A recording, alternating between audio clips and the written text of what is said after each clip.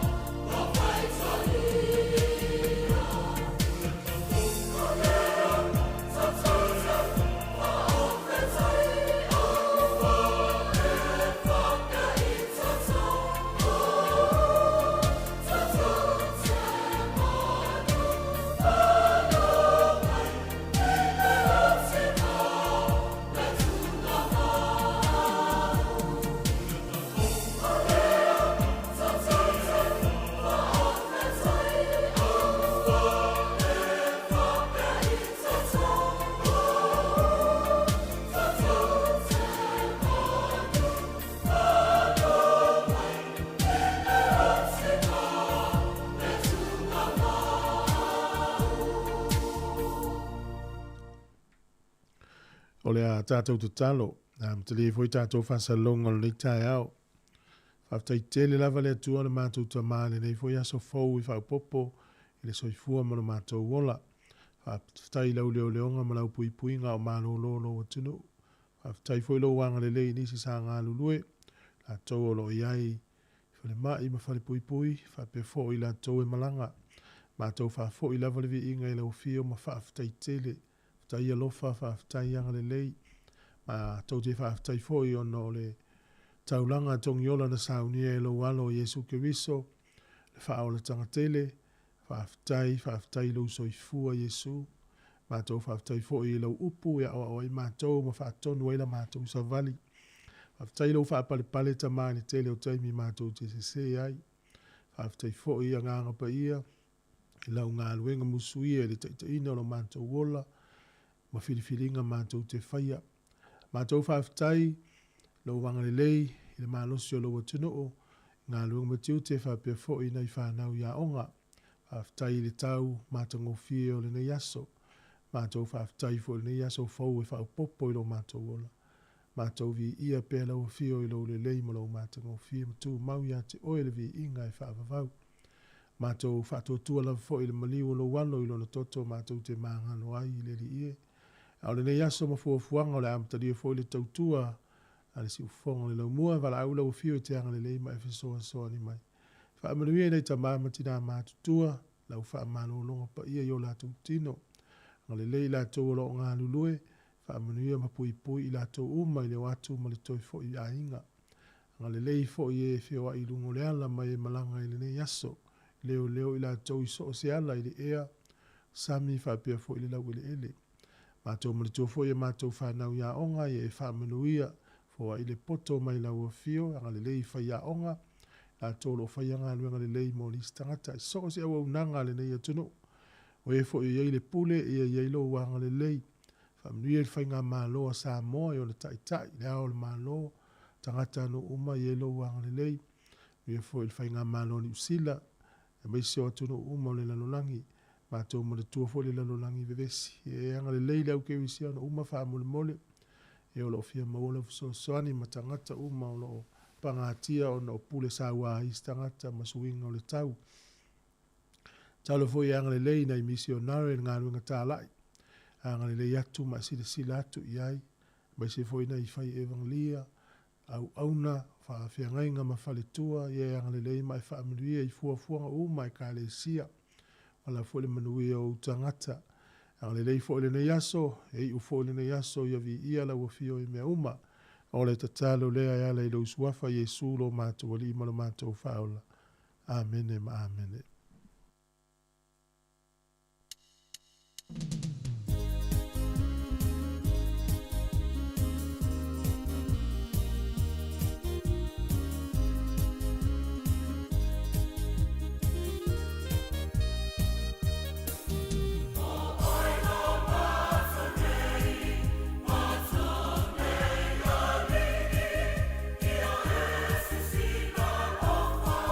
Sisi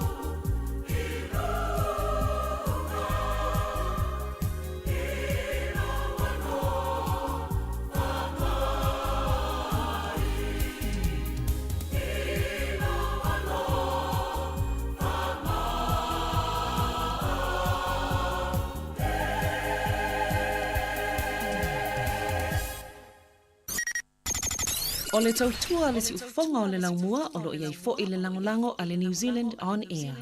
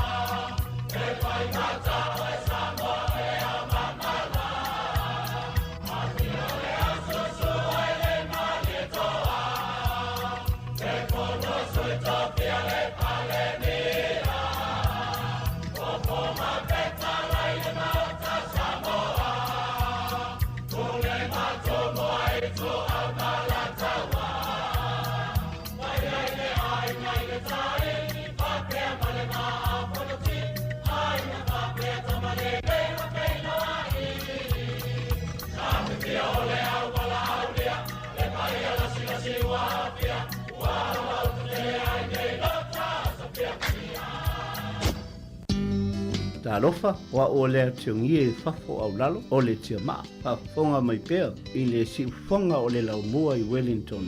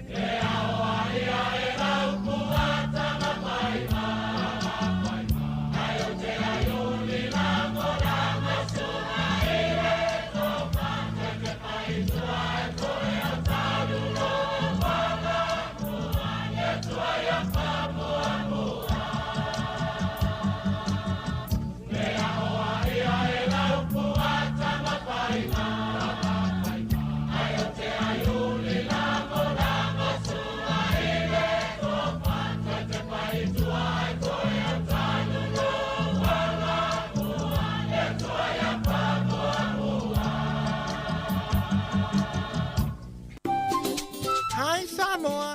It's Auntie Tala here. Instead of Fifi Falo, ile atau le tayao. Laugh of the morning. Amat sa may apple feet to the babayao. Sufong lo mua. Atau le tayao.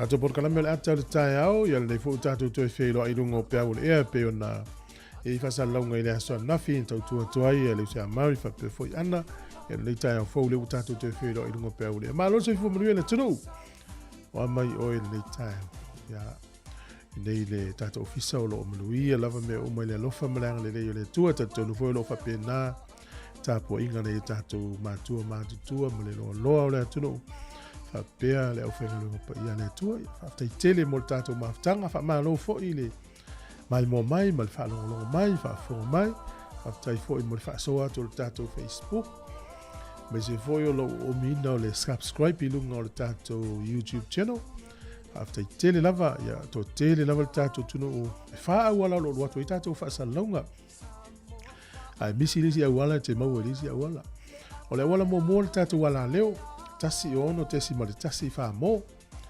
Le wala lona lua le tātou app, ia le Sāmoa Capital Radio app, ia le wha o ngā tene o le au ngā luenga whiwa i tā vale o na ki lea, ia tuu ton i le speaker o le tā vale. Le wala lona tolu o le tātou YouTube channel, o le Sāmoa Capital Radio, ia ma le lona wha o le tātou Facebook, ia pau ala tu alalo o le tātou proklame, pe mawhaina e tango share, pe wha so atu le tātou Facebook. I lunga o lau fo i Facebook, ina ia maua fo i nistangata o tātou tunu. Ia, e mawhaina e whaia mena. Ia, le leit wha maa lo wha tai, wha whenua i wha apitoa tu lava le neitai au fo le mamalo le tātou tunu. So wha le lei o le tātou o li o Yesu, wha pēr tu i tālo wha maa lo so i fua, so ngai wha whengainga ma whaletua, tupu mai o le tunu, whaletua, sa awao ma le awaluma, wha pēr fo i nei whanau, whai lelempe fo wha tālo whātu, le tai au fau. Ma whilo i fo i tātou matua tausi. Le au mātutua, tino i mātutua, le tino o whia lava o e whafonga mai alofa atu polo kala me whaamenu i atu le tai au fau. Tātou paanga uma lava o maua mai tautua i nei New Zealand, ma Australia, Sāmoa, Sāmoa, o Amerika. Nisi o tātou a usoro ngā lue wha misionari i Afrika i Saute, ia whapea i Alaska, to tele fo i Sāmoa, i nisi e mafuta mai Kanata, a tāno whature ngā whiwhia tele, swafa le leo le lii. Ma aloso i fumanuia, ma lolo folau, nei taia, o le aso tofi le wei New Zealand, o le aso ono le masino yuni lua afe luas furma le wha. Ia le porkalamene o le ata o le taia o tātou tala noa, whaasoa mai oe, whaasoa atu au, ai mai se le tele o tātou tala o tala fou, tātou tala noa le taia, o le stofi. Ia, wha malo atu nei paanga uma le teor, sunga pasta alatina mana, malo alatina, lo wha moe leuso male ainga, me vile sunga ia tupai vai i li langi, ia so a tongi solo, nei te osi atu lo suafa wha maluru atu, sunga Ellen Solomona maluia ngā luenga le yaso, Willem, lo wha atuoi lo sunga malutafa, wha pea sunga Hale Tomasi, maluia le yaso, pele tanganoa, ma swai pali i male ainga, ia lo wha atu, sunga ia tiu lilo after tele lava le mafuta mai nei tai mo tai au iva mala tai lo fa tu por klame fa me ia tu le aso ala fa solo le tato por klame dai fa fi fianga so fi filo ia fa fonga le tato tala le tau ma aso fa nau ia o le swinga o le tupe painga umana alu to mai tau atu nei e o le aso e fa to mo no le Queensland o Queensland lea tausanga e ule se lau ono lima tausanga tarua. O lea so ono iuni le whata ua i nai Queensland. Na sainia i e Queen Victoria.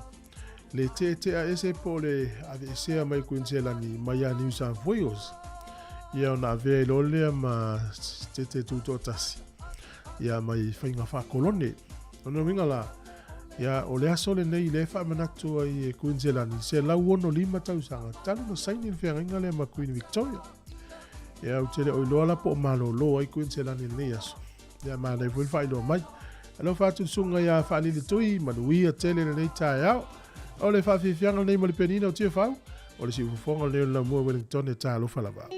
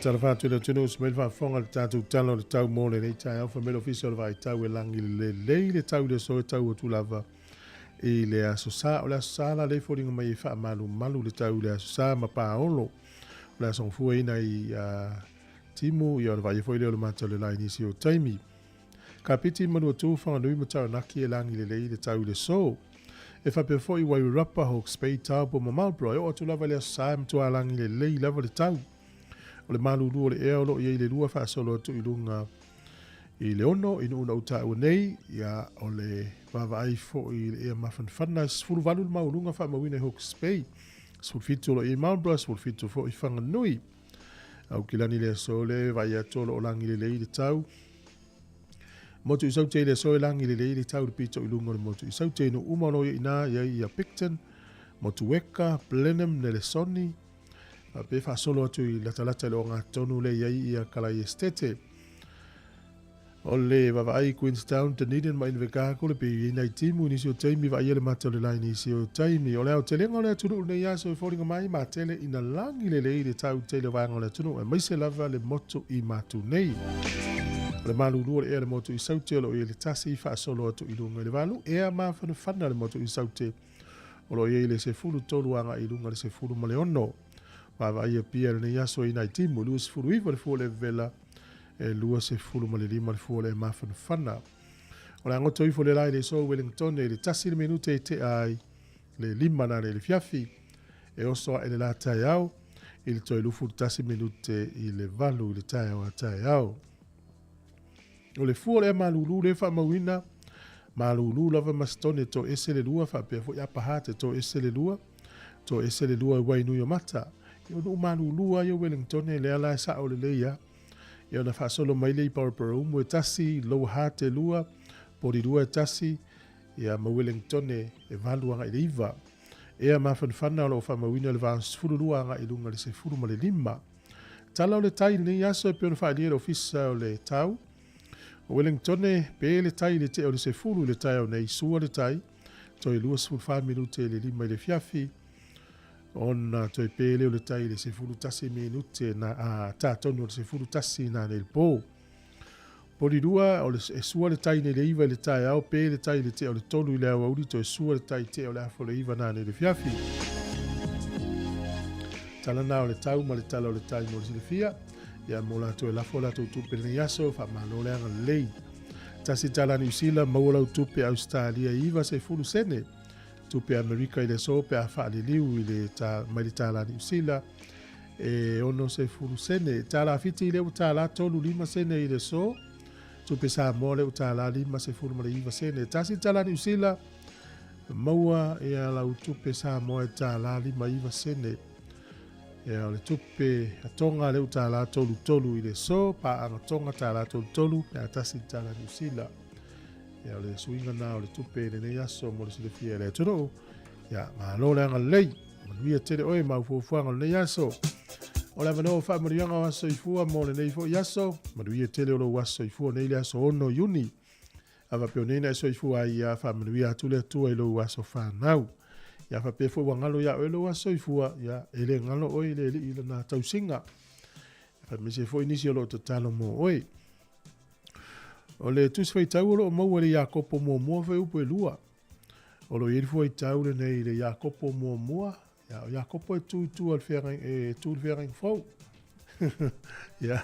Iakopo mua fai upo e lua. O lo ila le upo le apostolo Iakopo e whapea. O usoe i au tau manatu o le mea fia tele ai. Pea maua au tau i tofonga ese. Tātou iloa a tofo ina le tangata. E le tofo ni mea whai ngofie. A lela wha mai Iakopo.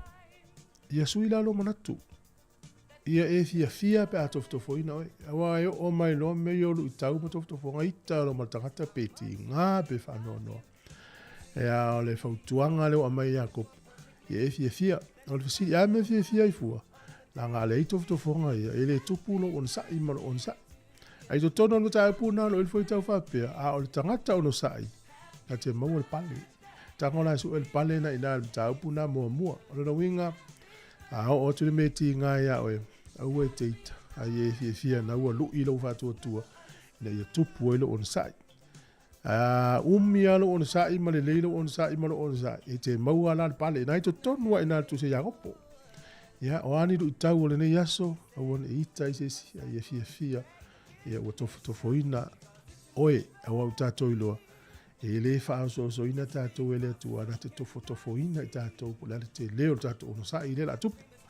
Ia, fia fusu o tesi, ia oe, wha mangalo, mai wha manuia, ia ne yaso, ia manuia lo waso i fua, ia le pese nei, ia wha manuia i oto waso i fua, ma leo whai pese ale sa vali ke riso.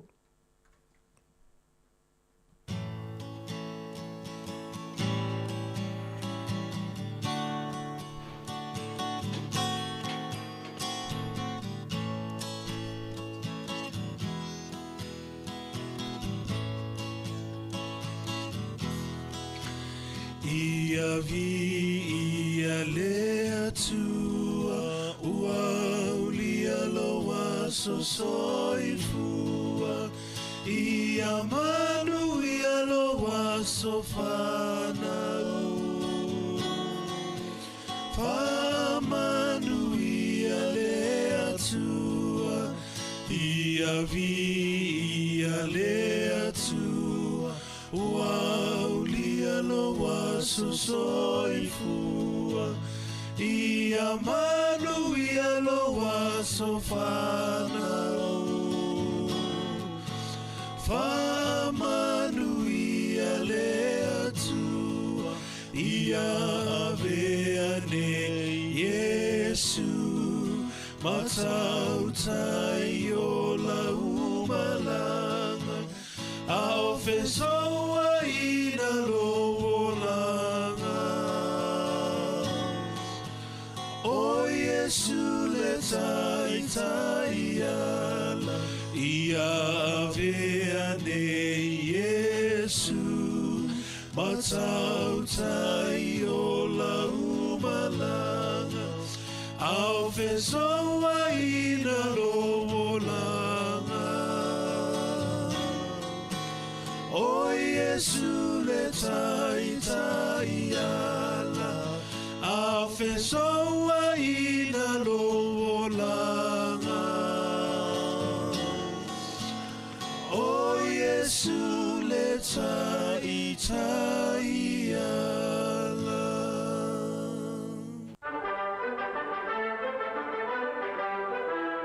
Whawhero ia tuna tino malo so i fuosi mai e whawhonga o le wawai fwine i tala o le tala whasol pito lo langi ne yaso me na tupu ai le aso no yuni.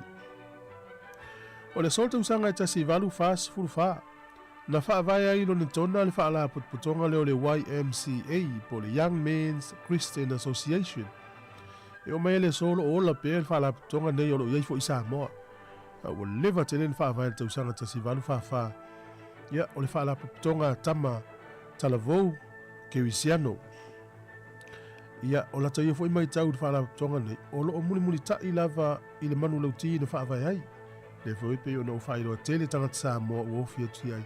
E le nei whaala puttonga ta la i mwhai ngā luenga le lei so se atunu o le lalangi. O le solta usanga ta si valu lima sifuru le iwa. O le asore nei e ta o le Queensland Day. Ia e whapea sa kolone fo i Queensland ese mai a New South Wales. Ia i whafonga mai leo Queensland le lope malolo i la tau le asore nei. O le solta usanga ta si iwa ono sifuru valu. Na maliwai ia le sa tau vā mo le tofi Palestine o Amerika o Robert F. Kennedy. Ese mai a John F. Kennedy le sa Palestine. Tangata vele ina i le aso na nafi tau sanga ta si iwa ono valu. Ia e maliu le so o tangata Palestina e swafa ia Shehen ina whao ina le maliu ia te ia. O le sol tau sanga ta si iwa fitus furutasi o le taua i Vietnam. Na taua i fita Ausitalia. Ma fita wha komunisi ale malo Vietnam. O le sol tau sanga ta si iwa tolu na whai ai leo lua I pālota mua lava o le tofi Palestine o le malo leo o le nuu leo Mongolia. O le aso le nei e whaamanatu ai le nuu leo Sweden, le aso e tau le Swedish National Day. E whaamanatu ai le whaatautoina o lo lātou tupu o King Gustav Vasa, I tausanga tasi 523. Ia o lo tau ave pea le aso lea o Sweden, le o mai lava I le so. O le sol tausanga tasi 223, na tau nuu ai ma whaavaina ia le vaenga le nei le Wesleyan Mission I lunga I au kilani po o lunga I le far north. Tusa e 2 kilomita mai le tu I saute sisifo Kerry I le far north na whaavaina I Samuel Lay ma William White. Ia le metotisi I le nuu le tau o ka eo na whaavaia I le aso nei tausanga e tasi valu 2 O le sol tausanga e tasi iwa I ono. O le unua I vaenga le nei ua whaatutu ai ni pea te tele e mau ai le tise po le suau a le tise po le power. O le kompania le Genesis Energy na whaavaina I le sol tausanga tasi iwa ono. I lunga atu maunga o Wairarapa e le mamau atu ma Wellington. Ia o le taimua mua le ua iai se vaenga whapea e pu e le tise mai le savili ua whaavaina ni usila I le aso tonu lava nei tausanga I tasi iwa ono. Tatu tala ia to e maua le whapoponga le taimasani whaftai.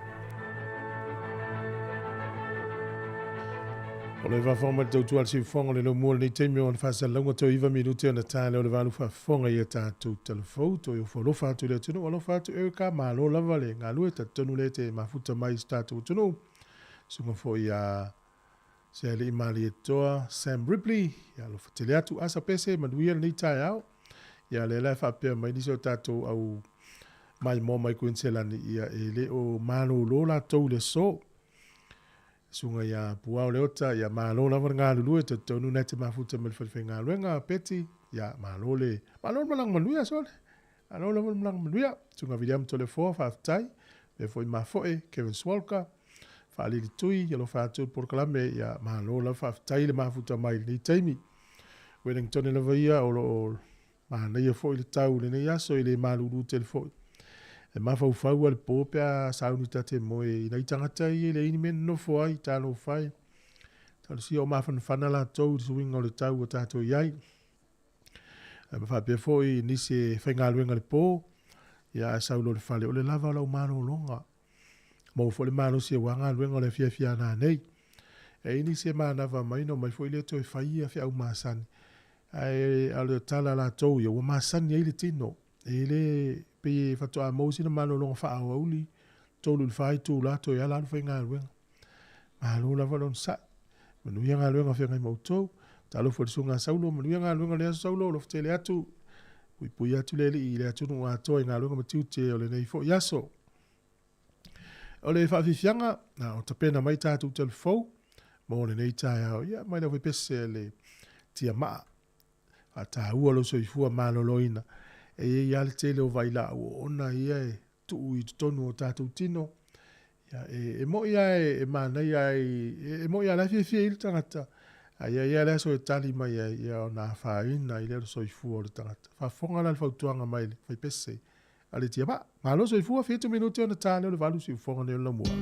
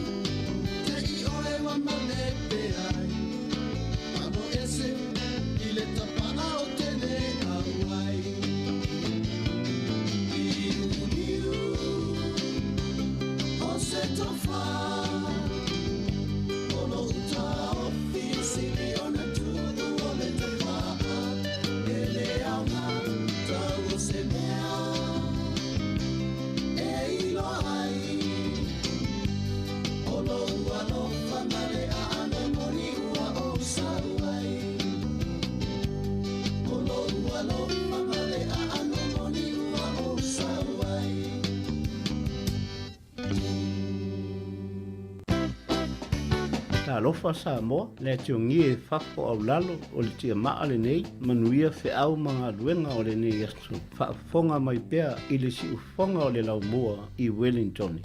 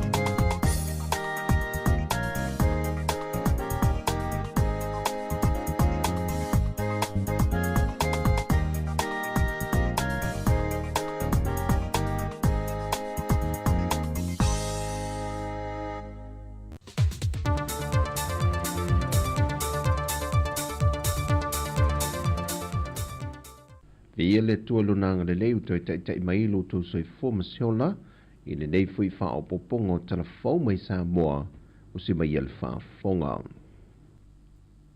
Na toi fa fo i le fiongo le teitai o le atunuu, le fiongo le tamai tai pa le mia fia mena o mi mata afa le fa teitele i le tua, a meise o le atunuu atoa, a mata mai le au mamalu le malo se i o atu i so se tu manu le atunuu, i ona motu te tele ma motu la iti.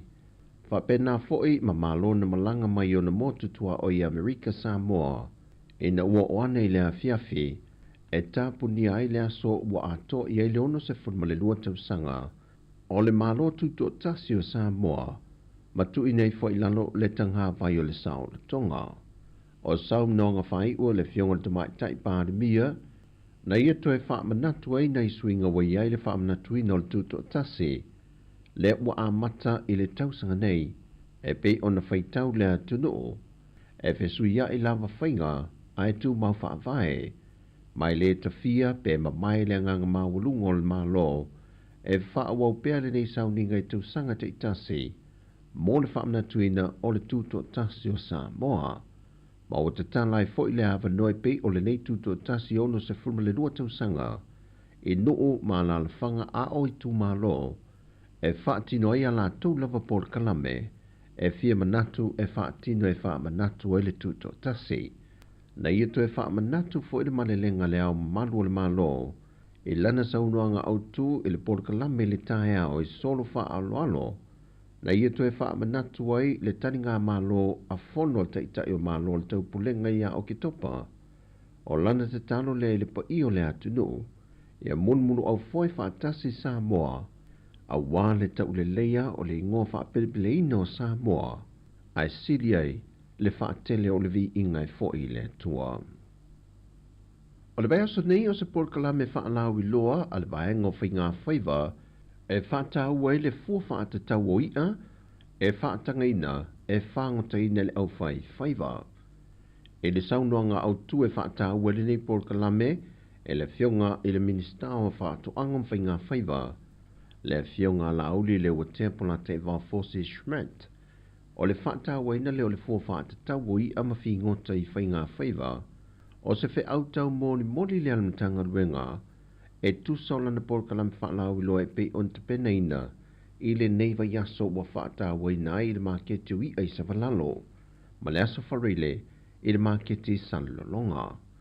O le polkalame mo le whaamoe moe whaalau i loa i le tau o le usta ia, o le tūla whonu whaatontonu o fua whaatapula ai na uia ma whingota, na whaamawina i le awhiva se lauiva se furmane lima, ina ia le ngata e whaasao, ai pui ai puna o le ngata i whale.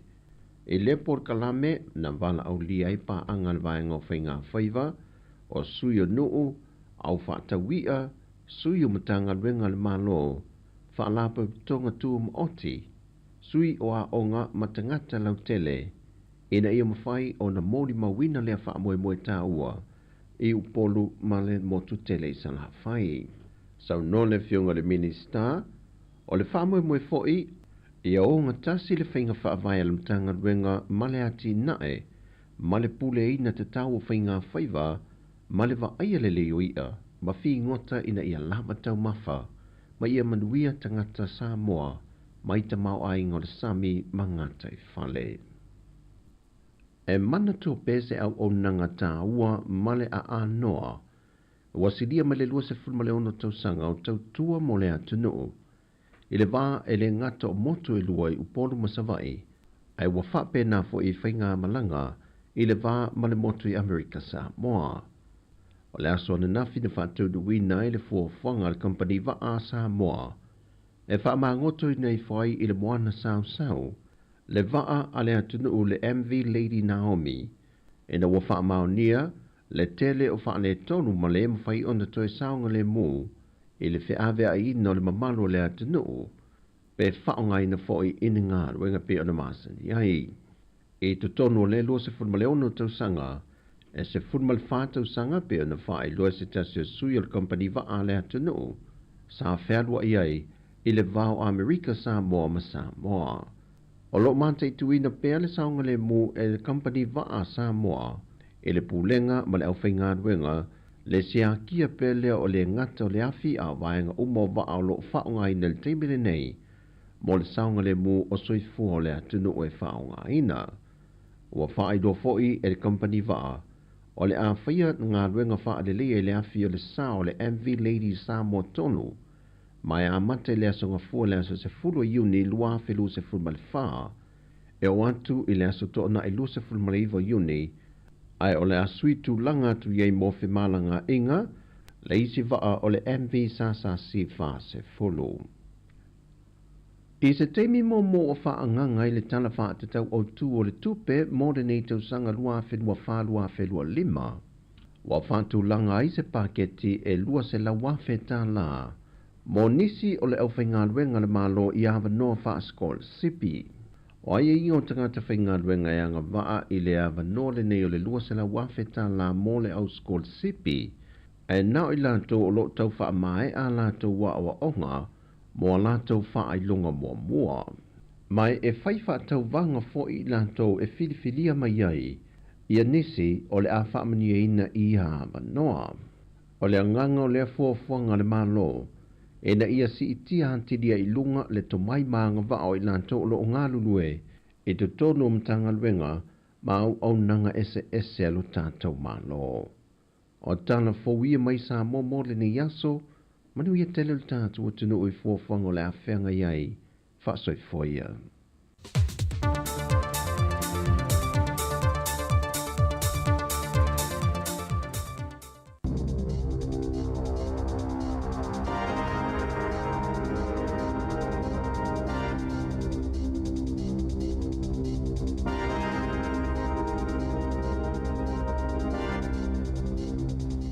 Tala falava o tala fau mai le sifofongo le lau mua I Wellingtone mo le nei tai ao le asono Iuni lua whelua whaa.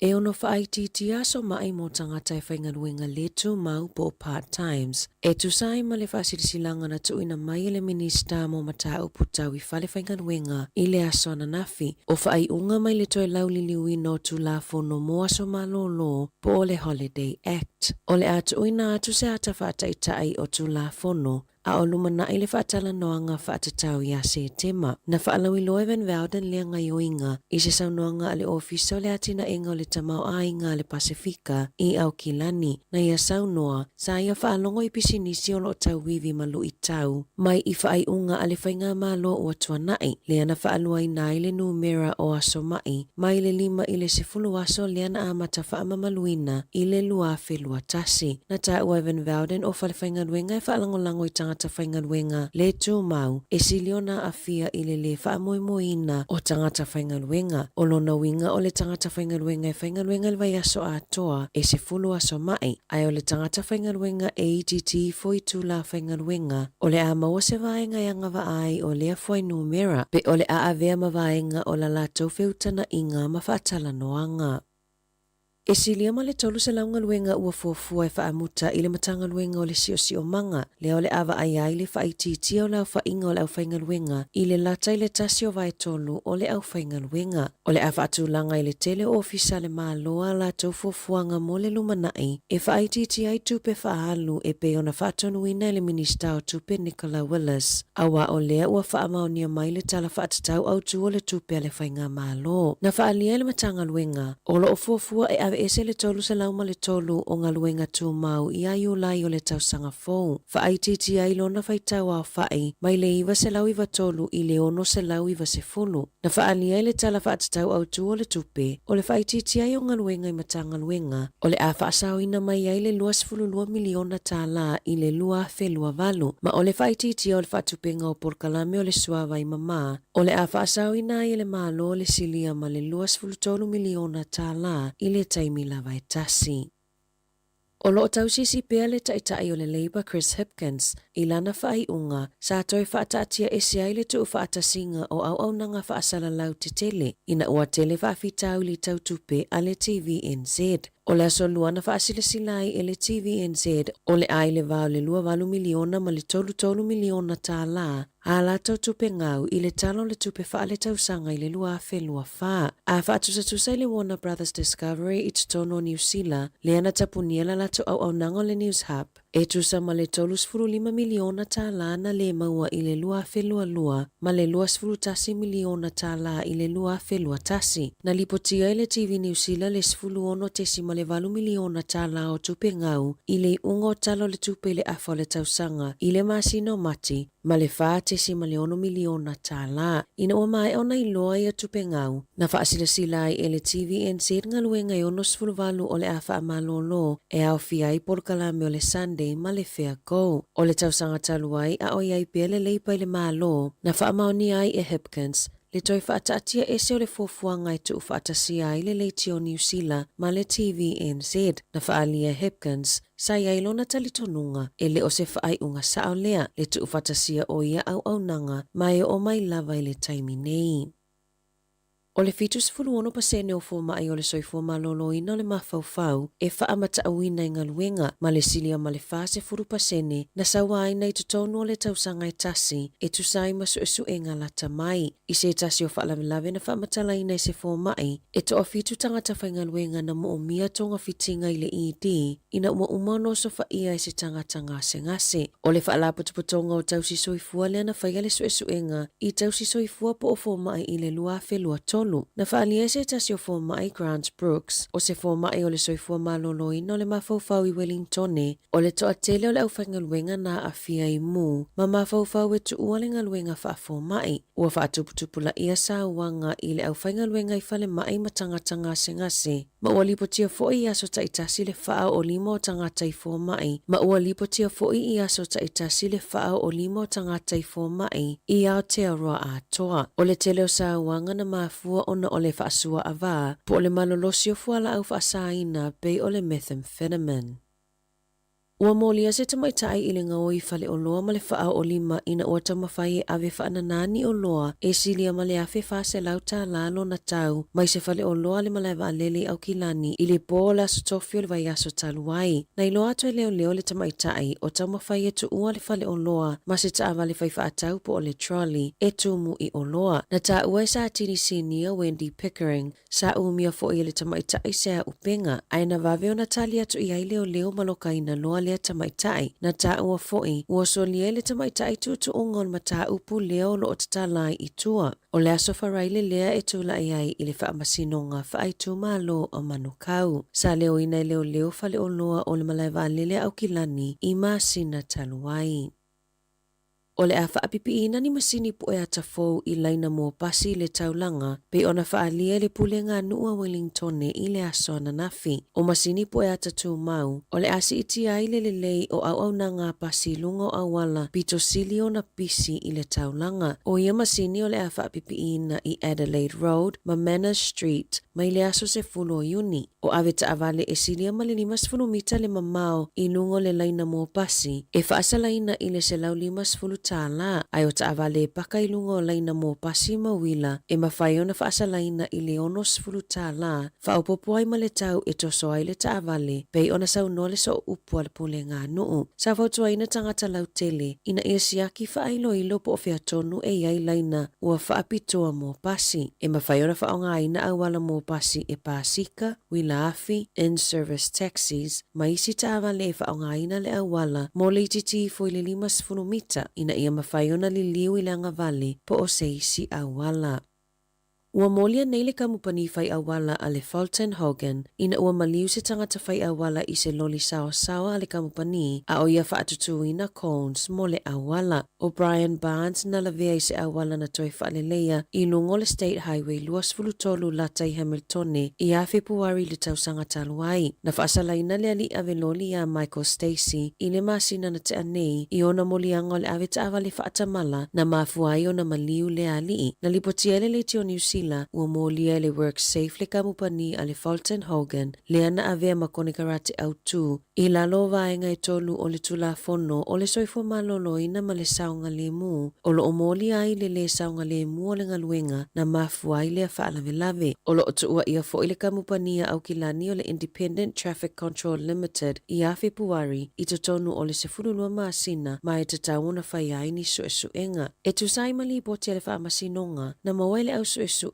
o tau fio le loli e matua i lalo i fo o tu langa saunga le mu sa tatau ona iai. Tolu pasene le malosi ma le 15% o le taimina paka ai. Masa toi lava a ono 10 kilomita le sawa i le itu la na alua i lungo le awala 10 kilomita i le itu la. E le Italiane le kamupani mo se whaamatalanga ina ua fesilingia e le tio New Zealand.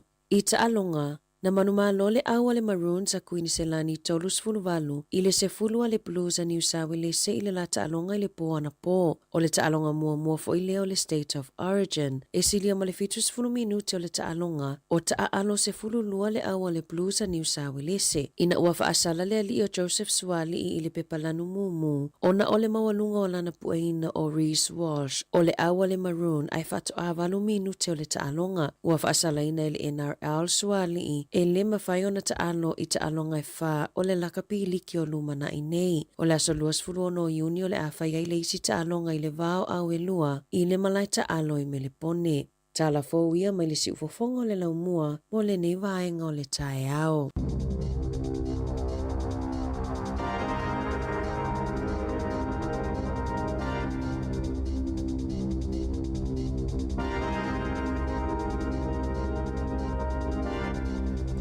Te mola mano fa fonga le tino I telefou le tau ni le iwa le was fulono minute o te il valu si fonga ni la mua a no le uspo nga lo mtu te le yaso e te ton la foi le utapi na pena ia na fa na mo a onga e I matua e o ai nga lo nga mo monita miti a suala matua le ono e o foi mana itamati ya tal si e mo le malo longa na itamati le po e mo le malo si wa onga le sfo no foi tau se tala le vai asonte nei ni tama onga I kolisi le a St. Pat's Silverstream.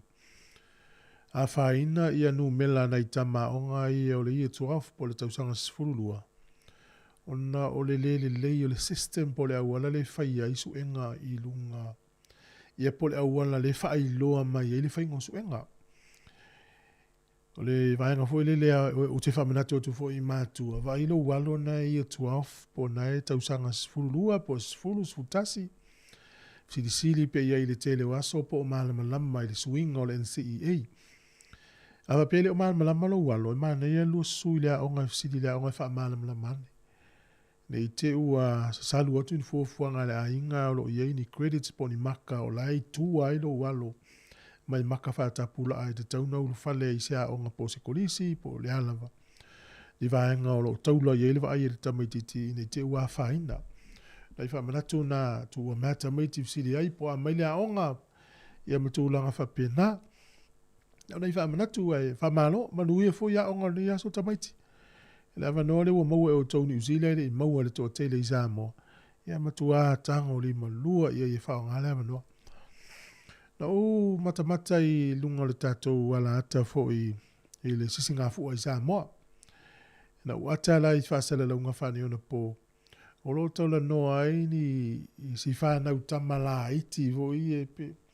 Lau vai polta I fitu tau sanga o la wari polta I ono. Ia te au ia no fo mo mawhau. E te tau na wha malama lama le leita maiti mea fau tau te o ia.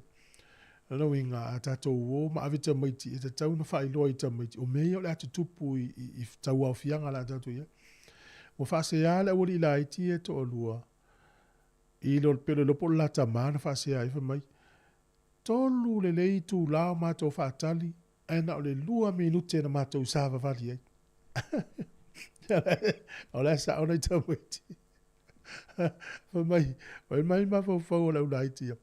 A peala to sa vali a lo pesa vali so o pio sa vali ai ai le tisi nga fu ia sa o le ia pe tale lima po le ono o le vona na ia ile au fio a onga fala tonga ma o nanga se muninu ia fato a mata al te misa vali e na lua minute sa o tala ta majiti o le si o tango lo fa tu sa ia sola masone.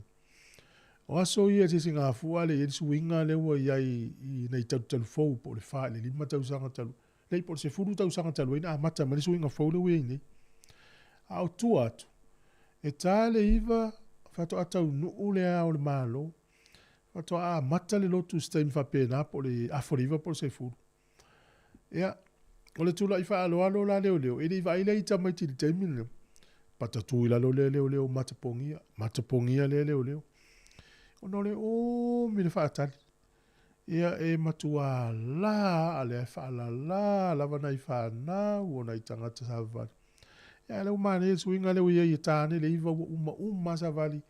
Ia o leo toi aini leo matapongia wa ua pupu utei me tutu aina I leo. Whaatinonga o nātou ti ute. O le taimi o leo ua 20 minute ute alvalu, ma lo se fua le sunga la pepili. Tina fo ia epi, e masi fo ila loma mano.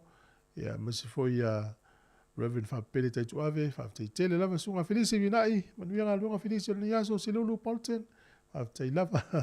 Ia sunga Valentino Josefo, faftai fia mai puao leo tau malo leo Quinzelani ana po. Ia mola tau nana vatu nei ana I tatu telefo. e le mata le talonga le po manu malo ia le au Queensland Maroons i ai nana lau atu tatu talfo i le au New South Wales fitu ami luten amata le talonga atuli tua le alo Sāmoa foi le o Joseph Suali ona ua vea le fulpeki le Maroons ia maave i lo itua le anta alo to sfurulua mai mawhaingata ia e si au New South Wales na pui ia le o sofa ia le au na Queensland ia le la waloma le talonga lua e whail masina ni talonga whai ua whail masina fau ia a le la me tau atu ia nei le aso na saini ele kolone le se lau ono lima tau sanga taluai o le aso tonu nei na saini ele Queen Victoria o le ale le to e kolone Queensland ia ni usa voio so le atu to tasi Queensland ia le furinga me uri liu mai talonga ia piole na malo laki ana pole au le Maroons ia na tos fururua tama le au New South Wales pa le fia la Queensland ia mai ia o le fia ngai vai foi luas fururua minute te ne valu tu ne si fonga le mo malo la vale spo fa nga luenga le yaso mo foi ya onga fa na pa via ma sunga ya so mo ni ko fa mo fa ta ile tu ne foi spo no te le 20 minute lus furuma le lua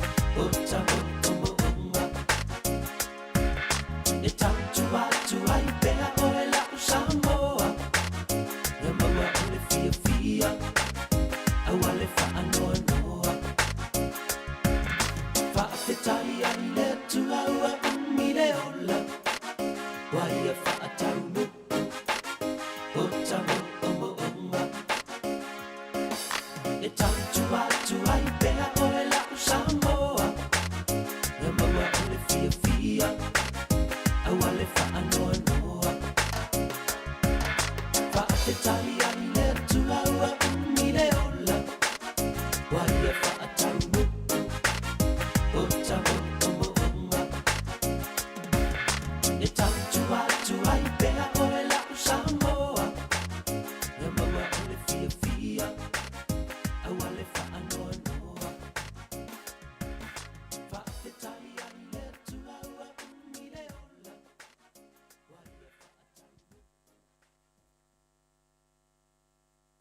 O le whaasilanga tāua, e whaamana tuatu i le mamalo le tātou au whaafonga, e iaila wa ia te tau i lalo le tulafono o le Broadcasting Act tasiiwa valuiva, e whai e sau whaasea po o se whai tionga i mata upu, tau i whaasalalau ngai lunga le Sāmoa Capital Radio. O lo au ili lalo le upenga o sota inga le pūlenga o whaasalalaunga, po le Broadcasting Standards Authority, bsa.gov.nz.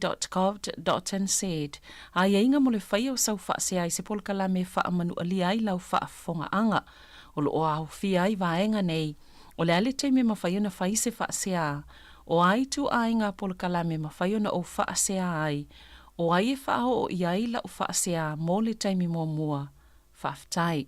E te leta wal mamau e sa ili se whale o loa e whaata waisau top apal Digicel. Ma waso se Dairy Pump and Senior Warehouse Countdown, whaapele tele o isi whale o loa i tono New Zealand. Pa whaifuyona e anga i le digiceltopup.com, resitala ma whaata o e loso top up. La fo yu a inga i Samoa, pe top up bailo SIM card Digicel. O loo wha o ngai New Zealand hei, ma la au loa le ono valu 5 fitu lua o. Saki a Digicel.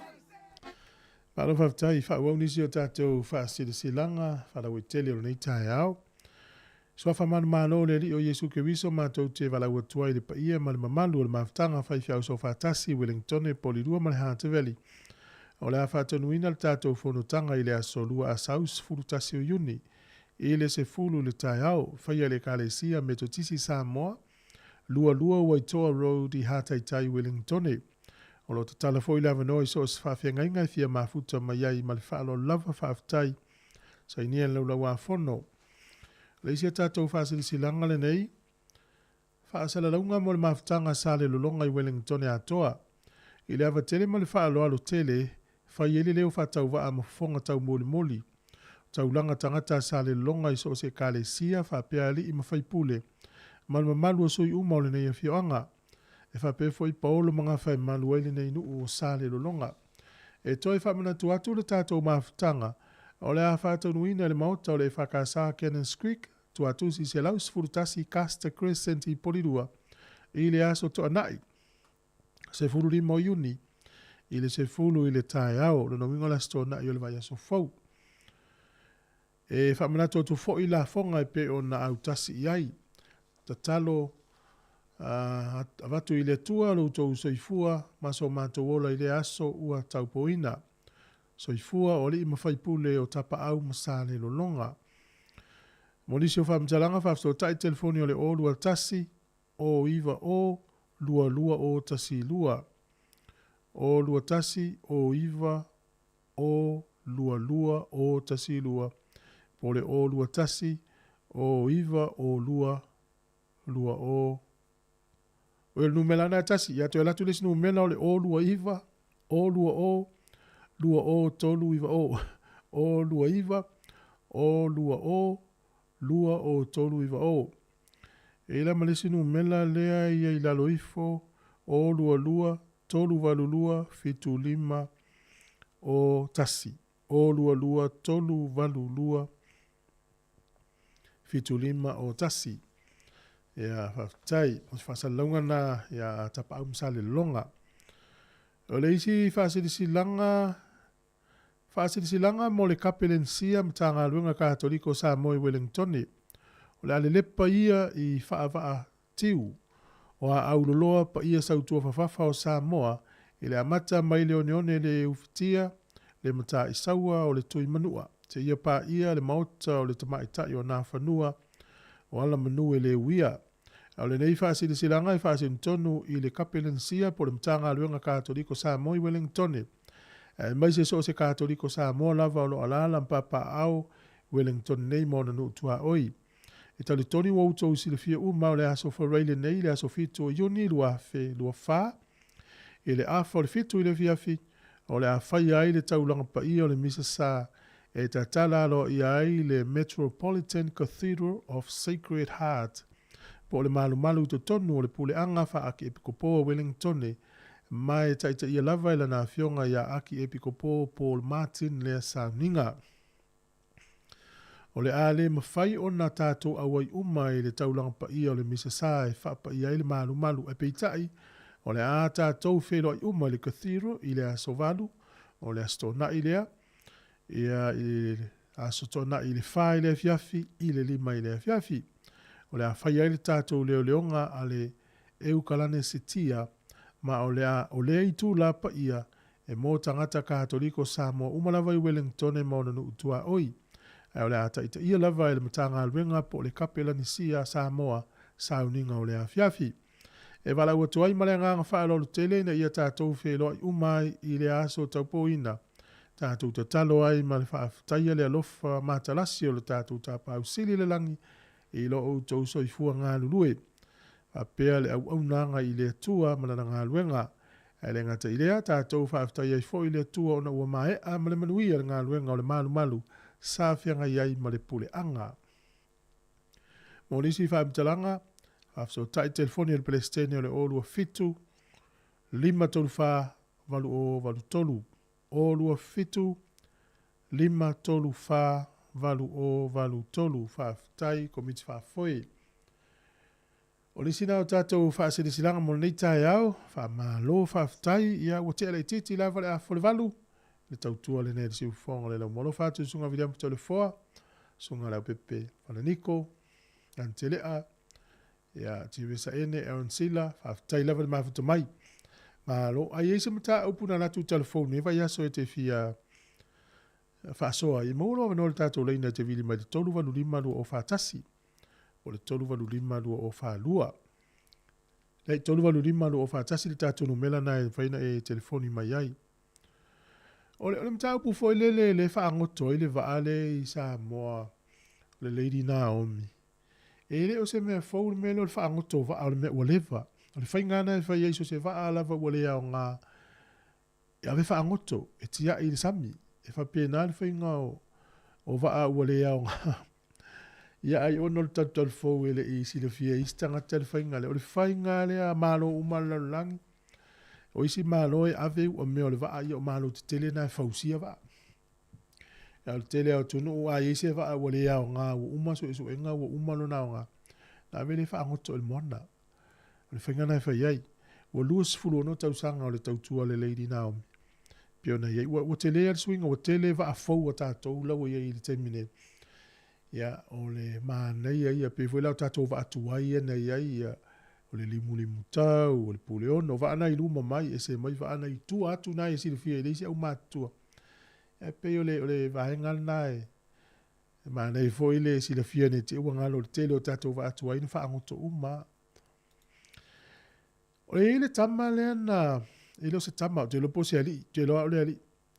O le aso lufun whao o me, na o ia alpase se ile vaale sau mai lisi tua Wellington e, na i tai sau anga iuta i Wellington. Na o ia alpase se ile vaale aso na ai te upa uaila, se tangata ile sami le na sue fiu e sue. Ia la ua maua ua, whapea mai whamtalanga umaliu. Ia lea ua vatu ile vaenga whelea leo tau le Independent Police Conduct Authority, na tu te whaia sa i ringa. Fata mala tele ia. Mea te ti el vaa, mo tātou fwe te ti ai vaa so mai tonu, mai tau lel pase sel vaa. Uni tupu ni me vaa pia i toi a whai, natu soi fuo seisi. So tele o nei tangata ia ngā lulu e lunga le awala. O le mo le mau o nei tangata ia. O le saua ina i o la tau sanga ma taimi uma. Ma fua mai ono avita avale feita fo ile le te latu ma le tangata ma lau papa. Ta au filau ta vale o listangata mai alua. Ya tatou fo ia lavelon sai. E mari liu fo nei tangata na pe fo ile tala e ia stati na so lava fo se loli nga lulu e ngola wala. O le tele o nei ta mai tipo nei tama matene nga lulu e ia nga le e o lavelon sai. O nei o le e mu ia tatou ne tonu o lo ile va no e fo ile e va ile le ngola wala pe tatou fe wa. Ia, a whala tātou pe awa pe halu atua ua sau oe tā whitau ila wala le lupo whiu te mei ei. Mena e whaaso soa le nei tangata ia i nunga la wala. Whiwa i ngā tātou ta avale ia uana i wheto ai pe whi o mai le awala pe la viesta avale.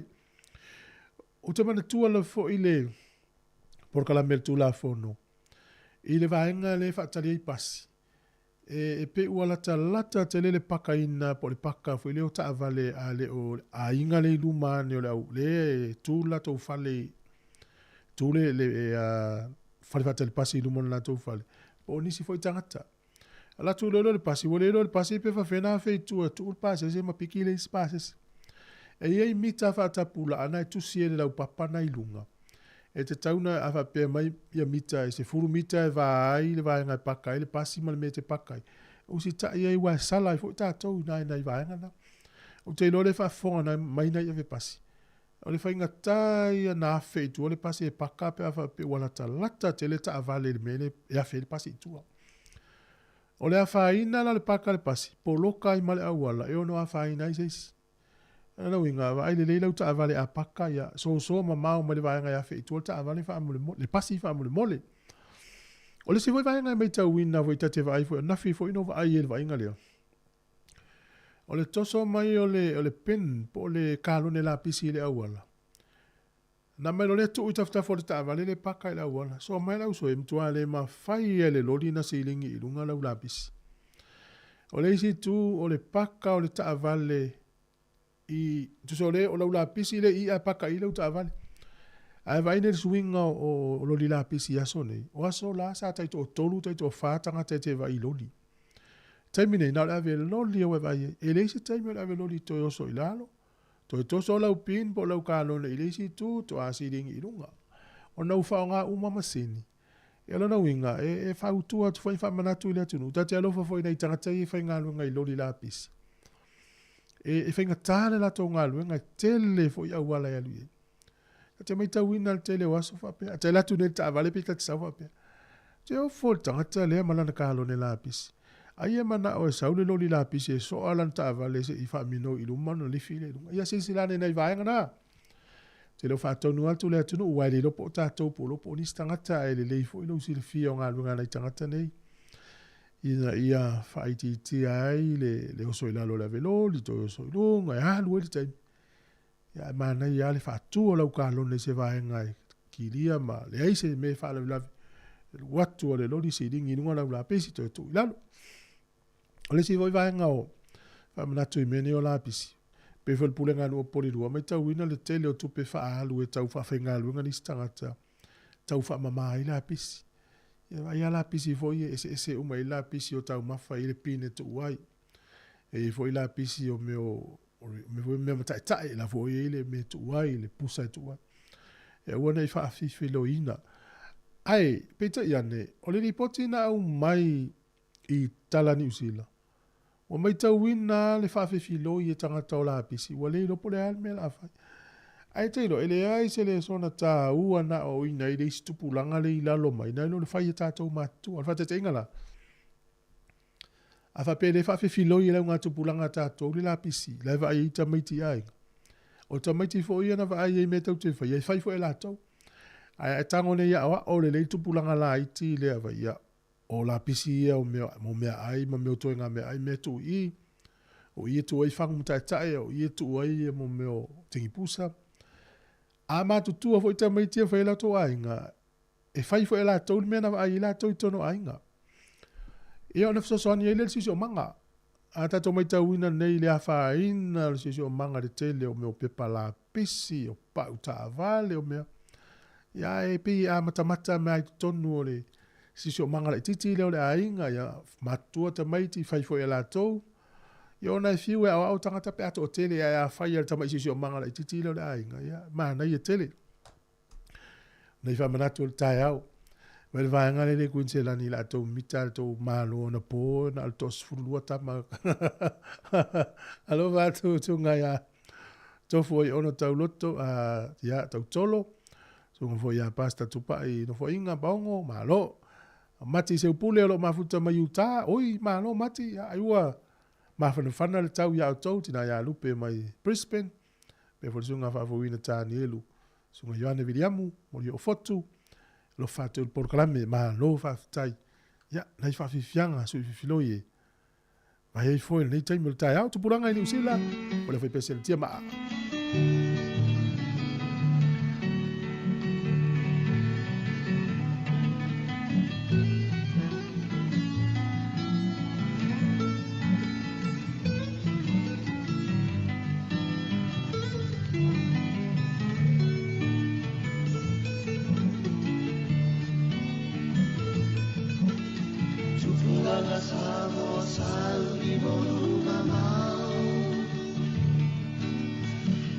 tua lei o Sāmoa ina ia sao.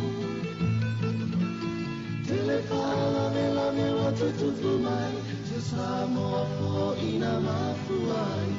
Tupulanga Sāmoa ia e aloha se ai.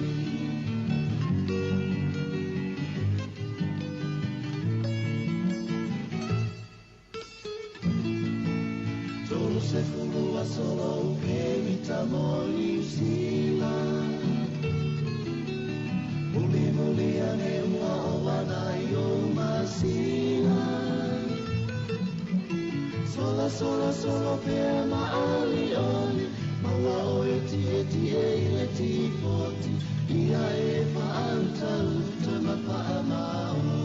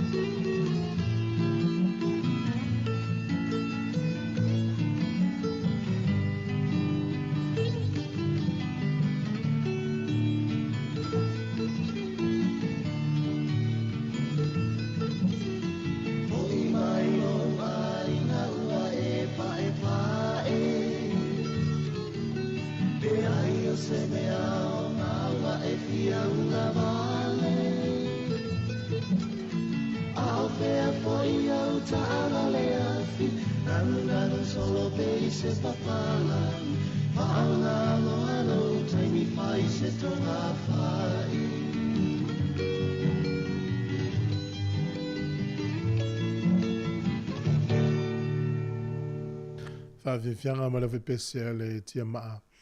Ia fe mai ua sau ni usila te te fo ia tu Sāmoa. E tasi al mena la tu mai le ai mse mea nga na la tu pai pai. Ia fe melo le fo tuanga tia maa ma na ia lo le alu le fe tonga fai. O fe lo ai fo ina yuso na ine ni usila te ua tu fa fo ia tu Sāmoa o na le. Soli tu la fo no nei tunu. Ia tu loto e ngā lulu i Sāmoa ai. E muringa le mena i nei. Wa o tala le tata fa longo i ma yo ni usila sa il manuia. O ni usila sa il manuia. A te iloa. E ia le tangata manuia i Sāmoa pe anu fu Sāmoa. Na manuia i Sāmoa e sau ni ufa le manuia ai. Ia fili le le yo na e ua na te tala leva no le kota po le se i ni usila mo Sāmoa. Ia e umai la so tolu sifulu e uni leva no a fa pele fa tu mola o pepa na e o tausanga le va su valu le fasu lima tausanga lo matua. O e tonu ai fitau i se ilea na e fiafe tangata mo e mawele ava noa. O le isi tu e te tauna na sila fie la tau ave ia e pepa se ia fa peo le urungali. Fa peo le tamala ua faa ono al tina tolu sifuru tolu fitu le va lalo me le fali manala yanga vaa ia le tina e ave pepa se i tu se le ngol tamama le faa nau. A fa peo le tina la ua faa ono al tamama pe to alufu lua pe to asu valu il tamama. Na yanga va fo le tama e lua inga fa ngale ngol tama e ave people se i to tonu e wal no fo le lopo lua inga nga ni usila ya le si va ngale ni ya lo pe nga Australia va nga Australia lo pe nga o Hong Kong yo dai me va pena fa se sia im sa ilin matangi pe u polo matum to ina fa te sunga ya mi semi ma lon ma futa mai ya so sunga fa fo wina tone Rachel ya le le lo fa tu la ulia mas foi le tala to kuma fa tai lava ti resa ene alo to foi ono to tonu fa tai ma to mai vai a fa pe isa o account le mai IR account ale IRD ele leona e asi la to i lau account na va vai le mai sa ili po isa tupe mai tupe e fia se lau miliona le IRD tupe le tau su e tangata ana tupe ne le maua ni te ufa tu la fono ni usila wa pe lu su tau sanga na tau fe la tau tupe na e tau su e tangata ave ia i po il tonu tupe ya ni te ua mau lo tupe le to maua e ele company e ta o le Air Asia X o fa sala ina nei ele malo ni usila le company le sfuruta sia fe fa se lau fituli matala ma fu mai aina fa ai loa i ai ele immigration in New Zealand. E ele pase se na la so ilunga o tova le sa New Zealand. Ele ta tau na sa. O tangata Malaysia. Ai pe te yanen fa tanga la vai sa. ia na lau whaasala i kompani le na i le se furu tasi afe mo na tupu tāla ni usila. No le usta. Ai le whapeo tai mua le ufei kompani le mele. No winga e awa pe istanga ta laua sa uni oso ane se vale le saua la longa tu ni usila. E ta au fia tu ai le sau e pangalea. Ia e saua. Ia. Nei vaenga e. Peo le swinga na e peo na mai fui tātou tala. Ia le fui tūlanga. Ola o fai pea ia fete na inga i le vā le TV and said ma tangata whai ngā luenga. O li poti le wha mawina. O lewa uman wha amano lois tangata ngā lulu le TV and said.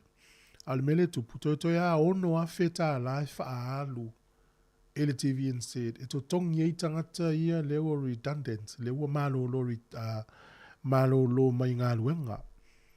O no lo fai a pefi na ngā le uni ma le TV and said. Lono winga la fa pero tangata lewa malo lo mai ngā luenga sai le TV and said. A le la vele uni lela fai fi na ngā. O lela mawal tangata le tupe. Toi titi a ono a feta la ni usila ili aso e tasi. Le fa alu le TV and said. E to tongi ei la tangata ia. O mai mawal tupe a. Ia, e peye. Te mana tua so ia i Sāmoa te whaalongo fo i nei tangata o tā o. O lai mōna tu e whai ngā luenga i whapela o tangata e usu ai whai ngā luenga. E maua le talawa mai o tūri mana ngā luenga. E whaalongo na le tala le tangata lea. E matua le ia ma se mea le na tūri ngā luenga. Whamatala mai le mafua anga le tūri ia o tana whono whale. Pe o aso ia tūri lo le tangata o tūri. E le ise tali to e tali atu ai pe to e lui ai le mafua anga o tūri ia. Le taimi nei. E le wha pea a pule le tangata ngā luenga, na pule ia le whenga la ngā luenga. E o ngā luenga wha atu la whono fo e tu la whono i lima te taina, i le wha ati nonga i le pule. Ma lea fo i tangata ana ngā luenga, o le whenga o tangata whenga luenga. E peila a umana a turi le tangata i le awala toi lui e le tangata le, o umana tua le, toi a vaya so uma le tausanga. E saua i lava i unga o wha amasinonga. E ave tangata whai ngā luenga i le wha amasinonga. Ai uma e malo le tangata whai ngā luenga. O le tele o mata upuia ta te whai tau e malo a tangata whai ngā luenga. E ta uma ia tātou. E malo si te le tula whono le ia turu e pui e tangata whai ngā luenga. I awana i toi e in tangata whai ngā luenga e nofo i lalo le mele o le whainga whaapolonga. Whainga whaapolonga sa i ngā luenga i la taimi. Tālu sia foi whaafonga mai nisi Sāmoa wa. O tala tu mea ona toi Sāmoa. O le tele o nā i tātou tangata. I whainga luenga i tangata Asia i o atu i Sāmoa whai la tau whale o loa. Pea na uwha matala foi leisi aso na uwafe leisi whale o loa i mato o tua. Ana fo le leia ta malo Asia na i. O le tele o na tala na whai stama Sāmoa le whainga luenga. Ia, o whaalonga o teimi nā, o te ngalo o loto, o lofa lawa, whatulo i ele ta māloa lea. Awane e to e tau talawa pēnā i tangata Sāmoa. Ai pe o le fia me, ia, o aula, o lofa, o foi, le whape, ai. Se tate le to e mawhau, ia so i o polonga Sāmoa, ia si amani, mani usilam pelitani. Ale la to hatu nei tangata wha polonga tātou tangata i Sāmoa. Ia na tā ia i le aso na whatu. Awane e to e tau talawa pēnā i tangata Sāmoa. Ia no fono fala stama na la whainga ngā luenga la la uolo e nungol whatama ata. O whapea. No ingo le whainga la wali i e whai tātou tangata. O whi o la tau ana ngā luenga. Vai, e le tū la whono e pui ai tātou tangata whainga luenga, ma o e le tangata whainga luenga. Te tauna e māla malama i e.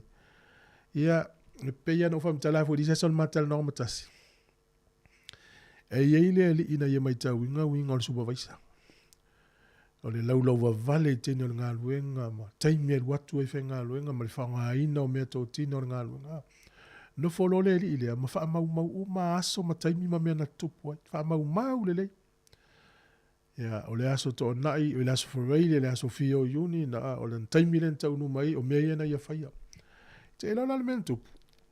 Ina ua whai so o a mio le tangatale. Alu lole li ilea, mo moli lo le tūla whono.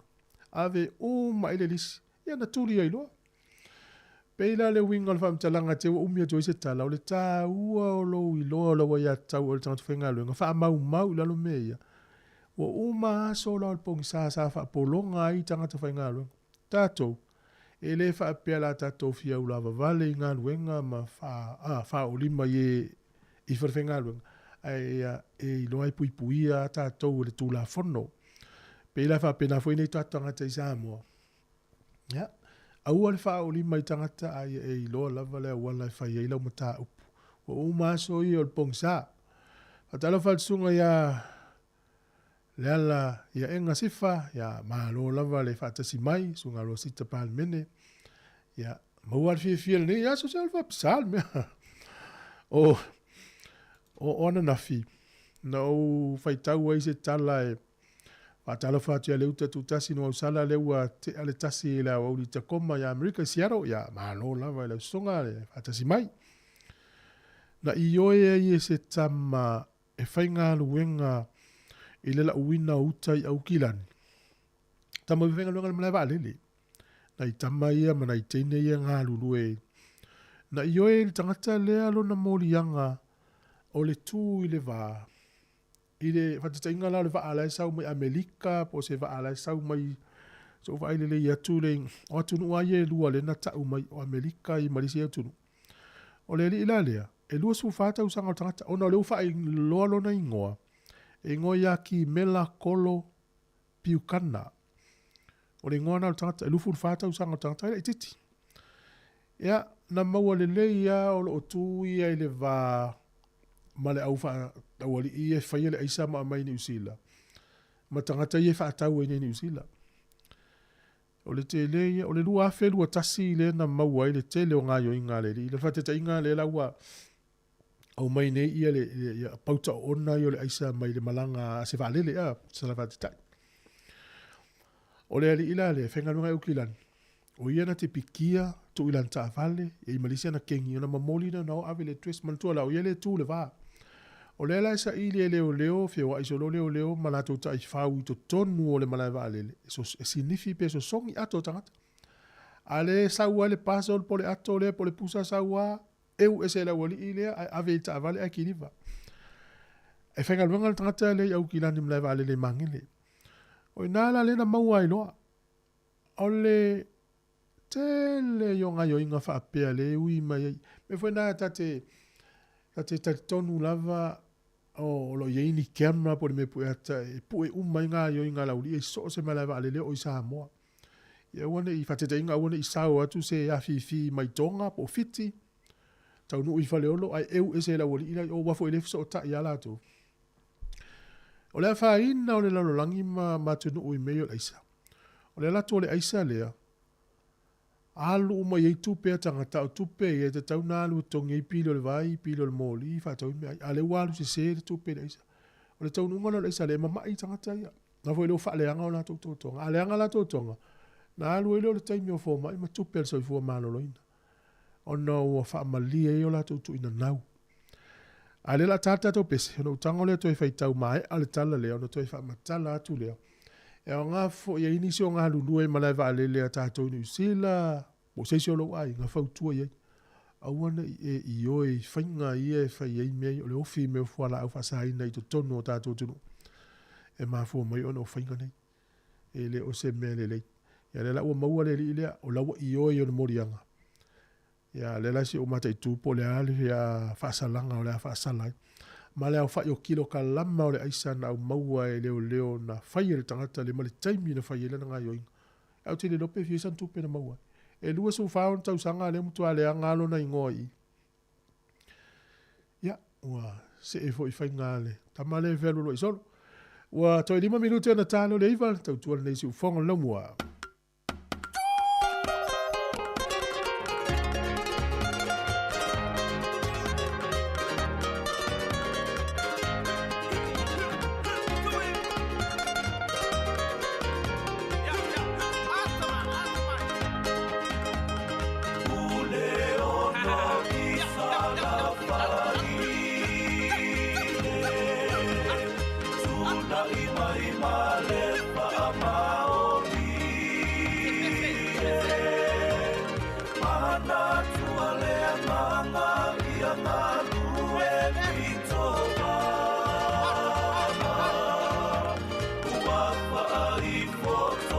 Ole fui diu ile la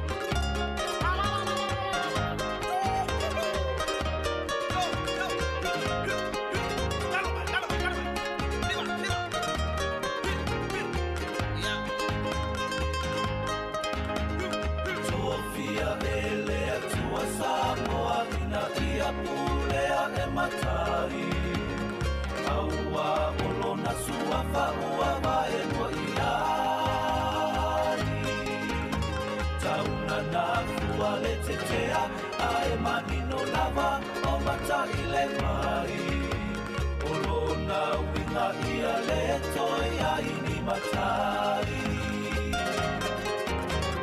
Sāmoa.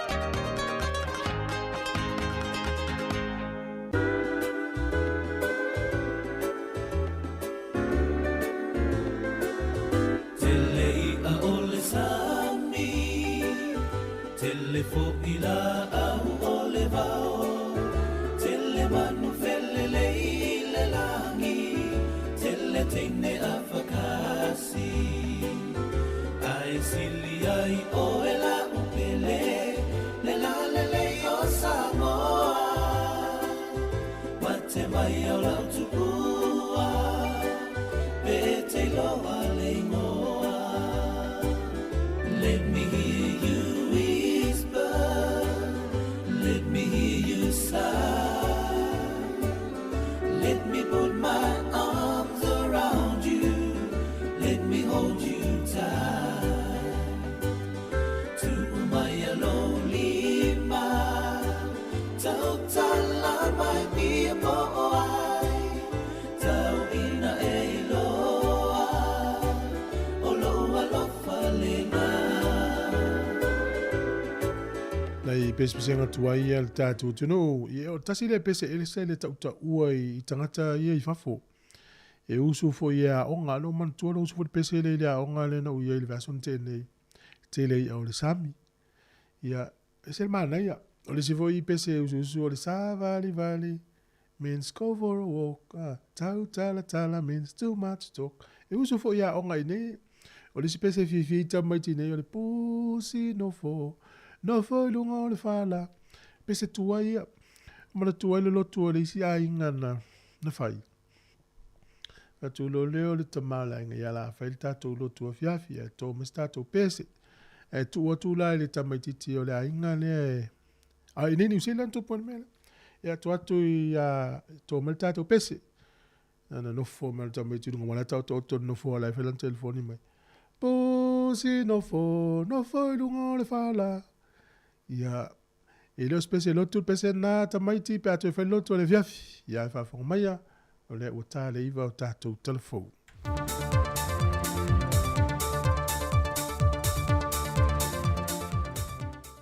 Ia le tua lunanga le leu toi tai mai lo tu soi forma siola I le nei fui wha o poponga o telefou mai Sāmoa o si mai ele wha fonga.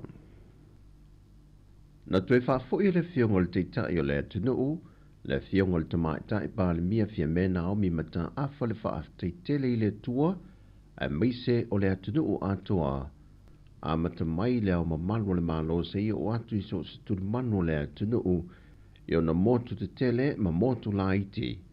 Wha pena foi ma malo na malanga mai ona motu tua o I Amerika Sāmoa ina ua oane I le a fiafi e tapu ni ai le aso ua ato I ai leono se funma le lua tausanga o le malo tuto tasi o Sāmoa ma tu inei foi lalo le tangha vai o le sao le tonga.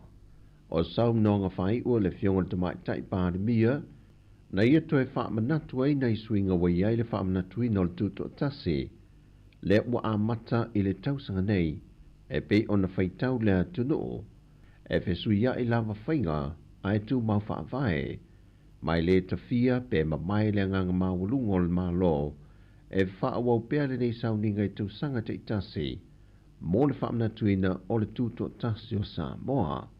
Ma o te tālai foi le hawa noi pe o le nei tuto tasi ono se fulma le lua tausanga I nuu malalafanga a o I tu malo, e whaatino ia la tau lava por kalame, e fia manatu e whaatino e wha manatu e le tuto tasi. Na ia to e wha manatu fo ile malelenga le au malu le malo, I lana saunoanga au tu I le por kalame le tae au I solo wha alo, na ia to e wha manatu ai le taringa malo a fono ta itai o malo le tau pulenga ia o ki topa. O lana te talo le pa io le atunu, ia mulmulu au foi whaatasi Sāmoa, a wale tau le leia o le ingoa whaapelipile ino Sāmoa, ai siri ai le whaatele o le vi ingai foi le tua. O le bai aso nei o se porkalame whaalau I loa a le vaenga o whainga whaiva, e whaatau ai le fua whaatatau o ia, e whaatanga ina, e whaangota ina le au whai whaiva. E le saunoanga au tu e whaatau ai le nei porkalame, e le fionga I le minister o whaatoanga whainga whaiva, le fionga la auli le wa tempona te Valforce Schmidt. O le whaatau ai na le o le fua whaatatau o ia mawhi ngota I whainga whaiva, o se whi autau moli le alamtanga ruenga, e tu sola na porkalame whaalau I loa e pe on te pena ina, I le neiva yaso wa whaatau ai na I le maketi ui ai sa valalo, ma le aso wharile I le maketi sanlolonga. O le porkalame mo le whaamoe whaalau I loa e le tau o le usta ia, o le tūla whanu whaatontonu o fua whaatapula ai na uia ma whingota, na whaamawina I le awhiwa se lauiwa se furumane lima, ina ia le ngata e whaasao, ai pui ai puna o le ngata I whale. E le porkalame na wala au li ai pa angal vaenga o whainga whaiva, o sui o nuu, au whaatawia, sui o matanga renga le malo, whaalapa tonga tua maoti, sui o a onga matangata lautele, ina ia mawhai o na mori mawina lea whaamoe tā ua, I upolu male motu tele I sana whai. Sau no le fionga le minister, o le whaamoe foi, ia o ngā tasi le whainga whaavai alamtanga ruenga male ati nae, male pule ina te tau o whainga whaiva, male wa aia le leo ia, ma whi ngota ina ia lama tau mafa, ma ia manuia tangata Sāmoa, mai ta mau ai ngore sami mangata I whale. E mana tō pese au o nanga tā ua male a anoa, wasilia male lua se fulmale ono tau sanga o tau tua mo le atunu. I le wā e le ngata o moto e lua I upolu masawai, ai wa whape na fo I whainga malanga, I le wā male moto I Amerika Sāmoa. O le aso na nafi na whātou duwi na I le fuawhanga le company wa a Sāmoa, e wha maa ngoto I nei whai I le moana sau, le waa a le atunu le MV Lady Naomi, e na wa wha mao nia, le tele o wha le tonu ma le mawhai o na toi saunga le mū, I le whiawe a ina o le mamalo le atunu, pe whaonga ina fhoi ina ngā ruenga pe o na masani ai. E to tonu le lua se funmale ono tau sanga, e se funmal whātau sanga pe o na whai lua se tasio sui o le company wa a le atunu, sa whērua iai, I le vau Amerika Sāmoa ma Sāmoa. O lo mante tuina pea le saunga le mu e le company va a Sāmoa, e le pulenga ma le au whainga ruenga, le sia kia pe lea o le ngata o le afi a vaenga umo va a lo whaonga ina le teimele nei, mo le saunga le mu o soifu o le atunu o e whaonga ina. Ua whaai do foi e le company va, o le a whaia ngā ruenga wha le lea le afi o le sa o le MV Lady Sāmoa tonu, mai a mate le aso ngā fua le aso se fulu iuni lua whelu se fulu male wha, e o atu I le aso to na I lu se fulu male iwa iuni, ai o le asui tu langa tu iei mo whi malanga inga, le isi waa o le MV sasa si wha se fulu. I se teimi mo o wha anganga I le tala wha te tau o tu o le tupe mo le nei tau sanga lua whenua wha lua whenua lima. Wa wha tu langa I se paketi e lua se la wawheta la, mo nisi o le au whainga ruenga le malo I awa noa wha skol sipi. O aia I o tangata whainga ruenga e anga waa I le awa noa le nei o le lua se la wawheta la mo le au skol sipi. E nao I lato o lo tau wha mai a lato wa awa onga, mo a lato wha ai longa mua. Mai e whai wha tau vanga fo I lato e whiliwhilia mai ai, ia nisi o le a wha mani ina I awa noa. O le anganga o le fuafuanga le malo, E na ia si itia hantidia I lunga le to mai maanga vao I lanto o lo ngalu nue e to tono mtanga luenga ma au nanga ese alu tātou malo. O tala fōwia mai Sāmoa mo le ni yaso, manu ia tele le tātou atunu oi fuafango le awhenga iai, whaasoi foia.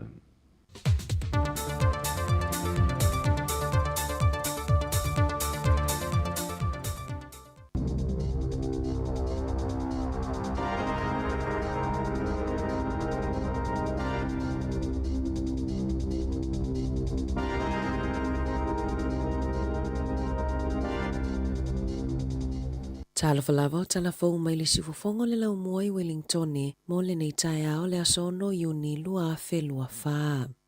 E ono whaaititi aso mai mo tangata e whaingaruenga le tu mau po part-times. E tu sai ma le whaasirisilanga na tuina mai le minista mo mata uputau I whale whaingaruenga I le aso na nafi. O whaai unga mai le toi lau liliui no tu la fono mo aso malolo po o le Holiday Act. O le atu uina atu se ata whaataitai o tu la fono. A o lumana I le whaatala noanga whaatatau ia se tema. Na whaalawi loe Van Velden lea ngai oinga I se sau noanga ale ofisa le atina inga o le tamau ainga le Pasifika I au kilani. Na ia sau noa, sa ia whaalongo I pisinisi o lo tau wivi malu I tau. Mai I whaai unga ale whainga malo ua tuanai. Lea na whaalua I nai le numera o aso mai. Mai le 5 I le 10 aso lea na amata whaamamaluina I le lua whelua tasi. Na ta ua Van Velden o whale whaingaruenga I whaalangolango I tangata whaingaruenga le tū mau e siliona a fia I le whaamoimoina o tangata whaingaruenga. O lona winga o le tangata whaingaruenga e whaingaruenga le vai aso atoa e se fulu aso mai. Ai o le tangata whaingaruenga ATT foi tū la whaingaruenga o le a maua se vaenga yanga ai o le fuai numera pe o le a avea mavaenga o la latou feutana inga ma whaatala noanga.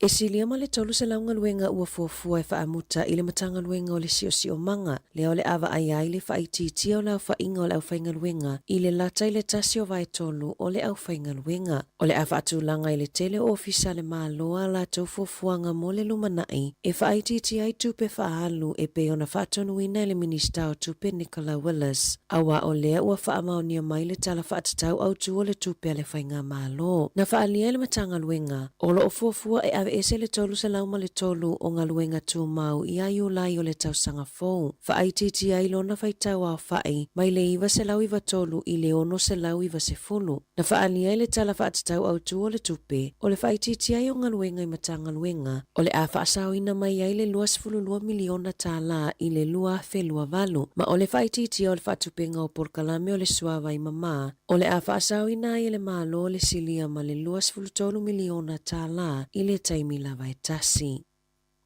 O loo tausisi pea le taitai o le Labour Chris Hipkins I lana whai unga sa toi whaatatia ese ai le tuu whaatasinga o au nanga whaasala lau te tele ina ua tele whaafitau li tautupe a le TVNZ. O le aso luana whaasilasilai e le TVNZ o le ai le vau le 2 miliona ma le 3 miliona tā la a la tautupe ngau I le talo le tupe wha le tausanga I le 2.8. A whaatusa I le Warner Brothers Discovery I tutono New Zealand le ana tapuniela la to au nango le News Hub. E tusa ma le 3.5 miliona tā la na le maua I le 2.2 ma le 2.3 miliona tā la I le 2.3. Na lipotia I le TV New Zealand le 10 ma le 4 miliona tā la o tupe ngau I le ungo talo le tupe le afa le tausanga I le masino mati ma le 10 miliona tā la. Ina o mai ona I loa I a tupe ngau na whaasilasilai e le TVNZ ngaluenga I ono 10 o le afa amalolo e au fiai porkalame o le Sunday ma le Fair Go. O le tausanga taluai a o iai pia le leipa I le malo na whaamaoni ai e Hipkins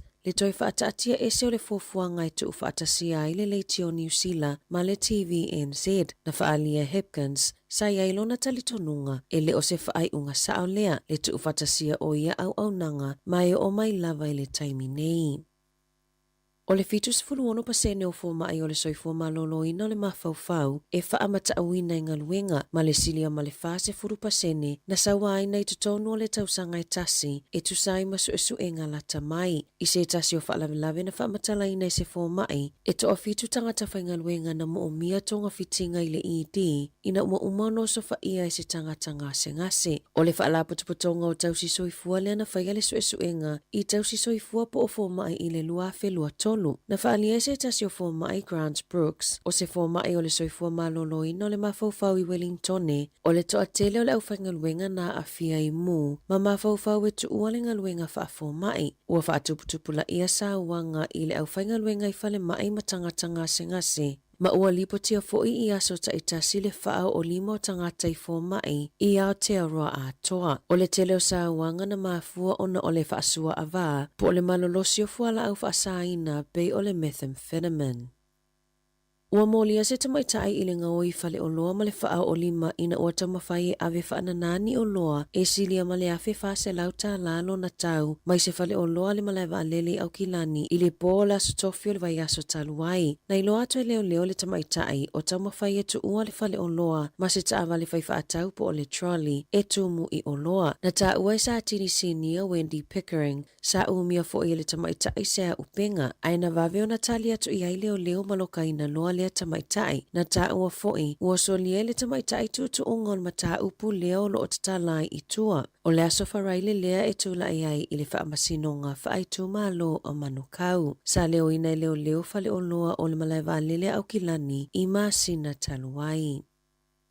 O le a whaapipiina ni masini po e ata fōu i laina mō pasi le taulanga pe ona whaalia le pulenga nua Wellingtone i le aso ananafi. O masini po e ata tū mau, o le asi iti ai le lei o au na ngā pasi lungo awala pito sili o na pisi i le taulanga. O ia masini o le a whaapipiina i Adelaide Road, ma Manners Street, mai le aso se fulo uni. O ave ta avale e silia ma le 5 mita le mamao i lungo le laina mō pasi, e whaasalaina i le se lau 5 tala, ai o ta avale paka i lungo laina mō pasi mawila, e mawhai ona whaasalaina i le 9 tala, whaopopo ai ma le tau e toso ai le ta avale, pei ona sau no le so upua le pule ngā nuu. Sa whautua ina tangata lau tele, ina ia siaki whaailo ilo po o whea tonu e iai laina ua whaapitoa mō pasi. E mawhai ona whaonga ina awala mō pasi e Pasika, Wilaafi, in-service taxis, maisi ta avale e whaonga ina le awala, mō le ititi fo i le 5 mita, ina ia mawhai ona li liu i langa vale po o seisi awala. Ua molia nei le kamupani whai awala a le Fulton Hogan, ina ua maliu se tangata whai awala i se loli sawa a le kamupani, a o ia whaatutuina Cones mo le awala. O Brian Barnes na la vea i se awala na toi whaaleleia i lungo le State Highway 2 lata i Hamiltone i a Februari le tausanga taluai. Na whaasalaina le ali ave loli a Michael Stacey i le masina na te anei i ona molianga o le ave ta ava le whaatamala na mafuai o na maliu le ali. Na lipotiele le tio New Zealand ua molia le work safe le kamupani a le Fulton Hogan le ana avea makone karate au tu i lalo vaenga i tolu o le tula fono o le soifo malolo ina ma le saunga le mu o lo o molia ai le saunga le mu o le ngaluenga na mafuai le a whaalavelave o lo o tuua ia fo i le kamupani au kilani o le Independent Traffic Control Limited i a Februari i totonu o le 10 masina ma e tatawuna whaiai ni suenga. E tu saimali po te le whaamasinonga na mawaile au suesu o tau fio le loli e matua i lalo i fo o tu langa saunga le mu sa tatau ona iai. Tolus fulu tolu pasene le maalosi ma le 15 pasene o le taimina pakai. Masa toi lava a o 9 kilomita le sawa i le itu la na alua i lungo le awala tolus 10 kilomita i le itu la. E le Italiane le kamupani mo se whaamatalanga ina ua fesilingia e le tio New Zealand. I ta alonga na manumalo le awa le Maroons a Queensland tolus fuluvalu i le 10 le Blues a New South Wales i le la taalonga i le po ana po o le taalonga mua fo i leo le State of Origin e silia ma le 7 minuti o le taalonga o taalo 10 le awa le Blues a New South Wales ina ua faasala le ali o Joseph Swali i le pepalanu mumu ona o le mawalunga o lana pueina o Reese Walsh o le awa le Maroon ai fatu avalu minuti o le taalonga ua faasala ina i le NRL Swali E le mawhai ona taalo I taalo ngai wha o le lakapi liki o lumana I nei. O le aso luas fulu ono Iuni o le awhai ai le isi taalo ngai le vao au e lua I le malai taalo I me le pone. Tala fōu ia mai le si ufofongo le laumua mo le nei vaenga o le tae ao.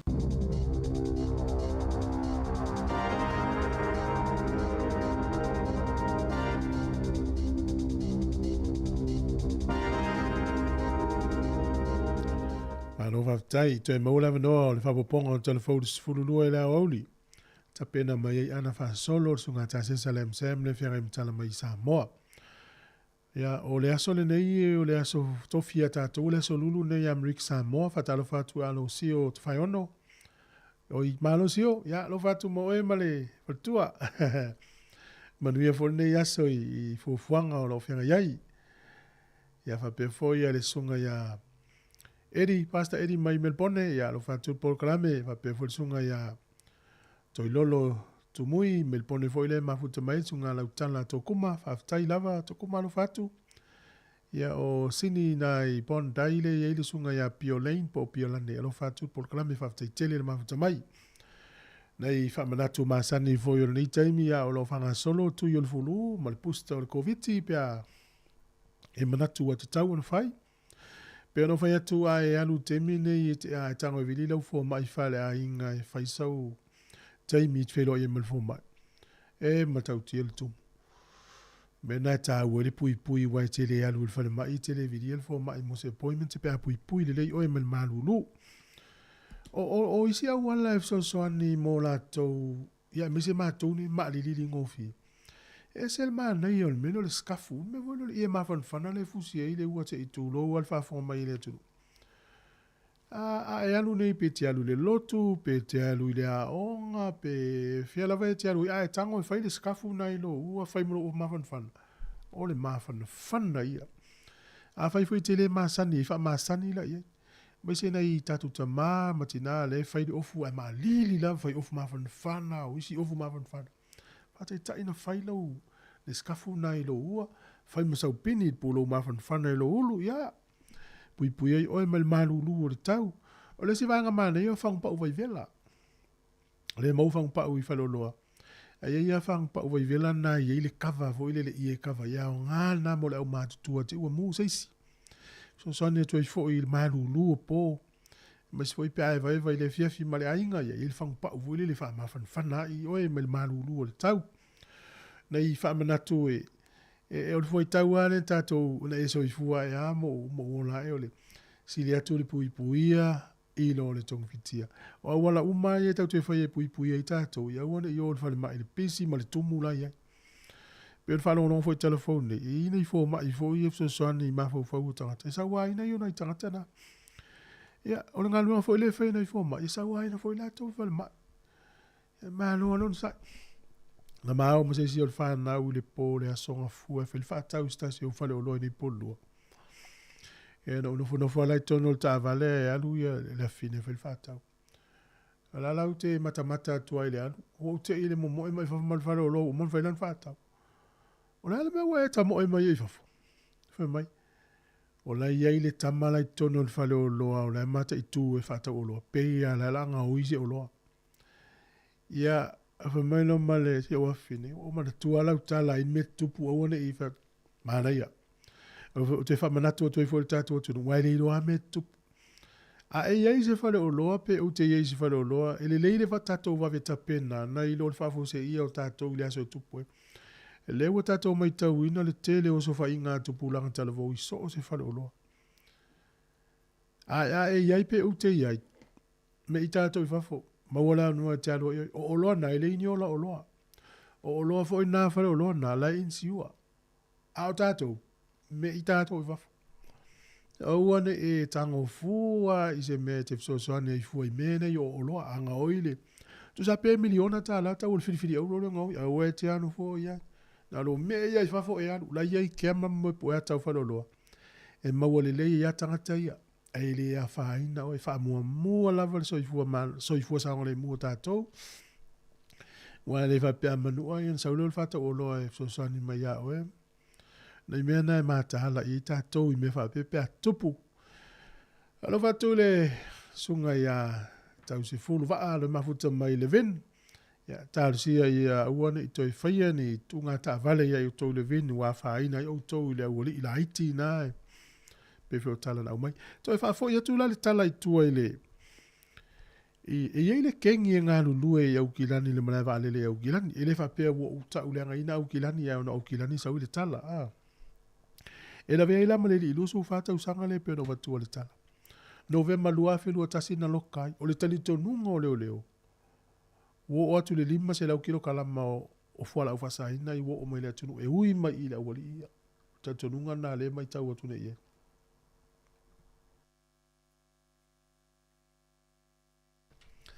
Ma e o atu le vao le lima se fulu I le iwa se fulu miliona ta la le tau. O le tele o fuala au ona ne. O le fasalanga le fōringa mai e. E o ye le fasalanga o le li le pea umal famsino. E o no atu I le se fulu tausanga le fale pui pui. A ele na o ia, o tele la tau kengi. O whainga malanga na mata I tū le leina mai fuala au ia. O le whainga malanga le Malaysian Airlines. Sau mai Kuala Lumpur. Anga I New Zealand. Ma le malanga le e New Zealand sau mai Los Angeles. Anga I New Zealand. Pe o malanga ye lua o na whapela o le iei tama la o le ia lai o whatainga la o I Malaysia. O le iei kengi le I Malaysia. O le kengi le Malaysia. E fu e la tau tama la whainga luenga le airport po mle vale le Malaysia. Na mai le o fuala au la o le ia. O le o le ifu e la Malaysia. So ta I mai le kengi le I New Zealand. Le whainga luenga au ki la ni mle vale le.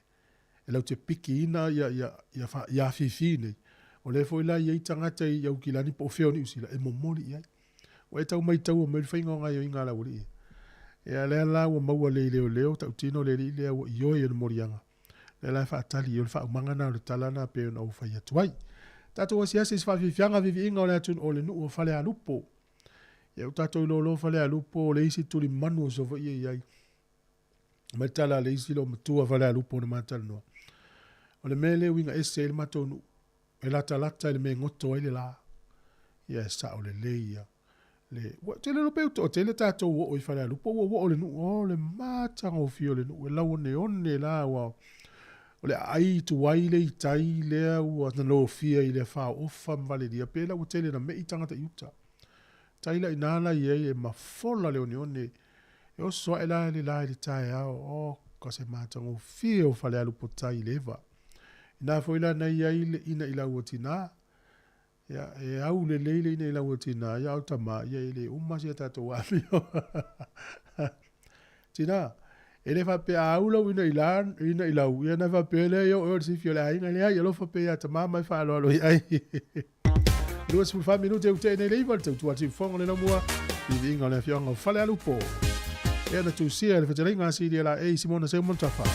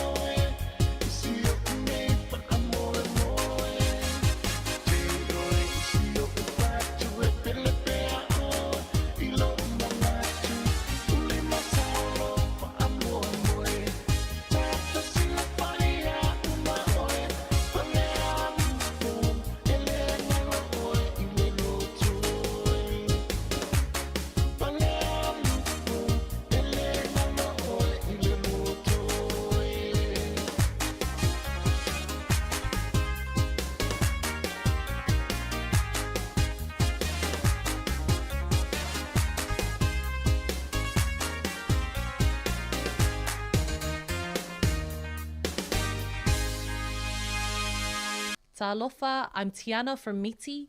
Keep listening to Sāmoa Capital Radio Wellington. A forma peti u fonga lo mo Wellington e leo toi luas fuluiva minuto en tane o le se fulu. E il tato proclame fatu la ina o le ia stofi il tau le se fulu mo le tua foi o le tane tasi mai el tau tua i Wellington e kolosi atu fasa longa i Sāmoa le sunga tasi salem se. Tau tua mai ei se pa i le tolu i le fiafi. Maufo i tala mai il tato tunu i Sāmoa e tele la wina timu. Ya, e tūlanga na vanao, lo i le tau le tato tunu. Whalolonga tu nei le tala le na mai le sunga ta se se whakatau le mtanga luenga o whainga whaiva Sāmoa. I le fuaina o le tete le mala po o ia. Mai se lava i o le alongo ma le pone. O te male tua le tau sanga ta siva i lima lena ta ua nei e tato telefo.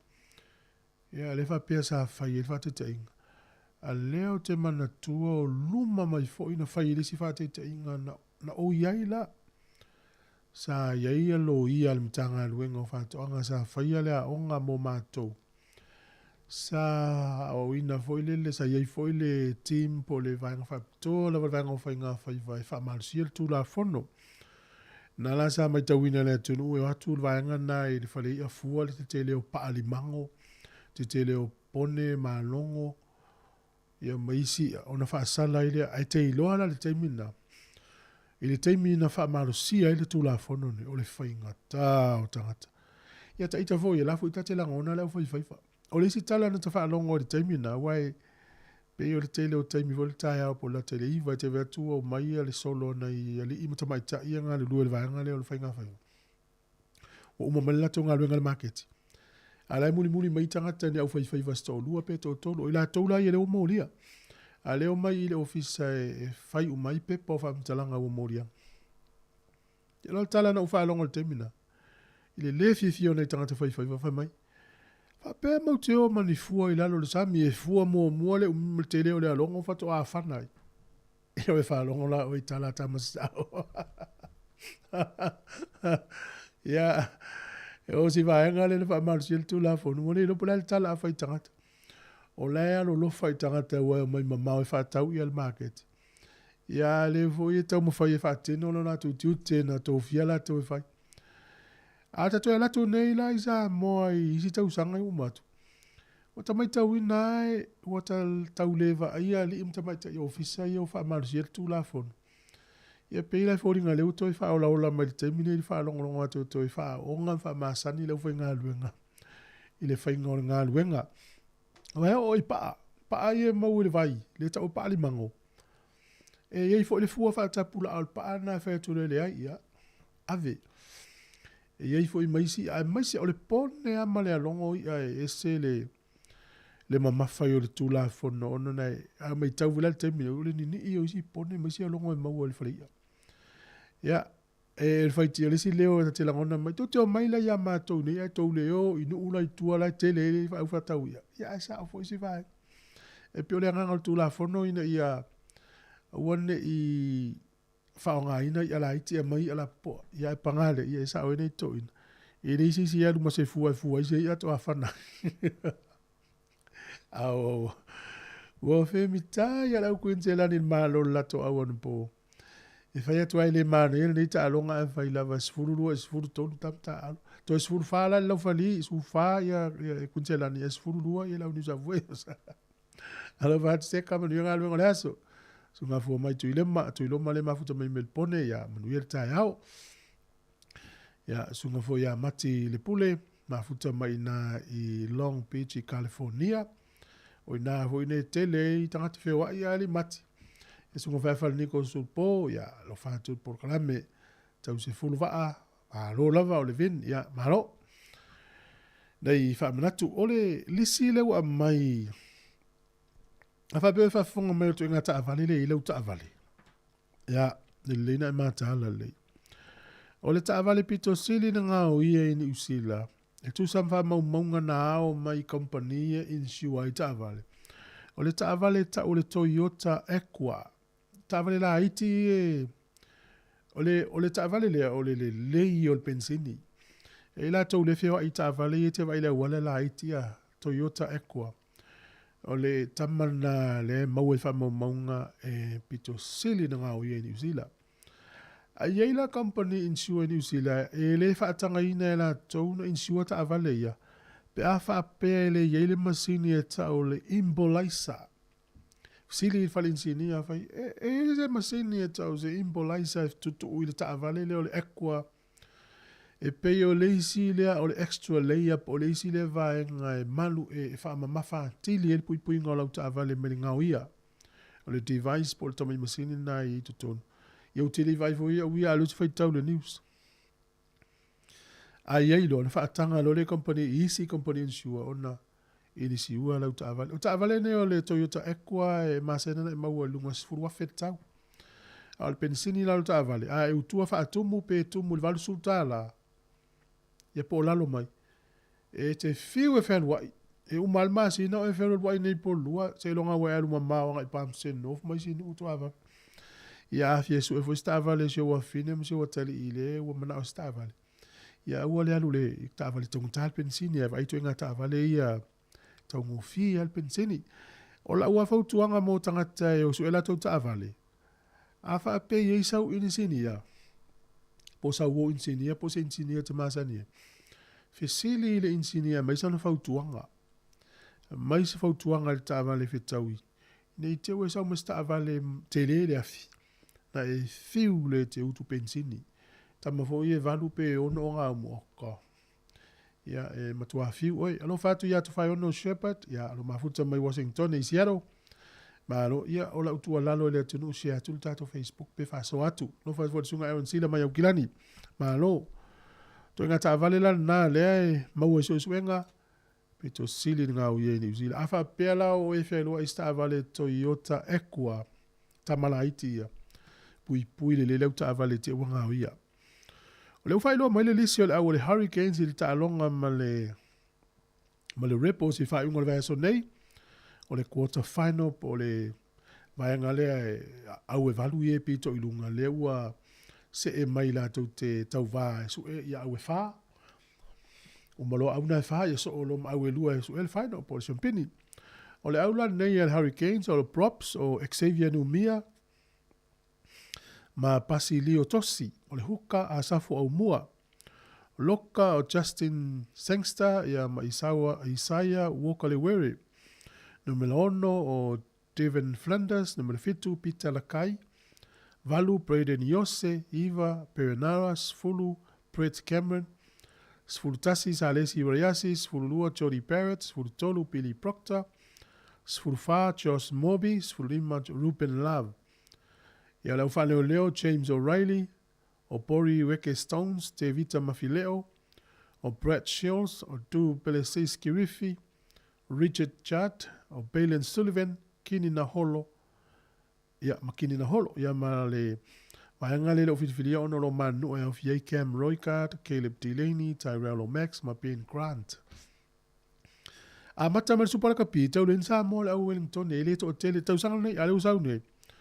O le front row po la to tolu pitolu, mo Sāmoa uma, Xavier Numia, asafo o mua ma Pasileo Tosi. Faftai au to malusi ya sta mo asafo o mua. Le ala umtua manai e alta tau lei nei ruma. Asolo mai lea isi tam Sāmoa le au numele valu preide ni ose. Sa le si rayasi afafiti af Sāmoa na sutasi. Ia malau fa leo na iai ia Kirifi. Ia vai leu to tele ne Sāmoa il tato au hurricanes. Na amata mele tau sanga ele tele ta ami sanga lea. Ele tele ia leua me tau wina natal fai unga au tele ane Sāmoa si tato au. Manuia ta alonga. Ai alul malai o le afa le fai le fiafili ta alonga. Siaki le lei pe o feo aingi train i le astona i nei mao lau sau le train. E le aini train. O le vason tenei. Ia, siaki atu le aiman train o feo aina o pas. E le lei la siaki fa pena. O le isi tu e longa tu le atunu. Wa esel vaenga le upaka ita avale Wellington e se mai nei. Watu la malai. E isi paka nei tafo le malai ma le tele o vaenga Wellington. E wa ile app e ta o le Parkmate. Ma nei volo tango tu ilo telefoni le app le na ta o le Parkmate. E te watu e whaingo fia i na paka lau ta avale Wellington e. Ia le stalai o I lunga o le latou app le na, Parkmate e lanu moana pae le app, P-A-R-K-M-A-T-E. E se fei le taimi wa e tau nuu I le wha, e tau whailau pakai te o te o kick off wa matata alonga. Tu ui lau telefoni le Parkmate app, alu I Wellington le ta alonga paka lau ta vale whai ngofie na tongi e lau paka. O tele le swing o masini na uitai o tau leini masini e solo e lau kaad pe tu iau coin se tutonu. Sfam natu na mo la tau la o le malai. Ia ma vaiso of ma fanfana o le savili o le malai lea. Ta milo I tono le malai wala poto le malai. Ta milo ia le savili I tono. Ia e umane le ta alonga ia matua e maalili ia. Fa uamna I whawhiwhianga o whipese o le wata na te mai mo mai ai.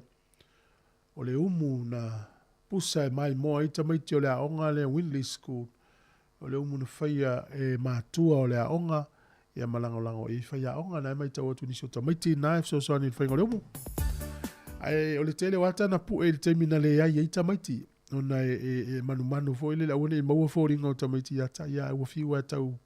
Ia la e tutu wa tamaiti. O le tele wasenga o mai mao. Na la maua mai nei tamaiti la itina yata na te mai mo mai ai ala tal pese I inga o le fionga wa mai le malisunga ya pesa I mali o ta 10 minuto le turn ta le se fulu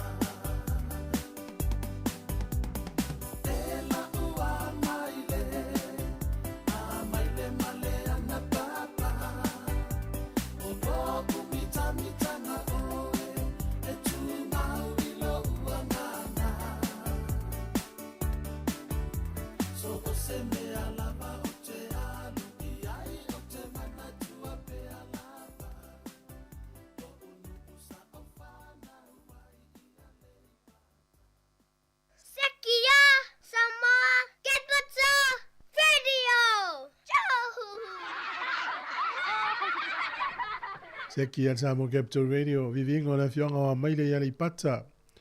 Ai toi o nei Sāmoa te mene mātanga o fio le tātou tunu. Mātala no mastasi o paanga le tātou li tio le vason tēnei, whapio le tasi iwa whanu fitu e na sau e New Zealand, li toi o i Sāmoa. Wa leva no mai o le vanga ni li toi o i Sāmoa. E sa o i lotasi. E lom tua la tonu. E una la tua lusa va ia tu atu no le wafu fa pese o fenga lunga la atu no ngol va. E nga vol fa mana tu mo to wi se au Sāmoa. E se alva le le la u le fenga lunga la u ya atu. Al va ata lua o mala u atu no ngol va ane te o fiu fa tali mela u atu iso vai. Ya le no fo le wafu izale longa.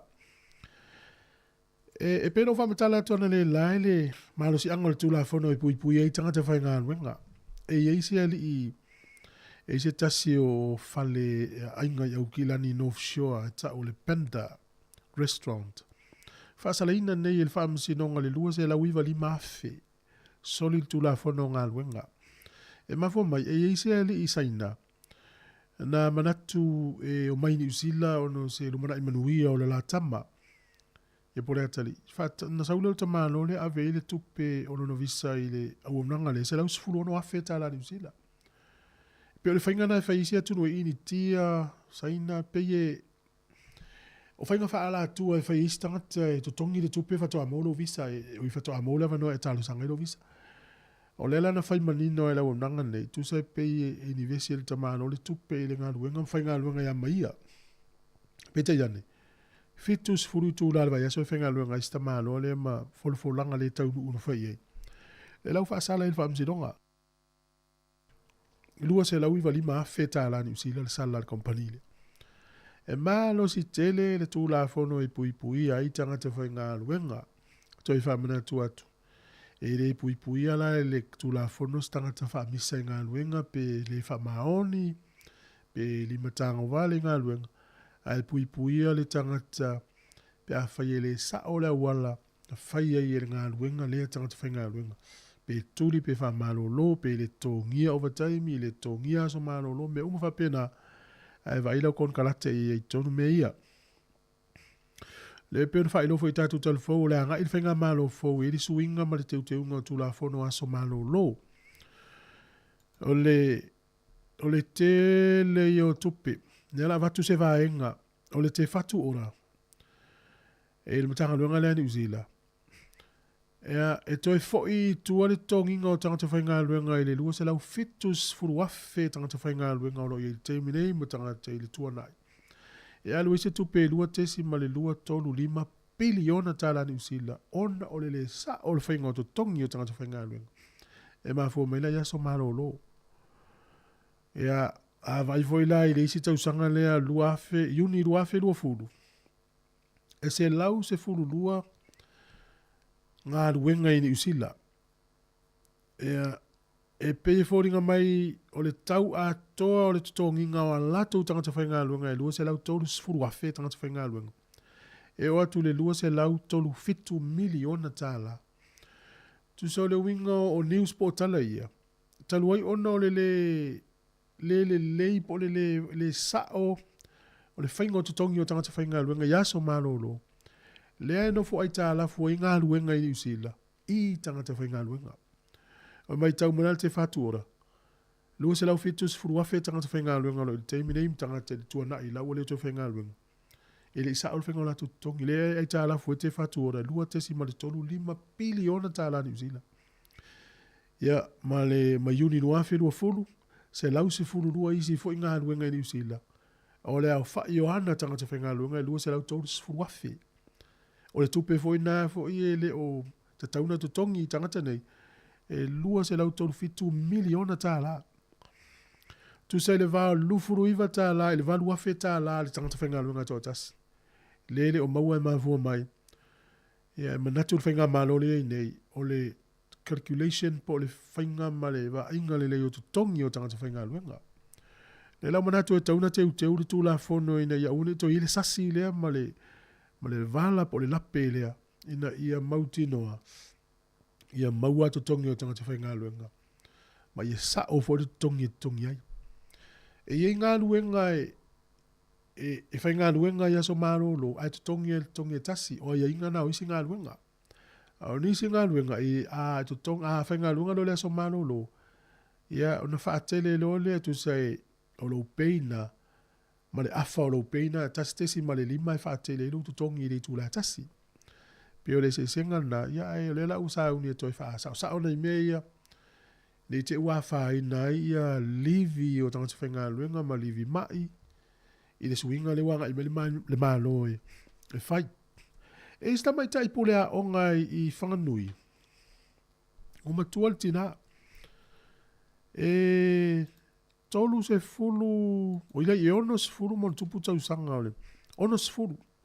O lea onga lea onga Maori i whanganui. Na maua i le sa i linga lea onga lea, tu sa i le card, po le F-Post card lea onga e ue le pule. Au taimi uma e wha onga i le pule le card lea. E tauna i o e le komiti whaafoe o lea onga i le wha onga ina o le card. Al mela ufai le pule a onga. Ia, ua le fisiringia se wha mauninga mai le komiti whaafoe. Ia, ufa onga le pule a onga le card. A ono fuanga ne wha onga i le pule a onga le card. O fale ainga. O fale whaafia fia. Makasino. Vai mea lu el pule a onga marcada le a onga isole. Mele. E peo no whea tua ia tu la fono e pui ai mata ia la inga lu inga tangata. E le wha pe a pule a onga na pule ia le o ia i mea umala onga. I komiti wha foe e fuita ia la limta i taina inga lu. Wha malo lolo al pule a onga. La wha il tu pena lu i tolus furu wafe tā la. Toi titi a tolus furu wafe, lu furu wafe tā la montu. Na whenua i il pule a onga marikade la onga tit, whale ainga, tit, whale pia, tit, o kasino. Me whaila na mo la tau i komiti a onga, ia, le ifu ia te rona e watu fo ia na ia inga pe ave le whatanga ngal pule a onga whanga hale kate, po le pe patale tupe le a onga, pe o le alfa inga na tōtu whai e. E le o se mea se le mea le whasiringia e tangata lau tele o mea o tala o le tupe. E ala na le se, ona o la tau e ana tupe. E pe le fia i tangata pe a whasiringia e tangata le whangai ngā tupe. Ina ia mauti no, o sa o le whangai no mea o tupe whai tele. O tupe whai tele, o tupe a tangata e tō tele, o tu whaatasi. A o tangata i e vaia, e te tauna la tau whaamatala ina mai tangata lau tele, po whea nāru i lea tupe, ma lea tupe. Ina ia mauti noa. Awala ne yei ni me fa pe tupu. I tupe foi nei, e ia inga po a tonu me fa nga ye. A saulo o sori ia inga. Ia o sol tu la forno tanga teva, ia me o tupe. Le voi la lea i fa mnatu i mene o fa la po tonga.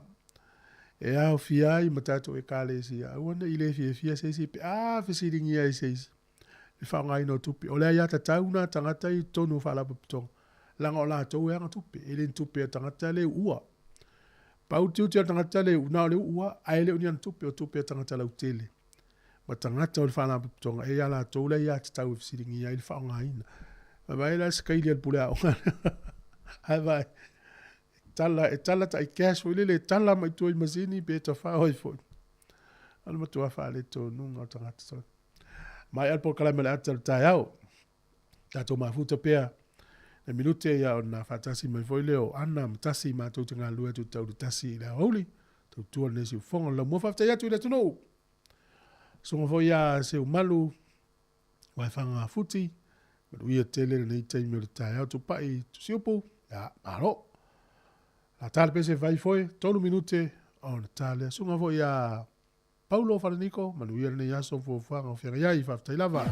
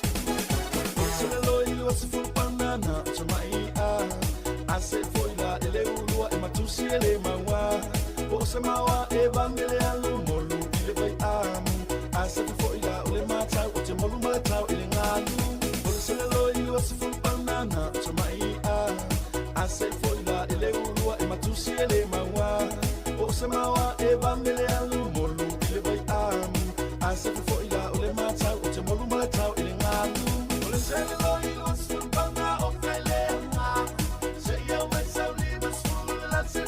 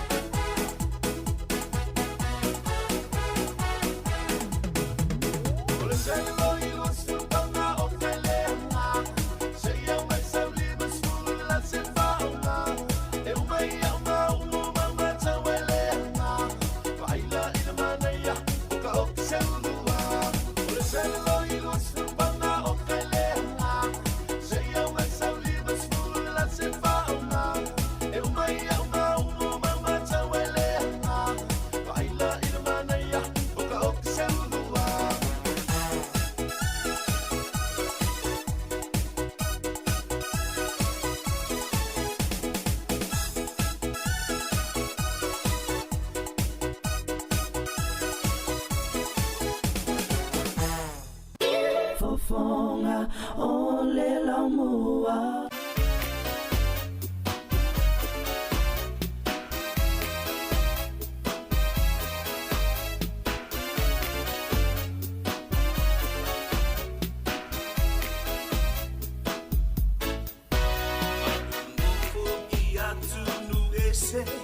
Ele ngalo Sāmoa la upele lo utofile amaile atua sili ese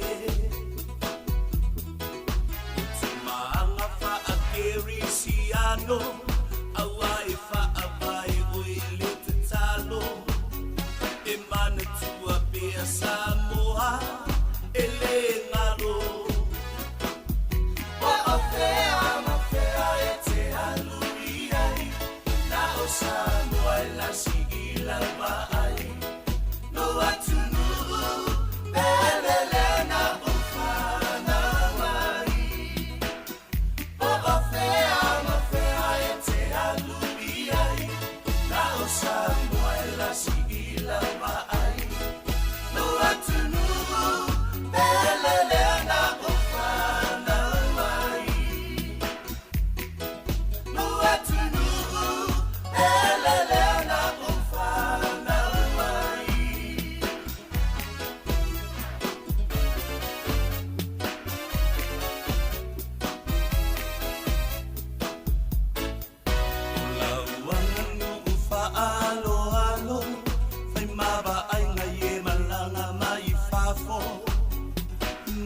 Tua mesina awane ifangalo ele aila ba so popole Pamulu mea ile fa amole mole O fa avae na olo uatunu awa ete popole O afea mafea ete aluiai Na osano ai la sigila vai Lo atunu pelele na ufana wai O afea mafea ete aluiai Na osano ai la sigila vai Lo atunu pelele na ufana wai Lo atunu pelele na ufana wai O afea mafea ete aluiai Na osano ai la sigila vai Lo atunu pelele na ufana wai O afea mafea ete aluiai Na osano ai la sigila vai Lo atunu pelele na ufana wai Lo atunu pelele na ufana wai O afea mafea ete aluiai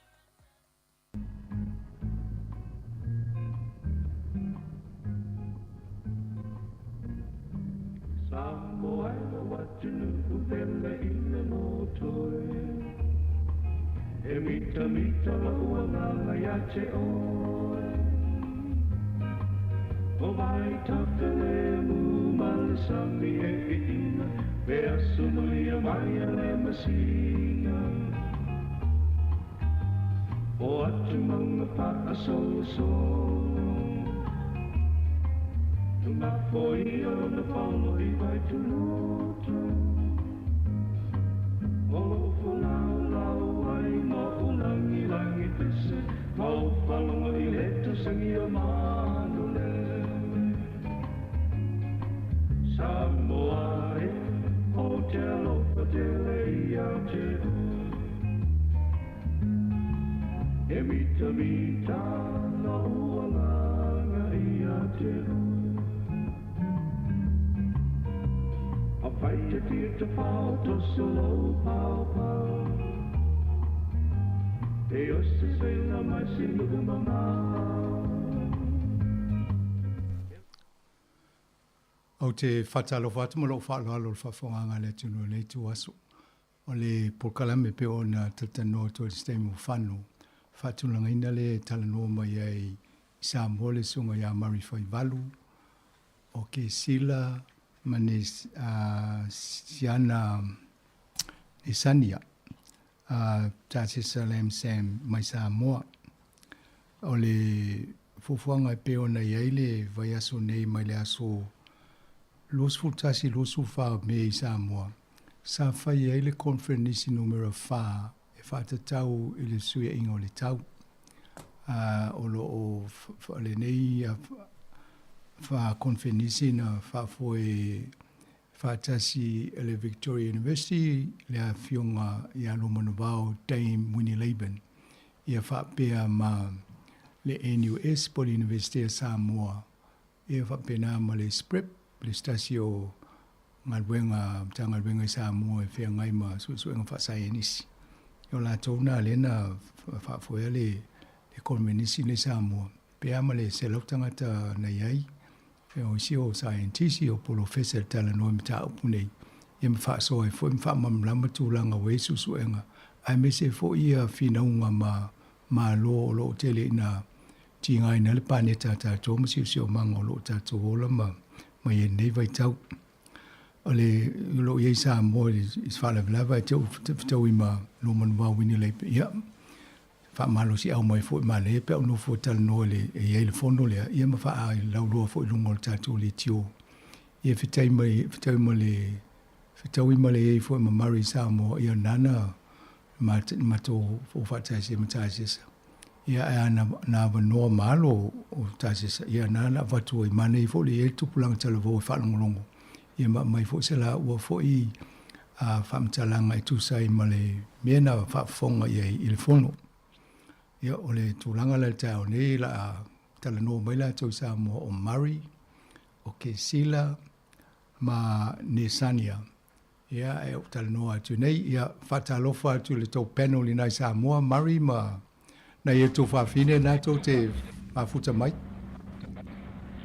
Whatalofa atu mananga whalolo i no pio e li pule at lasanga, whatalofa atu fulu tātou tunu, i lau whaafonga si ufonga o mua Wellingtoni. Ia, whatalofa atu mai lalo vai nei tātou fisa. Ia mo whawhine i whatalofa atu, ia tō tula mano ia rawe, whatalofa atu tātou tunu. Ia, talofa lava, i olo ingo ke sila lem Sam. Ia, fia lava nei tu lao na leva no fo vena mau e whaaso ai.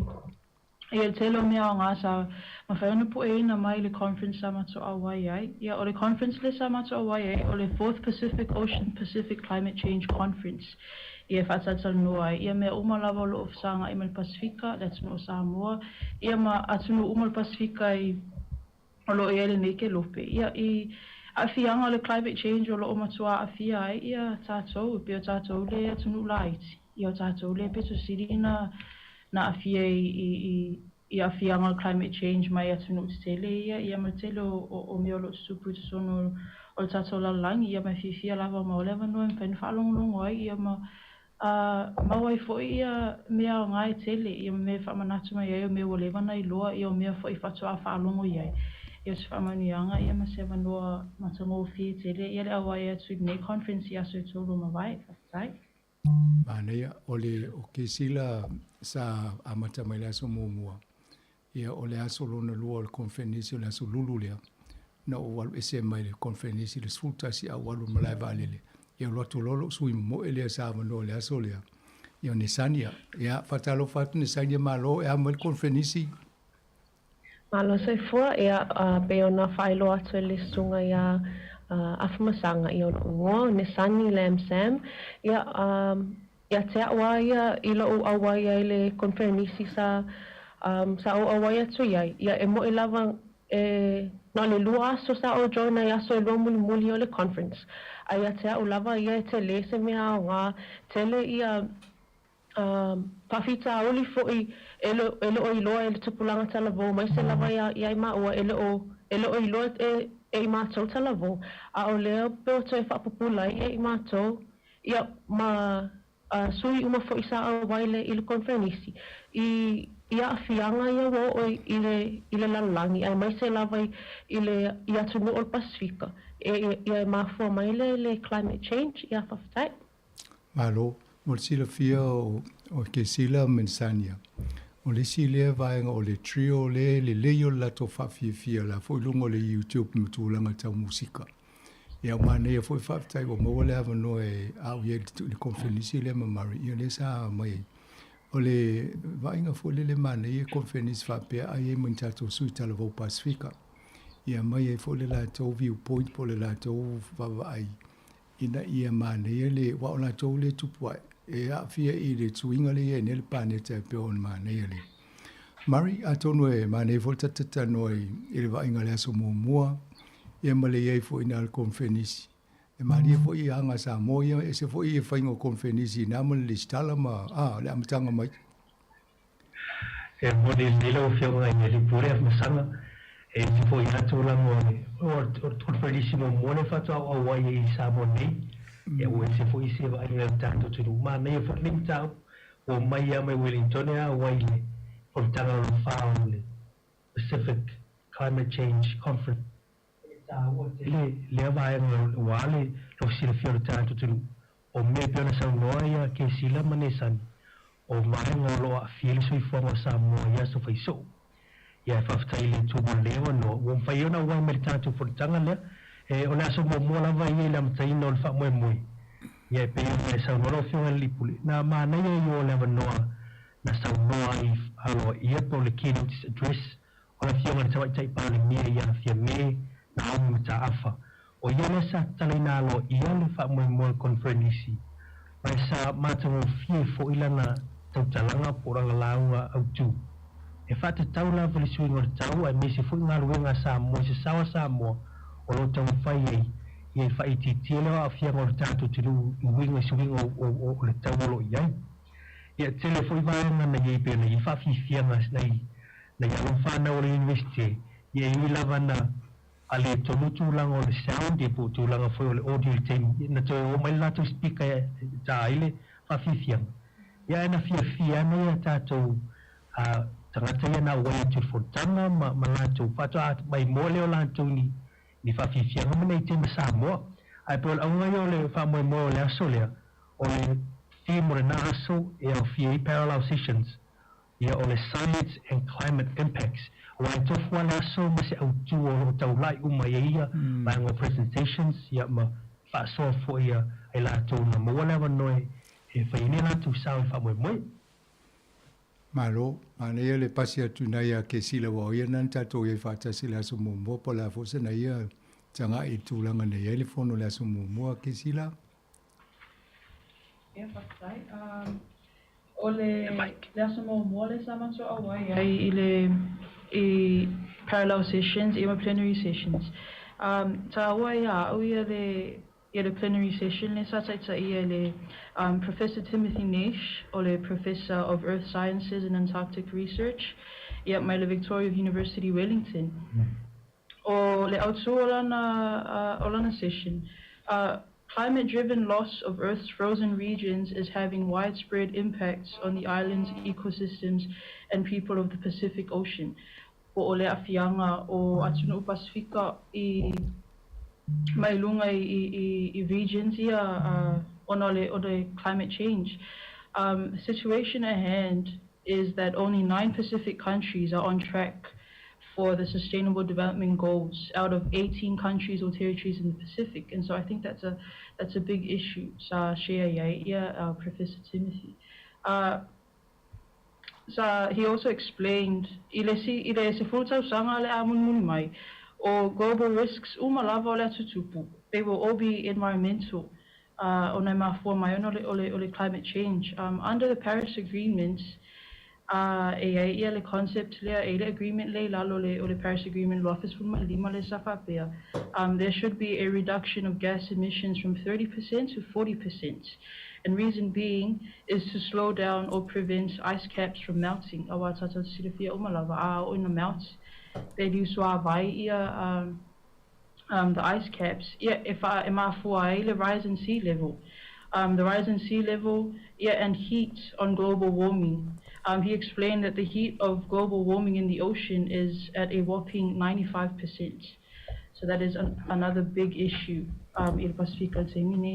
One concept under the Paris Agreement that Professor Timothy explained and presented to us on the first day of the conference was the 1.5 degrees Celsius to stay alive. And I think that's a chart that everyone at the conference emphasized. 1.5 degrees to stay alive. However, he explained that the temperature is still exceeding this 1.5 degrees Celsius limit. And the current temperature in small islands are still higher. So if I fit out na le yai ona ele o ausia e tātou le 1.5 degrees Celsius le o le exceed e Atunu Pasifika. Professor Timothy also showed that the risks intolerable at 2.0 degrees Celsius for small islands would include loss of biodiversity and ecosystem and economic disruption. Ole issue pito tele mal fafita ole pito tele sa o whaalongolongo iai o le rise in sea level o te loeto tele au familia i le tūlanga lea ma le man whaafita au leo ono tele i Atunu Pasifika lo a fiai a peo le Atunu Kiribati e ono lai titi mai a o whaalongo a Kiribati a le Atunu ule a le whaasolo ai na ngotu ia ale wo o mai al teimine i lo o matua ia o le mea o le issue ale tasi i lo i se improvements I le Atunu Kiribati to ke lau I se Atunu low-lying atolls to Valu. Mai olo o amata slowly but rapidly and drastically affecting Samoa as well. Ia erenga te reo I se Atunu Pasifika. Whamai ia Professor Timothy, the sea level has risen 12 centimeters in the last 20 years. And it has continued to rise as I am speaking right now. The risk, so then he explained in relation ile autu le sa talanoa iai, climate-driven loss of Earth's frozen regions. Male effects le iai atunu Pasifika. Saunoa ia le professor, o le atunu o the region leo lalangi West Antarctica is at risk of melting ice caps. It will soon reach a tipping point, and this tipping point will be ice caps melting irreversibly. And so once they melt, yeah. O le matua te lea al si I lunga o le sami I le Pasifika mana afianga o tātou. Pe mai I le luafis ma le ono, frozen ice around Antarctica has fallen off a cliff. At the same time, Pacific Ocean has also warmed since 2016. So we can see the exceeding 1.5 degrees Celsius global warming could trigger multiple climate change tipping points. These tipping points would include a 30 centimeter rise when all the ice caps melt. And by 2050, as Professor Timothy explained, level rise events will be 20 to 30 times more frequent. Adaptation methods that he mentioned were to avoid, accommodate, protect, and retreat. And at the end of his presentation, he still emphasized the importance of sustainable development goals. And he encouraged us that sustainable development goals are still achievable for Pacific Islands and for a climate resilient future. And that is a challenge for many Pacific Islanders and the youth as well. It was a big challenge for me. O whaalongolongo I le awhianga o atunu Pasifika o le climate change. Ma le challenge I le a le professor I tangata Pasifika. E mawhai lawa e tātou ona achieve pe au sia I sustainable development goals ia mo le whaasauina o tātou whanua, tātou inga ia ma islands o tātou nofoi I le Pasifika tēni nei, whaftai. Malo whaftai. Ia, manei al vaenga nā pe o na mau atu marima me ke sila. Ia tonu pēna wha mawhasa unuanga le whatau le rising sea level policy si lunga o le loloto po le maulunga fo le sami. Ia wai lunga le vai. Ia wa matalona lo fia ma ngoto mai se motu a maula lalo ye tu valo ki pati pe ona ta ole ne vaenga na. Ia o tauna le wa matana fe ngai mata tu nei. Ansani la o si le so lona lua oi. So mari ese si vaenga le so mo te toi fio ia.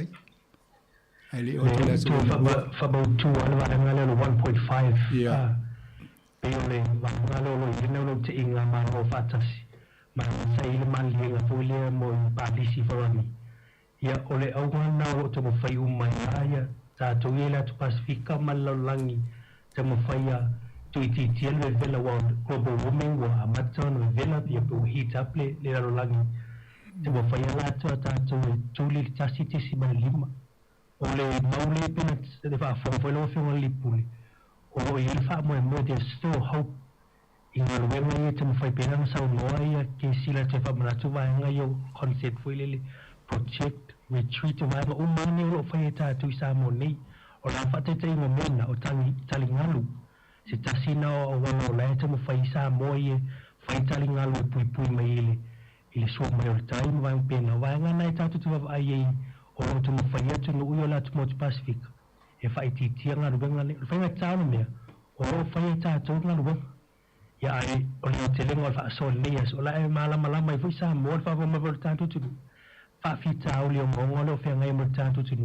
ile tau mo fai ngo ta tu so le tau mo me le o fionga masanga pe o le maule lo fa nga so le conference it's a war, it's a battle we're currently fighting ya ai it's a war o ile sao ta tu Pasifika ya ai le la tau fai fa mala tu va ngai al 1.5 tasi te si malima degrees Celsius ya le va ngo la tu fai ta tu e tuli lo al vai ran sa no ke si le vai vo yo Antarctica you vai vo ice le ina ele mama tu mata to la talata ya New Zealand Antarctica ya au vai ran te lua mata la mount ya o naya ma foi ona si lu tu lang on swa vai la to e to vai ngana sa te le ngana la so la so mo ma nei fa tai wai ole pe ana sikti mai le fo le maulunga e nga fatia ta to mai fe lolo pe o e ole tasi te si male lima na le maulunga le vela pe fa popo le vela le na ia ai wone o sidia tu male lua ia pe fo ringa male te mine o na wa matana o vol tasi te si male lima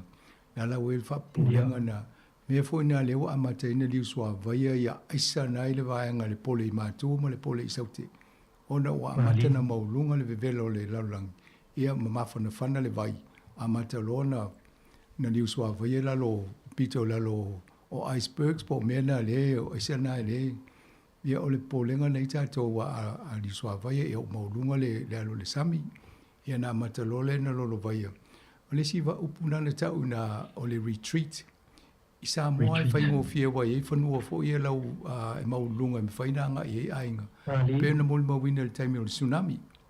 I a esi no sa tō mta whanga na wato isi tia wato yuta a e me maulunga a wale to e whai whale ngā tai. Au nei motula e tō walu i a eto, vaenga le wha vai lungo mō meo amu vo i e makiri pasi ma nu. E le ini mea ini vaenga maulunga e sosolanga i ai.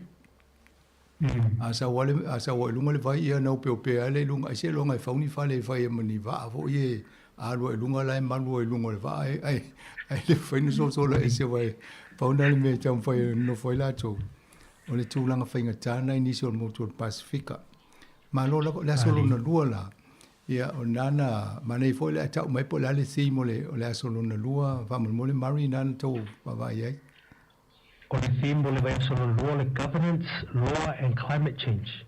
I o le vai ngana lua le solo lua o le autule na o vai ngana tau pulenga fo ilea vai ngana tu la fono me se vai ngana yo tangata ye tu sia tu la fono i le vai fo ya malo i tu la mata por sui ngor tau ya la tu tu filia e sani sana sao ma ta mo le fo yas malo ya I love first time we'll have no ya ole ya te awaia ole topic pesa to fantasia the topic ta wala ba ya te one of the important topics from day 2 was the keynote address by Professor Alberto Costi from the University of Victoria in Wellington.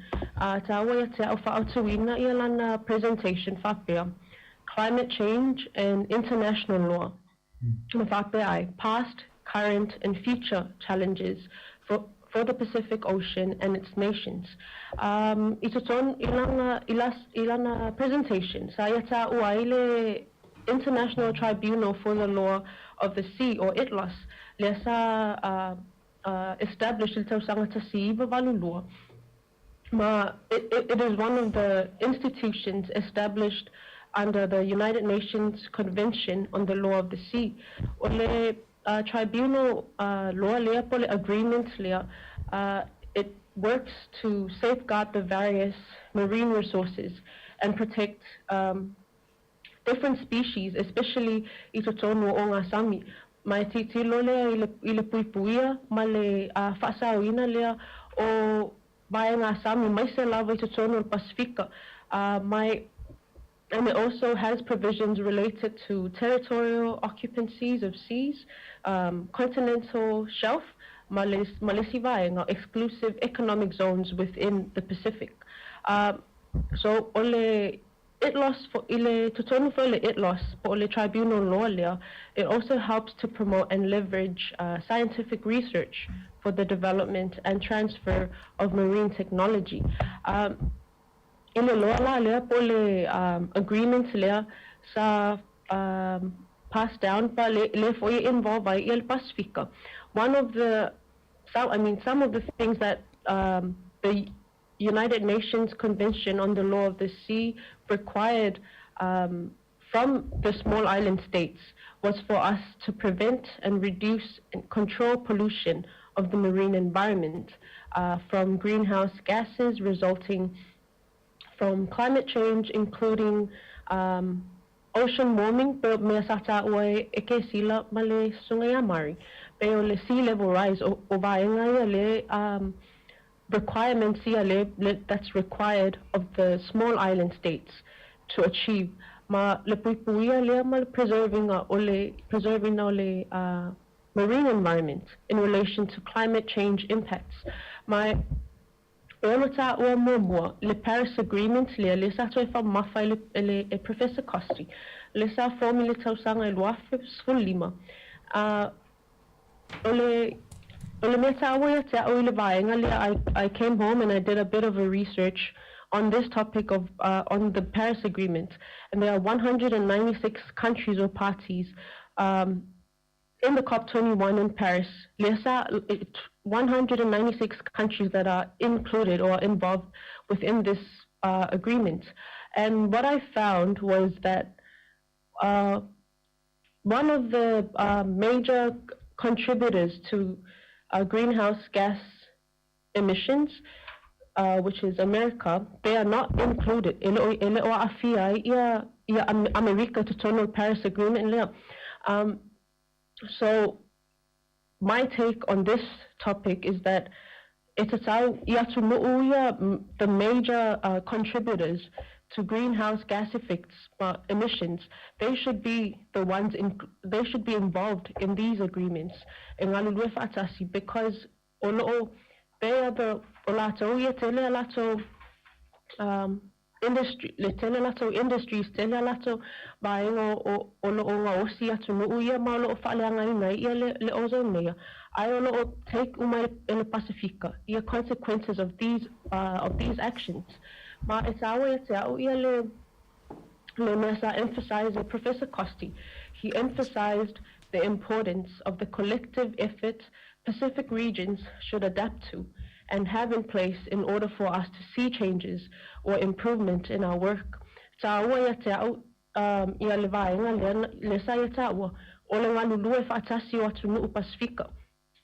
Yes, there might be a change for Sāmoa, climate change, but there won't be a bigger impact. We need all the Pacific Island leaders, all our countries in the Pacific, to work together. And he also mentioned that results do not happen overnight. No,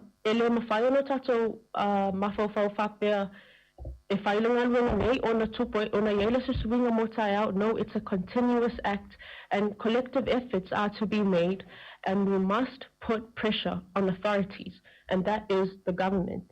We must put pressure on authorities, and we cannot operate and take action to the full extent if our government, partners, and neighboring Pacific nations and forefront leaders are not in this together.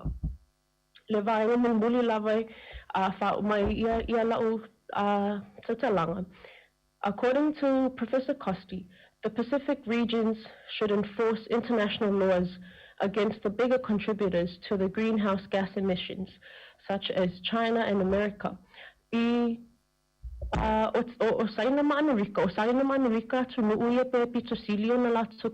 Contribute to greenhouse gas emissions. They contribute to 27% of greenhouse gas emissions. America, 20.3%. That's a very big percentage for the gas emission worldwide. So to me, we should also have the major contributors to greenhouse gas emissions be involved in this and work together with the Pacific nations, because we are the ones suffering mainly from the consequences of their choices and from climate change as well. Malo whaftaia mole. Mari, se vai nge te whia whapopo i nā, ele I whaisita tō break lai titi. Malo, whaftai. Malo whaftai sanga. Ole whaftai li te lea ni ole ole ua whaasoa toi fo ia, te sani la tau ia le whaaboe moele na ia le presentation of sunga ili professor ya Costi. Ole vana fo ili ne mana ia le utue whamanatu mai tāua fo I mo tātou. Ole whaasoa Costi. Work remains to translate the ambition goals from the Paris Agreement into concrete action. Lo tātou malamlam, te le yo vana fo I o whanau te inga, there's a lot of goals that comes out of the Paris Agreement. Ya alfale tonu nene, ona o le tatu taro nele, ile session lava la tau I o le aso le theme, governance, law, and climate change. Rono winga, o ngā lua wha atasile o mā lo, ili tū la whono e whisa soani hei. O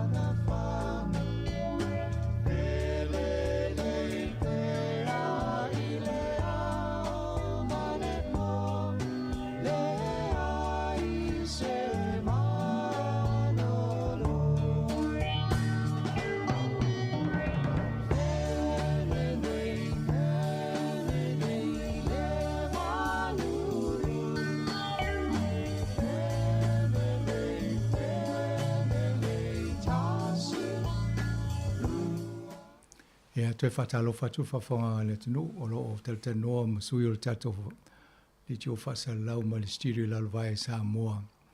Ia o mātou nei sa awai i le whono lea le konferensi a le climate change. E na whai Sāmoa i le Victoria University, NUS ma le SPRIP. Ia a mani e fo i o i le avano le taimilea ia ke sila ma nisania e wha tato whatasi ai. E leo tō whaafonga i views fo i pōtan noanga la ua lena muli mawina i nisi o whamtalanga ni. E mani e whaafonga tu le leo o si u fonga le au talavou whaftai mo o lua. Ala tatoanga e tu le asolon tōru. E wā lena tō e na o tō o le tō e na o sau ne le me malulu. E ana e vela o tō ina. Aloha tailo whiunga msanga o le asolon tōru. I ole manatou tūre na tau lai e umawanga o wha asoa o le climate finance and oceans. Ia le tā au wai manila whiunga i le pandemia o le manotonga. Ia o ia lea sa au tū whamwe mwere lea sa nafi. Ia mani le nātu atu ia ke silama ne sa ni wan wha asoa mai o le asolon tōru lea. Ia wawe pe i te le tara no i mo tupi. Ia o la ua ni ia o tū nunga atu pe ino ni whamwe mwe tāu. Ia o mani le climate change e le tau ngofi batu pina lo fio masa ia o nei fa mo ia na tu watu Faftai ole le keynote speech ia sa tautala ia le Honorable Prime Minister of Tonga Siosi Sovaleni ia lichini na ia le fai unga lava o lana tautalanga ia le whaupunga lea sa o noting nei lalo whai mai. We must invest in climate resilience now. Time is not on our side. Our window to act is closing rapidly. So it's our mai e te whaasa au ina ia le tautaranga lea le alpalmi o tonga. Ona ele o toi umi se taimi pe a whapea le tatou te nonofo ama tatou mawhawhau whapea le la wal taimi e me whai e una whai ia ngaduenga e lawe a ia Pasifika. Ai lo tue lawa taimi o nono matua e te le e vave atu le alu o le pollution. Nei lo le alu o le ngaduenga le tam whai e limit ai pe decrease ai ia the effects of climate change on the Pacific. Ana o mai ia lana sau noanga lea ia sa whai loa ia le panel discussion. The panel discussion last year, ia le sunga ia Winnie Laban, Vice Chancellor of the Pacific, i Victoria, ia o le Palemi o Tonga, Honorable Siosi Sovaleni, ia masui mai le ADB, po le Asian Development Bank, Australia Commission and New Zealand High Commission. O le autu o le panel discussion o le high level climate finance. Ia po o funds ia matupe ia alu i le climate change anga i le Pasifika. Sa noa ia le tamaitai lea mai le sui o Australia whai mai o lato funds ia po mea ia le tapena e lato mo lato contribution i le Pasifika.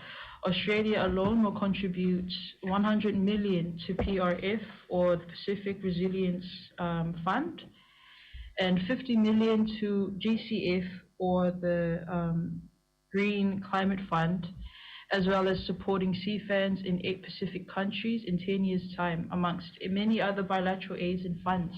Ia de tele isi o le conference le on matua tele our information te tamawhai e grasp mai le tele o funds ma me information ia share mai tangata ia ngai mato ia whalongolongo. Yo istemi it's why lata tu si lalo pe se titiro tu ma ya lawa next slide lower famata low sau lesi fund it's very fascinating when it's I was very grateful of alongo atu I tunu uia pe Australia mani sila mai sila Australia they will step in mai if so soani de Pacifica de Fafita uri le sanga im sans Pacifica the Asian Development Bank they are working to fund 130 billion in climate finance by 2030 to developing member countries or DMCs. New Zealand direct funding to Pacific Islands, such as Vanuatu, Fiji, Samoa, and more Pacific Islands, as well as trust funds to Tonga.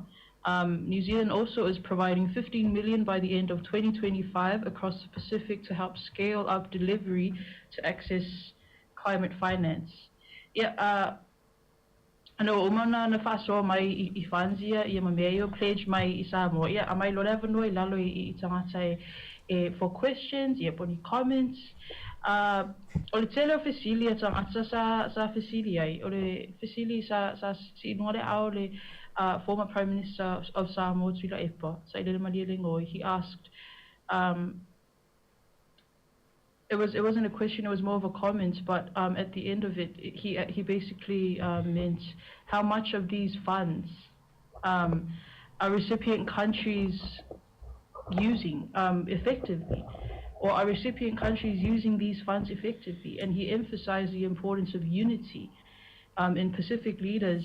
Ina ia whaongata tau ia funds te tele au mai malo New Zealand, Australia, ma le Asian Development Bank. Sa whaso ia tuila epa. Ia ma it was a doctor from the Solomon Islands, Professor Transform. So he said lana ia experiences I the Solomon Islands. Ele o yese ele o falling mai o yese impact po se ele o show se progress I tangata locals ale tangata Solomon. Mai o te loa e whapena fo ingnei Samoa I lau ia wa ai lau ia experience ai. Ele te o initiatives ia ma funds ia au mai atunu mai fafo. E so soani ai atunu Pacifica mo le climate change. Ele o loa te se swinga I tangata Pacifica ato no lai ele swinga I lunga. Mai amata mai le conference pe amata se initiative o lai ele hope e te le ale le mea lai au mai. Ai sawa triko mai le tupena sawa la titia le au tangata I te tau le pito sili ona te tau na ngā iai fanzia. Mai o le sila isuna sa raise po o whaongata tau recipient countries ia funds nei. O le sifo e fasili, how much of these funds actually land in the Pacific for the Pacific? Po e fia sa o po e ingi data po di whamaumanga o tupe e pledge mai atunu ia o lo o ngā I mo Pacifica mai o lo o whaonga se tau e tangata Pacifica. Because millions are pledged to island countries and our locals are still suffering, as I explained before. O tari rā mai lunga le panel. O tele o tali lunga panel o ia whaalongo iai. Bawa tali lai whai mai, we share your frustration. We understand. We will. There are some whai challenge ia to si I lunga po leade increase po a funds ia mai some whai ia se swinga. Good question. So inga tali whai pena ia there are some whai su iai. We'll have to find out. If so noa ia le Sweden mai Australia High Commission, she said there is an absence of data. Ole whawhita orina le iai. Ma e te lea ia there are many challenges and difficulties. Be ole e reo whaalia ia information ma le me le aluanga iai tupe po o whanzi e au mai I tutondo le Pacifica. And this information needs to be, we need to create long-term solutions for these funds being pledged to the Pacific, and these solutions need to be adequate. Ina ia mawhai ona au ngā mateleses ia I loa se swinga I te tono Pacifica I whansi au mai mea tunu I whafu. O le advice tula epa sa whai le au vaenga sai le panel discussion. E tā ua le ngā lulu e whaatasi o tai o Pacifica. Pacific country leaders need to synchronize with each other. so that these funds continue to increase. O le si issue na sa Sāmoa ia le pare mio tonga fai mai ia funds au mai le au mai ia funds ia a uman faunga ona o le si mai tunu ia mai Australia ele o Australia New Zealand ADB le vai mai o le faunga ina e tato funds ia mai ono e mafu ai ona le so au mai se si fund pe o ina tato aska tu se si fund pe vai mai o ese progress it's a tono tunu Pacifica i funds au mai so no fo tira e por mafu anga na tuai e ona respond Australia as a push ala to ina ia mawhai ona au mai si fan pa release mai si fan mai Australia ona leva ai mai Australia ele o lo tele e pele o ngā tele ia fans ia mai e whaftai ia lewa mawhai ona contribute for Australia sosoani i tangata Pacifica mai o le issue la na mai le palmio tonga whai mai ia wa ai mai ia tunu ia po donors i le suinga le iai Sāmoa, ma le Pacifica atoa, e mawhai mo fi ai, ona continue pea, ona au mai ia funds ia mo le Pacifica. Awa a uman tato whaonga aina le fund le au mai ia o tato le i rose simia wai, we can't afford ia name mo miliona e improve ai ia the ecosystem and biodiversity of Sāmoa in terms of, in relation to climate change. So, we need Pacific country leaders need to work together. They need to unite in order for these funds to increase and come in regularly. Co-financing is key to a successful, transformative climate finance. So ia take na te roi tele atu isi mo information sa maua ia au se ngā se paunga se mea sa mwhaina o oto mai le panel discussion ne rea solo na luon conference of Tailava. Malo, mane whanongonongo tu nana whaasoa i le tūranga na o le mauti no o tupe ie umana polo misi e watu e whai eia tonga whitia ia suinga o le tau le Pasifika. Ia nai mo watu e le o mau o tupe a na fo e mo maile e whale tonu o le mamon fo le o tonu e whai e nuu ie donas le watu o tupe. Ona o le o le whaongaanga po le whaasoanga o tupe a. O le meu te ano e o te fesiri. Po lea se tua inga whea ngainga o saini le vā le tauna, le mālo le watu o tupe po whalaputonga mālo le watupe. Ma motu po nuu po whalaputonga le ave le tupe. Awa e katape au konkalate le whaita tau le mo mai tupe vaengo le mālo. E tusi le lea e ralo mo meo criteria ave whaonga le tupe. Ia na whailo li poti a le tai masina, tai lua masina pe kwata foi. Ma tau ele tupe na maua mai, tupe na whaalu, ia ma mea na whaonga iei. Ina ia whea ngai le tala whea ngai ma mea ia na polo misi o mea la whaanu ele tupe.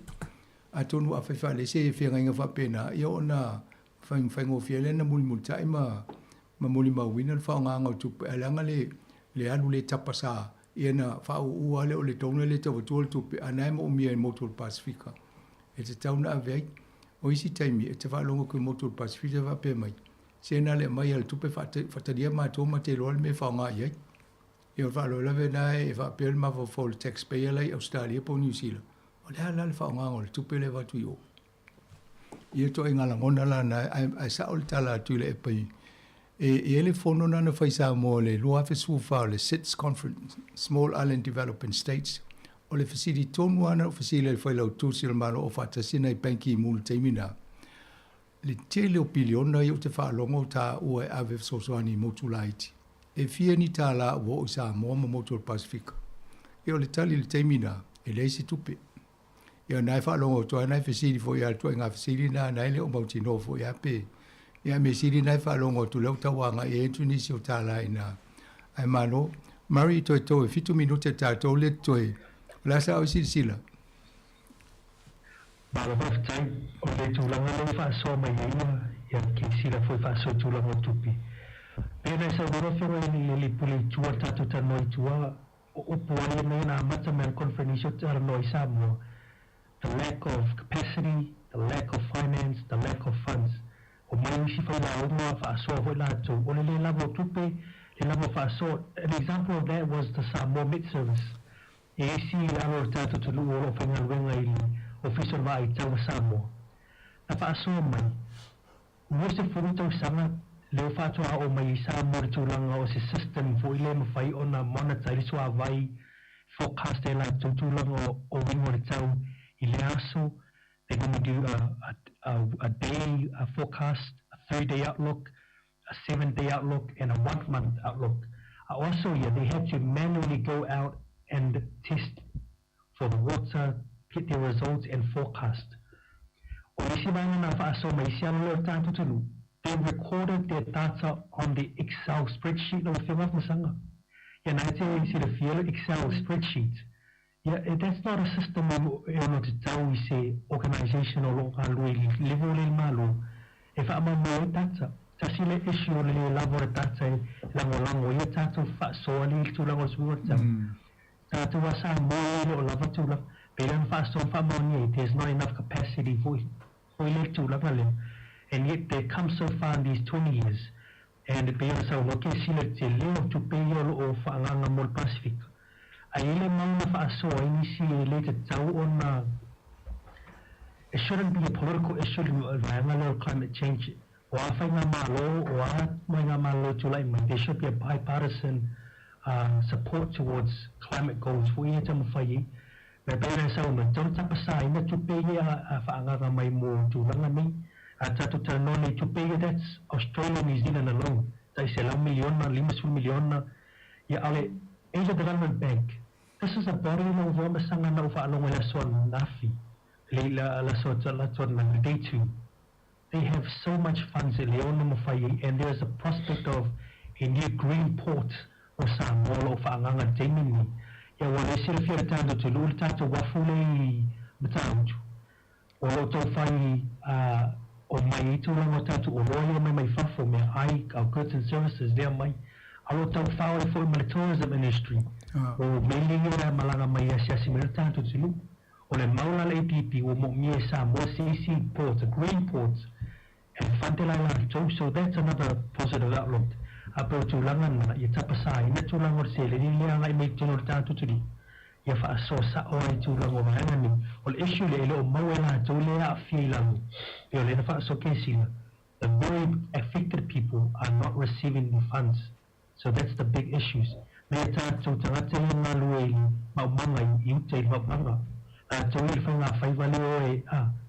the people that need this money. Before we finish up,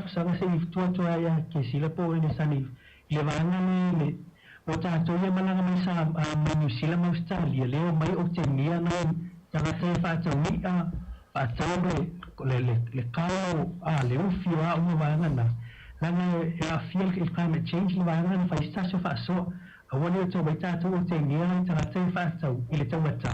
but understand climate change affects the prices.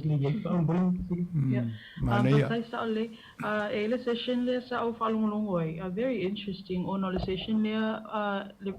Research presenter Bulo Wright. He's a lecturer at NUS. Olana research le sa fai Sāmoa lava le la sa fai olana presentation.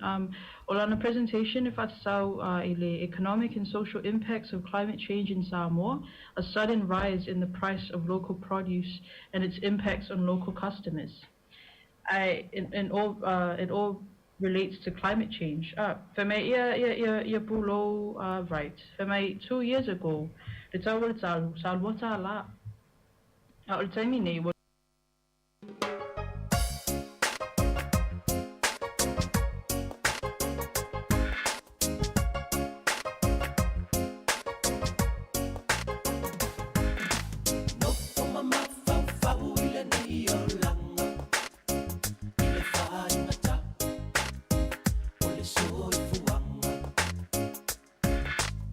Matua, so sa tayo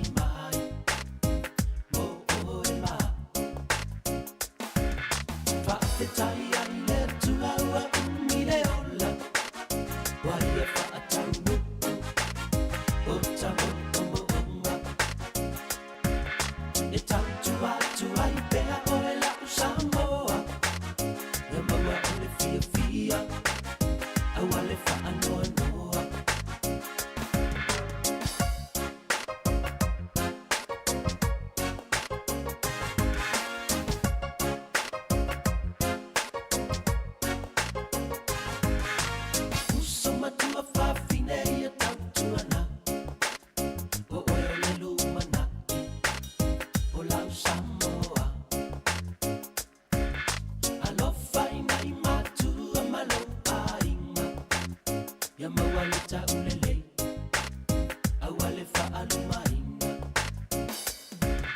fa'afetai ai le tuaua umi le ola waia fa'ataunu'u o tamo'omo'onga e tautuatu ai pea o e la'u Sāmoa le maua o le fiafia aua le fa'anoanoa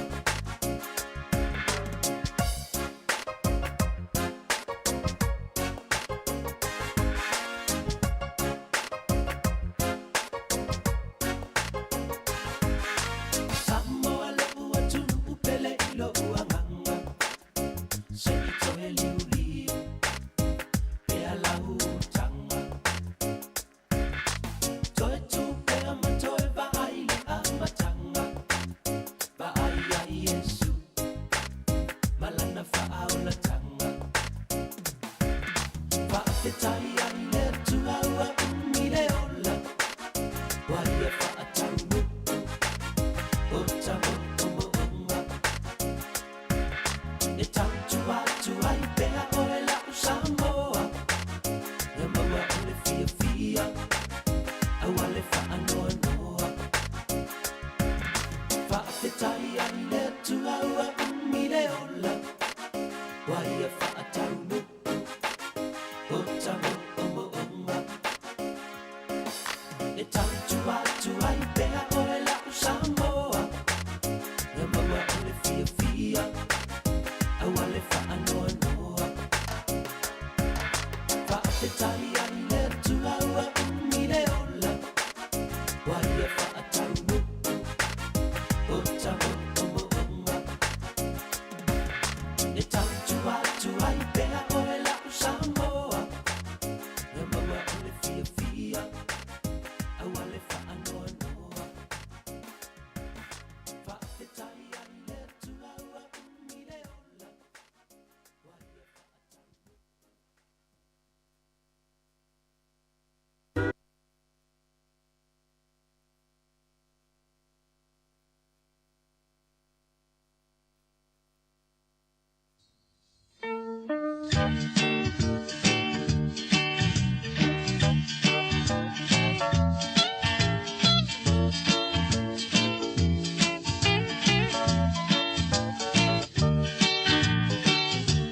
Fofoaina o le nei lalolangi na whaia mea umaina ia mātalasi e lau ele o le ea male sami a o le tangata o le numera tasi na whaia le tangata fallinga I le tua I le tumua I o iwa e matua le tino malosi mo ngalo e me whai te pūlea umane ai lona tamai Tātou mana o ngā unga e talio Se paia mea unga male fia fia Me ai se hoi o le mawhawhau Sauri e whaile o le whawawau Se amu ia lawa o e le tangata E patita o toi whamanuianga E ui na tele o tātou ange sala Na tala pele whaita toa o le ola tanga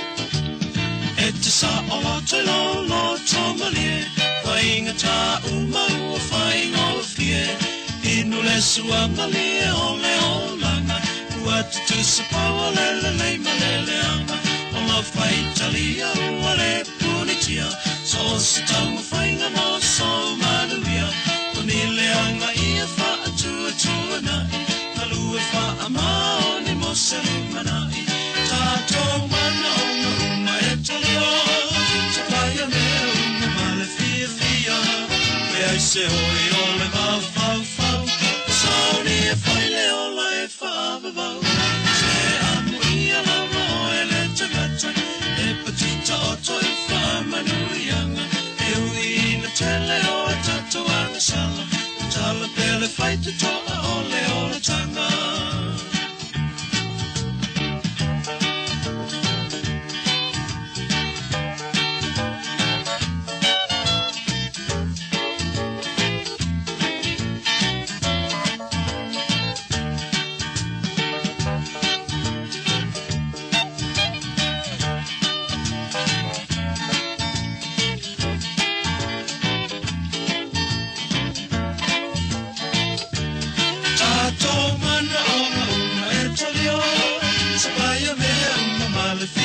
ia Lea se oi o le mawhawhau Sao le e whai le ola e whaavavau Se amu ia lava o e le tangata E patita o toi whamanuianga E ui ina tele o a tatuanga sala O tala pele whai te toa o le ola tanga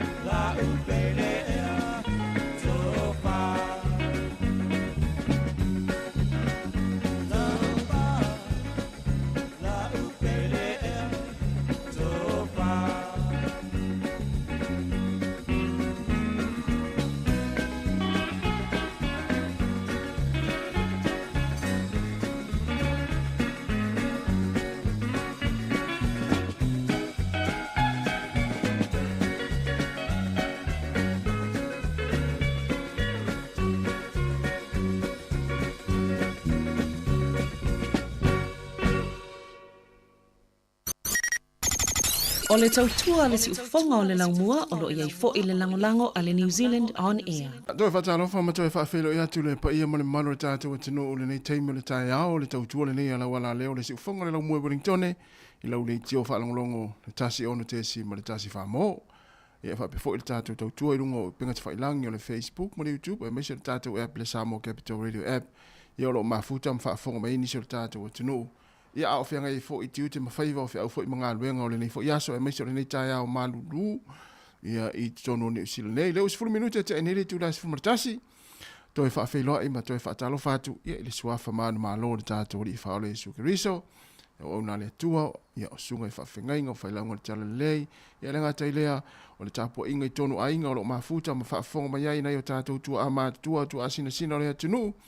Ia i la tau fo i o lo tāpua ia ngā luenga fo i maa o ngā whanau o le nei aso. Ia i tonu ainga. Ai meise fo i o tonu mota ngase. Ia o lo whaata o tori ai fo i nisi o le tātou atinu. Ia maisi fo i tono mota o tangata mātua. O lo mafuta mai ai nisi o tua a mātua le tātou atinu o le nei tai au. Ia i ele manatu o lo mope o tau le fia. Ia i le loto. Ia maisi fo i whaapopu fo i le whaasiri ngā malosi. Ia o a fo i le nei aso fo i le tua le uto soi fua. Ia i maisi fo i o seola vai o lo whai ngā luenga se i tulau. Whaata lo whaatuai. Ia le whaawina peo le tātou maftanga le nei tai au.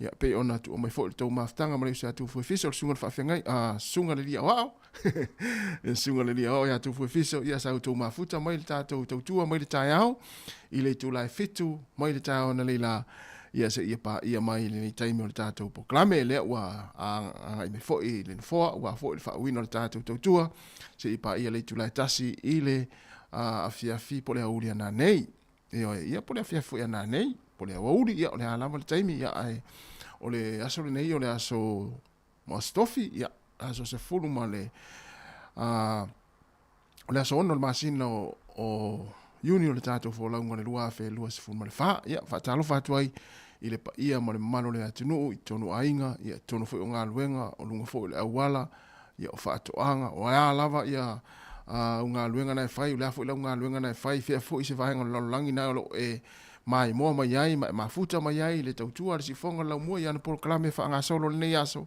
wha ta alofa atu ma le nganga wha alo, ia, stain fo, ia ona, o nga tfo i leo tātou telefou, wha upoponga la muli, leo wa tā pena mai e le tamitai, ia ana wha solo, ia tātou telefou, o le tūlai sifurma le lua, le wha upoponga muli, ia ma futa fo i le i musika, ia awa fo i le te o le tūlai sifurma le lua, tātasi, taliu tātou wha salaunga i Sāmoa, ia le tautua mai le sunga ia ta sesa lam sam i le tātou maftanga i lungo penga te whailangi le Facebook ma le YouTube pa te sifonga lau mua ia na le whaamanatu atu pēr matu alalo atu ia lau so soani lava ia le tātou pukalame ma le tautua le sifonga lau mua o le share le tātou Facebook ia subscribe le YouTube ia ma tātou mafuta i lau fo i pukalame le sifonga lau mua i le aso ma le aso manatu o lo mo pēr tātou umalava o lo mafuta ma le taimi ia le fia ia i le fo i aso ia me fo le tai ia ai la fo le malatu e la fo ina i ni sol tatu o tunu ia ele o atu to fo le malo si le taimi ia on or fenga ia fo i swing o le tau ia me se fo i le fo i vai tau le so i fuanga o pesi le telo fa mai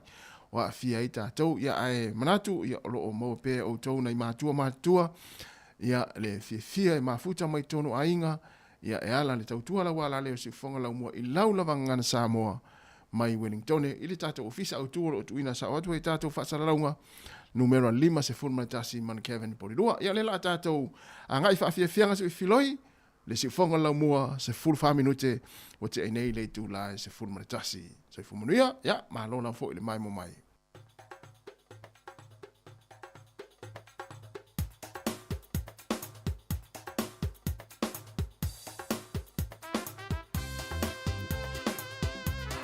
Atua nei lunga fai mai sau fa malostino e foi lele ua malulu te foi le tai ao ia e mane fa minoi mai o lo tino le nei tai ao se tulo ia mai le na Nai Brothers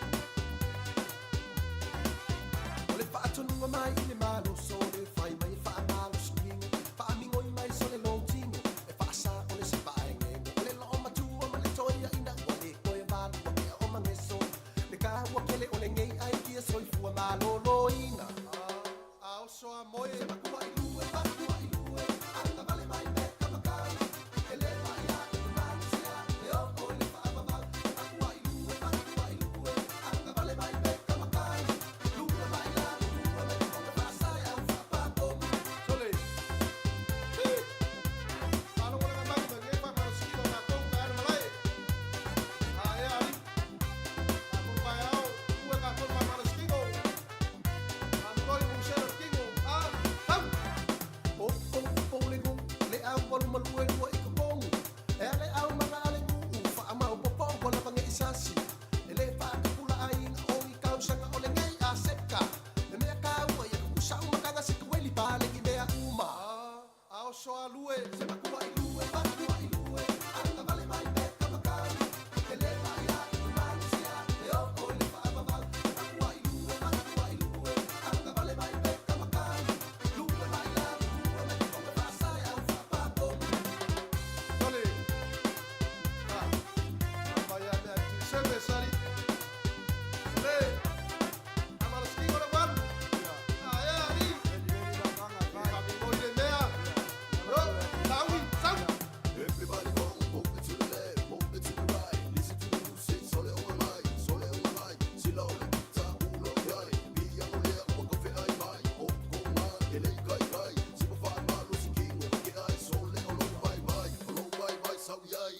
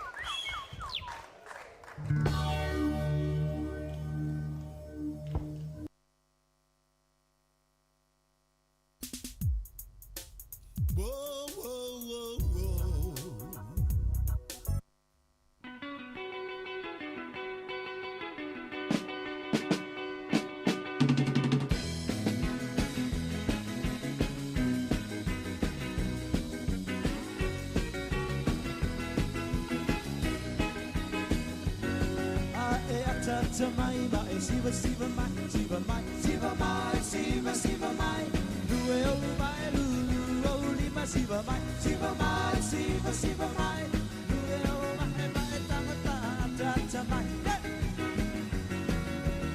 ata ata mai ata ata mai ata ata mai ata ata mai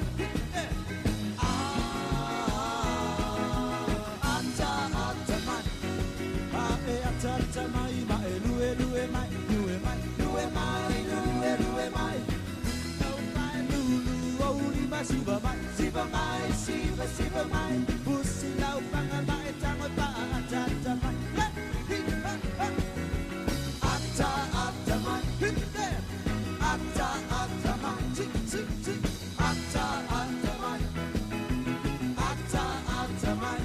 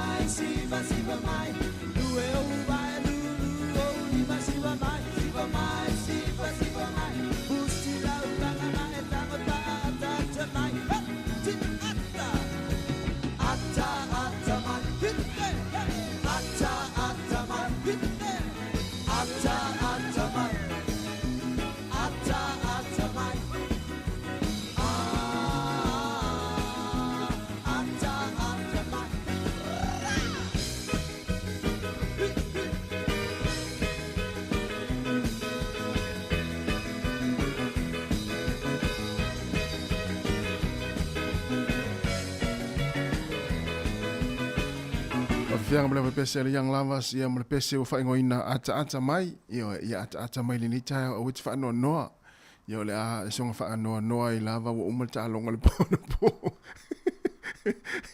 ia malo fo tapua i awelua ia malato la au lango ia malo lava se le mo umani va ia e pe ona i fo ta longa na po ia na fo ina sa tu ta no ai male songa tu fo official town na leila ia i le tatu programa le atal taiao ia o te sona fa no ia o me ia la o mo la mo tu pe ta mala ta alo a Queensland ma New South Wales ia le usu tatu fa nga luenga ia o fu sona fa ma fa ina o nga luenga wai e li stanga ta la fa ali ia tu al fa ina lana awana leila ia la tu ala ia sona fa ila fa nga luenga na no tu ala ia sona fa ila fa nga luenga ia o mo me ta alonga fu le e mo ia tu pe ta mala ta alo ia ai usu atatu e fainga luenga ia melna ia ulfa amma faterina ne yaso ia i le tulanga sa ia fo i le mai moanga le tatu tunu ia me silato fia mata i talonga le lakpiliki Australia pe en el po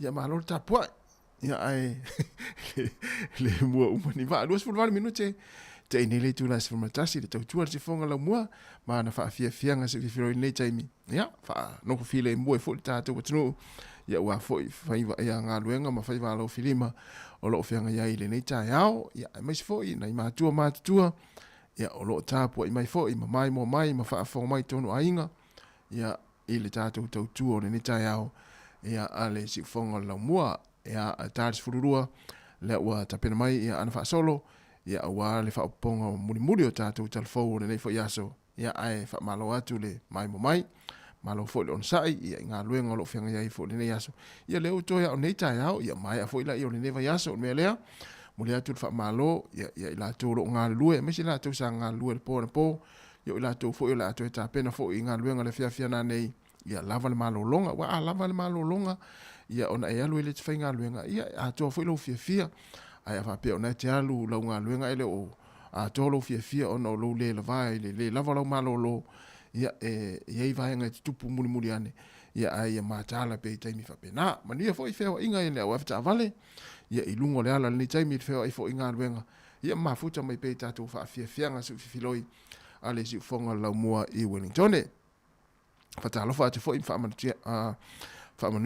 atu fa inga malanga ai la to le asauni malanga ni yaso le tatu o tunu o Sāmoa ia munisi fo i tunu le langi o le anga ia le ni yaso ia wala fo inga luenga o le afeo ia ina tunu ia fatalo fatu ia toe manava sua ia malola va fa tele lava tele lava ia mo har fia mo eta to fia au fa ma fa ina telefone talonga na po ia wa uia na tulia i tuol tatu tamo suali ia o ma fu fia mata wole ma na ia ma talonga i lo le ngona na wa wole ma na ia ma talonga fu le wole a to le numero tamata ia ona o tulanga fa pena ia me tupu tonu talonga ia ai fu le ia e te fu fa le so langona i lo fa li fa pe fu le si va i le fia ia manuia lava nga luenga la fenga i le aso ia to manava sua malo ai fai fia nga luenga u foi mar fia tala foi a pali malo pali ma futa mai si vala vi ya ma le to tele o to ya ma futa mo tato proclame le tai au le si fonga la mua i Wellington walu nga la lo foi ia fela fo inga le foi talo ato tu foi na le la le va fo le la lady na o mi na fa ngoto na fi le na va tu ngol tato tu na i lunga le ata ya ese afina nga lo tanga ya ese afina ngalo ia mai te fai tau te fo inisi o la fonga fo inisi o tātou atunu ia ma ne fo ia la tau fina ngalo ma ne pena ave fo lele fa ngai fai ini fa le ainga ma to fa lele ai ona o ele tupu fu vai nga fa pe la fa ngoto le va io o me ana tupu me io va io ele no sa mo fo tupu ai le mo le tai mo sa fa ngoto fo ile va le lady Sāmoa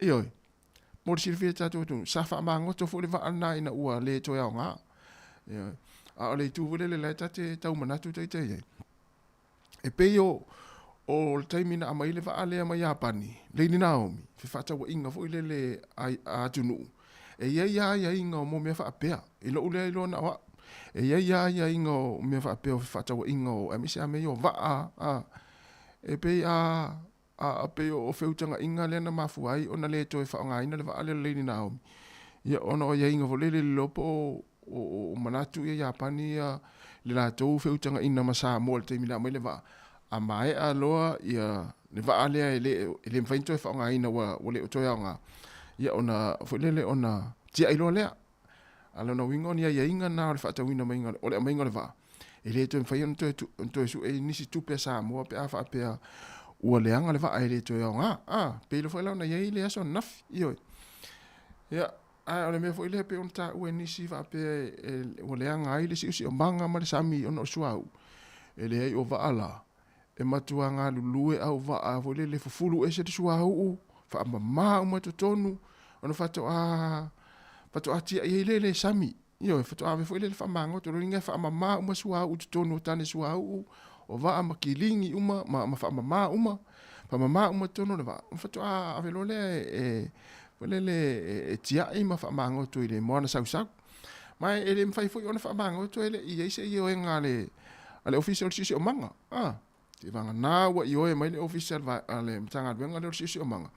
Pato am fai ona ave fa mangoto ia bang fa pea. Ilo ulai do na wow.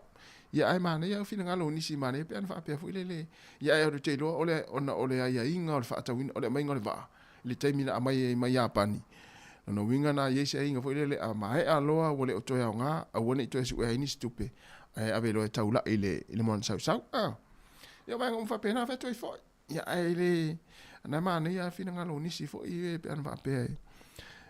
Ave su ai ni stupe ia a te rio ole tu langa nai pe ona yai. Ele fainto su ai ni stupe ta to tenu. Ona oni vai fa pena oni tu unga. Ole mai ngol va na. To iros for 10 minutos na tale ole tu ras fu malua fa fia su filoi a lo fa tele mo ta to tenu ole nei time ta to pokala me la to lo mafuta mai. Ia ile ala leo malungo ta to pe fa langi. E te lo fa tu tele ta to fa fia su filoi mo to umalava. E ala le pese lea. Ma le sunga ia Willy Tavita. Ina ua to e lua se fuluano minute, tali tu lai se fulmani lua. Ia, faa to e faa vevela ne lau ipu kofe, po lau ipu koko. Pale tala, o fai se isi a wo. Fai mai sa lua, tafa fao ana po. Lau pele ea, sau sei fai mai a se tala. Sei fa no fofi, le muai lo utangata. Te le tu ina atu oe te alu. Io maua luma, awana o se talafatu. Na e tauto, mai lava wana o au. Na e kisi lo lima, na tu i luma o lo fatu.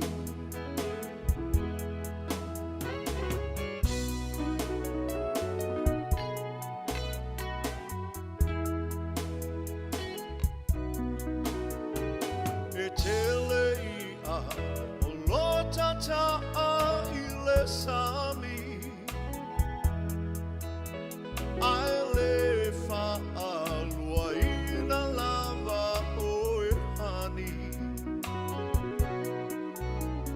Tau tala maia, i lo fa a maoni. Se tala fatu, e o se tala uamoni. O te le tu ina atu oe te alu. Io maua luma, awana o se tala fatu. Na e tauto, mai lava wana o au. Ma e kisi lo lima, na tu i luma o lo fatu.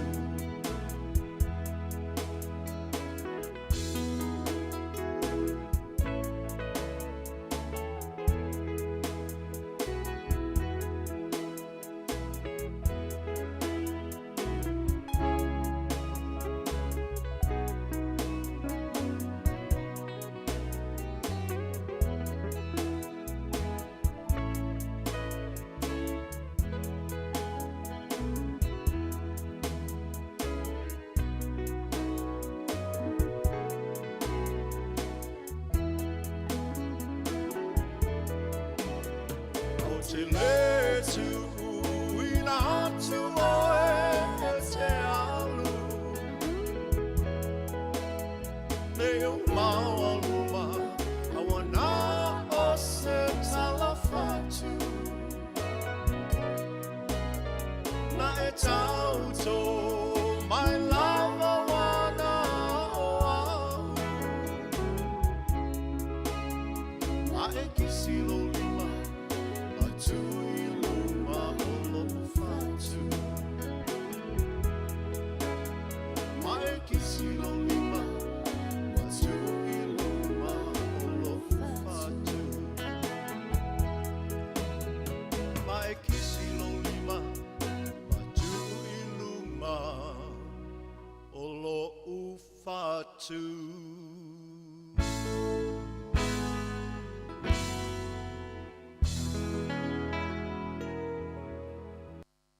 Se ufonga le o le sunga ia Willy Tavita ia ma le pese ua whaingoina ua whai sa uo.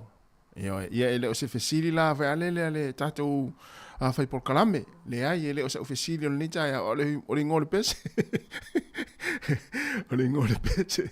Te fufa pia vai vu. Ia se fai a fesili o le tamale o tasi le nita ia whatalo vatu le fionga ia whamausili si anava tikoa. Ia a te vita, si anava, whaataitere lama le mafuta mai, ia manuia fo i le nei a teimo le tai au, i ngā luenga o lo whenga iai, ia e lau sunga fo e mesi le tātua tunu, o lo mafuta ma le taimi, ai le va pea, ia o pese o le su i fifiloi atu, o le ingoana, o le winga na o le tātua pokalame, ia o whaafia fianga su i fifiloi, lo winga e su i fifiloi atu, o pese vave, o pese whaalongolongo, o pese te moe ai, ia o pese te ala ai, o pese whailau wha malo stino, ia o pese te alua i whafo e vele lau vao, ma moa lau vao, ia ma pese foi lele te siva mai ai, ia o pese uosi, ia wae le whaatulanga ina na, wae whameisi vai, e tā mai pese uosi le lile, le ni taimine uosi intangata, i le istu la whanua, o mo mea o whapena e ia taimi e tai pese uosi, nei o tātou,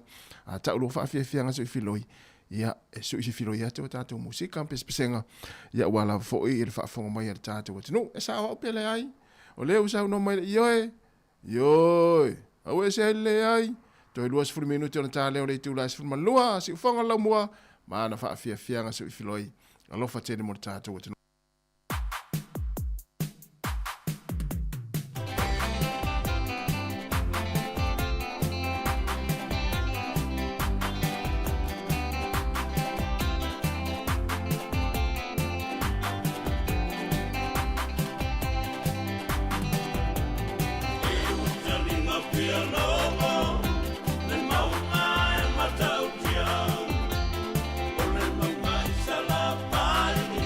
Bye.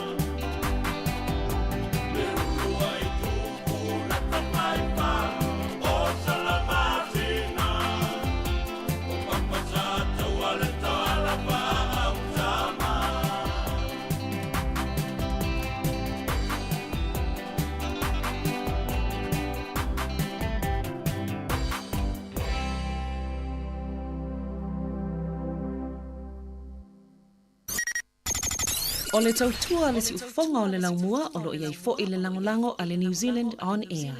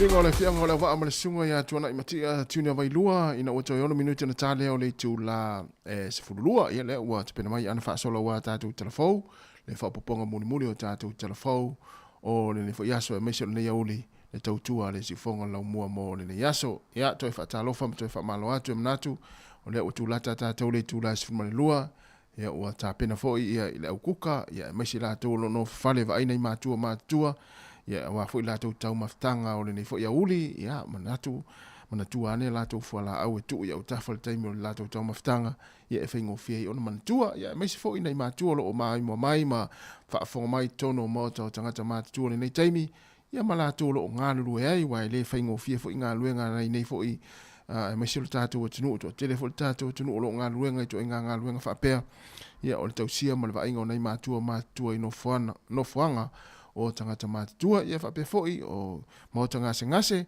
mnatu na o atu foi le kololi le au fa inga luenga ila tolo na fa foi ma ngase ino tau maftanga i tono fale mai ma mo tanga ngase ia terminei na masani ona toso tuai kololi le au kuka ia ma au fa inga luenga i tono o fale mai ia kiliva atu lau me aina sa oka ia po lau kuka lau tau maftanga na sa oka mo fulurua ia alo tau maftanga ia mai se foi ia o ila tau le wa malolo mai le la malolo mai le tu la se fulma le lua ia wa foi ia tau maftanga malolo le holi ia ona toi fa wa foi le nga luenga i se taimi po le tasi le holi nei talo fa tu fa tu ia silulu Bolton ma futa mai au kilani fa after tele lava le ma futa mai ia alo tau maftanga natu na wa halu le o toi fa ataria ia le tele se tars fululu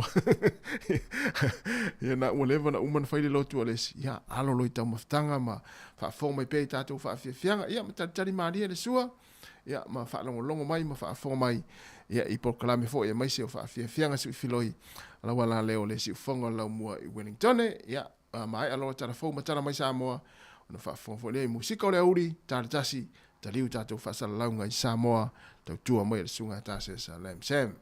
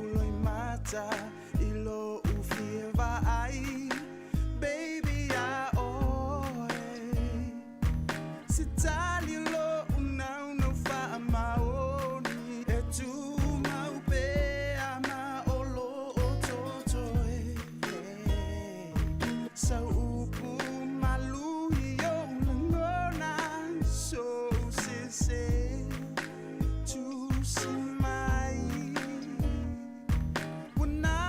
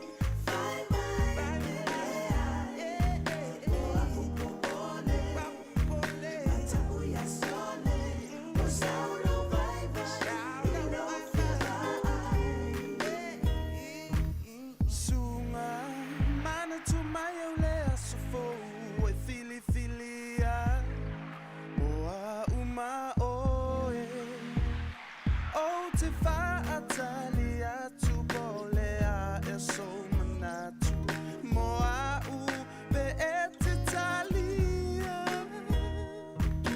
no fo Emmanuia lo uolana ia so sau fa ava ile tua me uma male loto tawana o te na fopole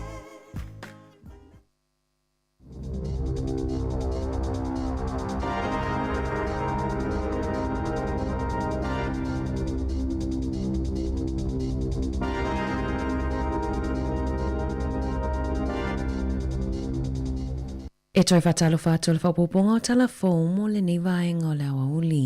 Ua whaamaunia le minista o soi fua maloloina Dr. Shane Ritty le tolu 10 miliona tāla o le awha alu e whaalelea atili ai le au nanga mo whaata e au fia ai le ave esia lea o tupe tutongi i le lumanai. O lona winga i le toi mo o mia e tangata New Zealand o na toi tutongi ni pili whaupopo e whai ai whaata CT scans ma whaata e mo o mia i whaamauninga mo ni whaamai po o diagnostic ultrasound o le tupe e maua mai i le whaatupenga o le te whatuora ma o le whaamoe e whaavavevave ai suenga i le whaonga ina o whaata po o x-rays. Na whaalia e reti o awa noe mawai le whaata mo au na ngā fō mai o lo whesusui ai pea e tusai matula fono a le pūlenga whaafale mai a Wellingtone. O lona winga mo se whaataita inga o tangata o lono nofo i le Hutt Valley e le o tutusa le awanoa e mawai ma le tangata e nofo i Wellingtone. I le taimi nei o nisi o tangata New Zealand o lo whaatali vai aso po o maasina. E wa ai ai se fō mai whaapitoa i le whale mai o na whaasino leo i lātou i au nanga mo whaata. Saunoa reti o le amatua whaititia taimi whaatulanga ina whaalelea le tausingo mai ma o le awhisosoani le whaafita auli ua lewa ona wala au i ai fō mai. Pe o sana saunoa ngai lunga le leite o New Zealand i le tae awana leila.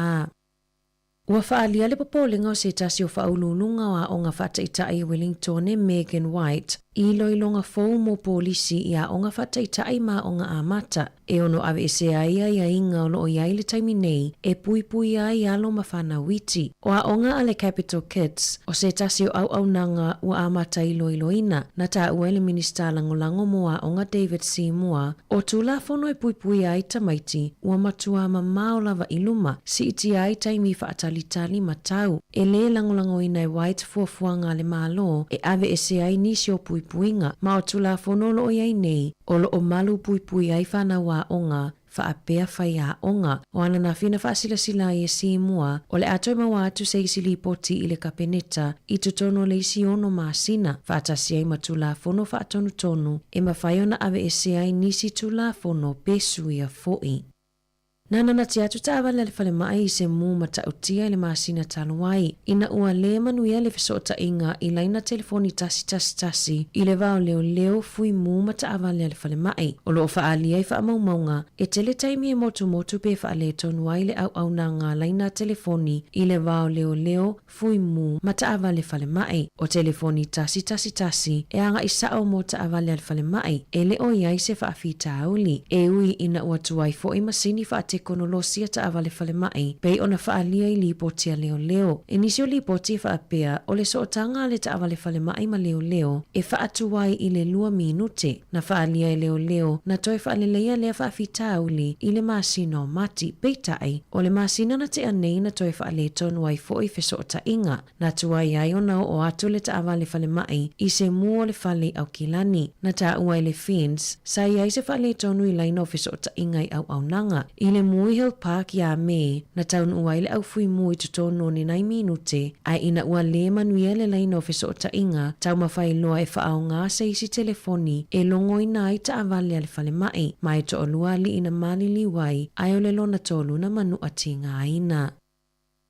E ono whaititia so mai mo tangata e whaingaruenga letu mau po part-times. E tu sai ma le whaasirisilanga na tuina mai le minista mo mata uputau i whale whaingaruenga i le aso na nafi. O whai unga mai le toi lauliliwi no tu la fono mo aso malolo po o le Holiday Act. O le atu uina atu se ata whaataitai o tu la fono a o lumana i le whaatala noanga whaatatau ia se tema. Na whaalawi loe Van Velden lea ngai oinga i se saunoanga ale ofiso le atina inga o le tamau ainga le Pasifika i au kilani. Na ia saunoa, sa ia whaalongo i pisinisi o lo tau wivi malu i tau, mai i whaai unga ale whainga malo ua tuanai, lea na whaalua i nai le numera o aso mai le 5 i le 10 aso lea na amata whaamamaluina i le lua whelua tasi. Na ta ua Van Velden o whale whaingaruenga e whaalangolango i tangata whaingaruenga le tūmau e siliona a fia i le whaamoimoina o tangata whaingaruenga. O lona winga o le tangata whaingaruenga e whaingaruenga le vai aso atoa e 10 aso mai, ai o le tangata whaingaruenga e ITT foi tūla whaingaruenga o le a maua se vaenga yanga vaai o lea whai numera pe o le a avea mavaenga o la latou whiutana inga ma whaatala noanga.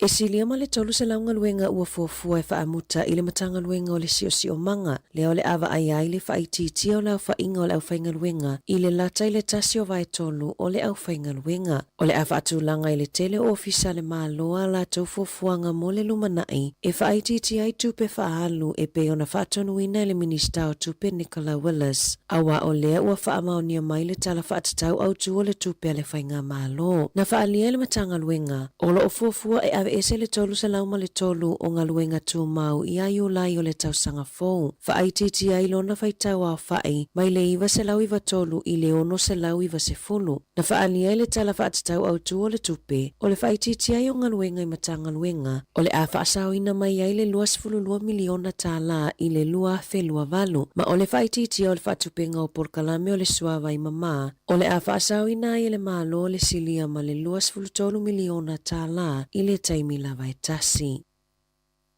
O le fitus fuluono pasene o fōma ai o le soifua malolo ina o le mafaufau e whaamata awina i ngā luenga ma le silia ma le fase furu pasene na sawa aina i tutonu o le tausanga e tasi e tusai masu esu e ngā lata mai. I se tasi o whaalawelawe na whaamatala ina i se fōma ai e to o fitu tangata whai ngā luenga na mo o mia tonga fitinga i le ED ina uma no so whaia i se tangata ngase. O le whaalaputuputonga o tausi soifua lea na whaia le su esu enga i tausi soifua po o fōma ai i le lua whelua tolu. Na whaalia se tasi o fōma ai Grant Brooks o se fōma ai o le soifua malolo ina o le mafaufau i Wellingtone o le toa tele o le au whaingaluenga na a fia i mu ma mafaufau e tu ua le ngaluenga wha fōma ai ua whaatuputupula ia Sāoanga i le au whaingaluenga i whale mai ma tangata ngase ma ua lipotia fo'i i aso ta i tasi le whaau o 5 o tangata i fōma ai i ao te aroa a toa. O le tele o Sāoanga na mafua ona o le whaasua a vā po o le malolosi o fuala au whaasaina pe o le methamphetamine. Ua molia se tamaitai i le ngaoi whale o loa ma le wha o 5 ina ua tamawhai e ave whaananani o loa e silia ma le awhi whase lau tā lalo na tau mai se whale o loa le malaiwa alele au kilani i le bō la sotofio le vai aso taluai. Na i loa atu e leo le tamaitai o tamawhai e tu ua le whale o loa ma se taawa le whai whaatau po o le trolley e tumu i o loa. Na tā ua e sa tini sinia Wendy Pickering sa umia fo i le tamaitai sea upenga aina vave o Natalia tu i ai leo maloka ina loa lea tamaitai na tā ua fo'i ua solia le tamaitai tutu ungon ma tā upu leo lo o tatalai i tua. O le aso wharaile lea e tūla ai i le whaamasinonga whaaitu malo o manukau. Sa leo ina leo whale o loa o le malaiwa lele au kilani i masina taluai. O le a whaapipiina ni masini po e ata fōu i laina mō pasi le taulanga pe ona whaalia le pulenga nua Wellingtone i le aso ananafi. O masini po e ata tū mau, o le asi iti ai le lei o au na ngā pasi lungo awala pito silio na pisi i le taulanga. O ia masini o le a whaapipiina i Adelaide Road, ma Manor Street, mai le aso se fulo uni. O ave ta avale e silia ma le 5 mita le mamao i lungo le laina mō pasi. E whaasalaina i le se lau 5 tāla, ai o ta avale paka i lungo laina mō pasi mawila, e mawhai ona whaasalaina i le 9 tāla, whaopopo ai ma le tau e toso ai le ta avale, pei ona sau nole so upua le pule ngā nuu. Sa whautua ina tangata lau tele, ina ia siaki whaailo ilo po o whea tonu e iai laina ua whaapitoa mō pasi. E mawhai ona whaonga ina awala mō pasi e pāsika, wilaafi, in-service taxis, maisi ta avale e whaonga ina le awala, mō le titi fo i le 5 mita, ina ia mawhai ona li liu i le anga vale po o seisi awala. Ua molia nei le kamupani fai awala a le Fulton Hogan, ina ua maliu se tangata fai awala i se loli sawa a le kamupani a o ia whaatutuina Cones mo le awala. O Brian Barnes na lavea i se awala na toi whaaleleia i lungo le State Highway luas fulutolu latai Hamiltone i a Februari le tausanga taluai. Na whaasalaina le ali ave loli a Michael Stacey i le masina na te anei i ona molianga o le ave ta avale whaatamala na mafuai o na maliu le ali. Na lipotiele le tio New Zealand ua molia le work safe le kamupani a le Fulton Hogan le ana avea makone karate autu i lalo vaenga e tolu o le tulafono o le soifo malolo ina ma le saunga le mu o lo omoli ai le saunga le mu o le ngaluenga na mafuai le whaalave o lo otua ia fo i le kamupania au kilani o le Independent Traffic Control Limited i a Februari i totonu o le sefululua masina ma e tatauna whaiai ni suesuenga. E tusai mali poti le whaamasinonga na mawele au suesue o tau fio le loli e matua i lalo i fo o tu langa saunga le mu sa tatau ona iai. Tolus fulu tolu pasene le malosi ma le sefulu 5% o le taimina pakai. Masa toi lava a onos fulu kilomita le sawa i le itu la na alua i lungo le awala tolus fulu kilomita i le itu la. E le Italiane le kamupani mo se whaamatalanga ina ua fesilingia e le tio New Zealand. I ta alonga na manumalo le awa le Maroons a Queen Selani tolus fulu valu i le sefulu a le Blues a New South Wales i le la taalonga i le po ana po o le taalonga mua fo i le o le State of Origin e silia ma le fitus fulu minuti o le taalonga o taalo sefulu lua le awa le Blues a New South Wales ina ua faasala le ali o Joseph Swali i le pepalanu mumu ona o le mawalunga o lana pueina o Reese Walsh o le awa le Maroon ai fatu avalu minuti o le taalonga ua faasala ina le NRL Swali e le mawhai ona taalo i taalonga e wha o le lakapi liki o lumana i nei. O le aso luas fulu ono iuni o le awhai ai le isi taalonga i le vao au e lua i le malai taalo i melepone.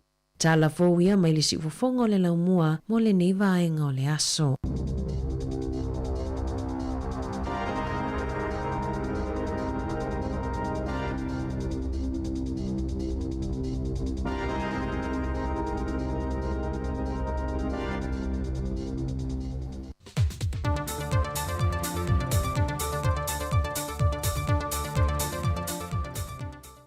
Ia le tualunanga le leu toi tai mai lo to soi formasiola i le nei fui fa o popongo telefon mai Sāmoa o si mai el fa fonga. Na toi fa fo i le fiongol te tai o le tunu le fiongol te mai tai pa le mia fia mena o mi mata afa le fa te tele i le tua a meise o le tunu atoa a mata mai le o mamalu le malo se i o atu i so se tu manu le tunu Yo na motu te tele ma motu la iti. Fa pena foi ma malo na malanga mai yo na motu tua o i Amerika Sāmoa. E na ua oane i lea fiafi. E tapu ni ai lea so ua ato i ai leono se funma le lua tausanga. O le malo tuto tasi o Sāmoa. Ma tu inei foi lano le tangha vai o le sao le tonga. O sao mnonga fai ua le fionga te mai tai pāri mia. Na ia toe wha manatu ai nei swinga wai ai le wha manatu i nol tuto tasi. Le ua a mata i le tausanga nei, e pe ona whaitau lea tunu. E whesui ia i lava whainga, ai tu mau wha vai. Mai le tawhia pe ma mai le nganga mawulungo le ma lo, e wha awau pea le nei sauninga i tausanga te tasi. Mo le wha manatu ina o le tuto tasi o Sāmoa. Ma o te tālai fo i le hawa noi pe o le nei tuto tasi ono se fulma le lua tausanga. I noo ma la lawhanga a o i tu ma lo. E whaatino ai a la tau lava por kalame. E fia manatu e whaatino e wha manatu e le tuto tasi. Na ia to e wha manatu fo i le male lenga le au malu le ma lo. I lana saunuanga au tu i le por kalame le tae au i solo wha alo alo. Na ia to e wha manatu ai le taringa malo a fono te itai o malo le tau pulenga ia o ki topa. O lana te talo le le pa i o le atunu. Ia munmunu au foi wha tasi Sāmoa. A wā le tau le leia o le ingoa wha pelipile ino Sāmoa. Ai siri ai le wha tele o le vi ingai foi le tua. O le baya so nei o se porkalame wha alau i loa a le baenga o whainga whaiva. E whātau ai le fuawha te tau o ia, e whātanga ina, e whāngota ina le au whai whaiva. E le saunoanga au tu e whātau ai le nei por kalame, e le fionga i le minista o whaatoanga mwhainga whaiva, le fionga la auli le watea pona te Valfosi Schmidt, o le whaata waina le o le fua whaatatau i ama whi ngota i whainga whaiva, o se whi autau mori le alamtanga ruenga, e tūsaula na porkalam whaalau i loa e pe on te penaina, i le neiva yaso wa whaata waina i le maketi ui ai sa valalo, ma le aso wharile i le maketi sanlolonga. O le porkalame mo le wha moe whaalau i loa e le tāua le usta ia, o le tūla whonu whaatontonu o fua whaatapula ai na uia ma whingota, na whaamawina i le awhiwa se lauiwa se furmane lima, ina ia le ngata e whaasao, ai pui ai puna o le ngata i whale. I le porkalame na wala au li ai pa angal vaenga o whainga whaiva, o sui o nuu, au whaatawia, sui o matanga renga le malo, whaalapa tonga tua maoti, sui o a onga matangata lautele, ina ia mawhai o na mori mawina lea whaamoe tā ua, i upolu male motu tele i sana whai. Sau no le fionga le minista, o le whaamoe foi, ia o ngatasi le whainga whaavai alamtanga renga male ati nae, male pule ina te tau o whainga whaiva, male wa aia le leo ia, ma whi ngota ina ia lama tau mafa, ma ia manuia tangata Sāmoa, ma ita mau ai ngore sami mangata i whale. E mana tō pese au o nanga tā ua male a anoa, wasilia male lua se fulmale ono tau sanga o tau tua mole atunu, i le wā e le ngata o motu e lua i upolu masawai, ai wawhape na fo i whainga malanga, i le wā male motu i Amerika Sāmoa. O le aso na nafi na whātou duwi na i le fuawhanga le company wa a Sāmoa. E wha mangoto i nei whai i le moana sau, le waa a le atunu u le MV Lady Naomi, e na wafa maonia, le tele o wha le tonu ma le mawhai o na toi saunga le mū, i le whiawe a ina o le mamalo le atunu u, pe whaonga ina whoi ina ngā ruenga pe o na masani ai.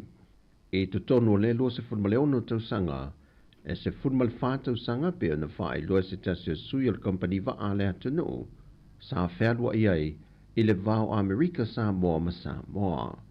O lo mante i tuina pea le saunga le mū e le company wa a Sāmoa, e le pūlenga ma le au whainga ruenga, le sea kia pe lea o le ngata o le awhi a waenga umo wa au lo whaonga ina le teimile nei, mo le saunga le mū o soifua o le atunu o e whaonga ina.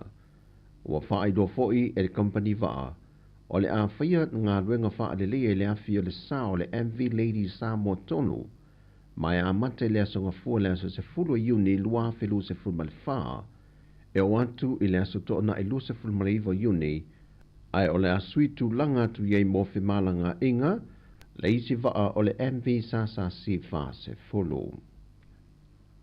I se teimi mo o wha anganga i le tala wha te tau o tu o le tupe, mo de nei tau sanga lua whenua wha lua whenua lima, wa whantu langa i se paketi e lua se la wawheta la, mo nisi o le au whainga ruenga le malo i awa noa wha skol sipi. O aia i o tangata whainga ruenga e anga waa i le awa noa le nei o le lua se la wawheta la mo le au skol sipi.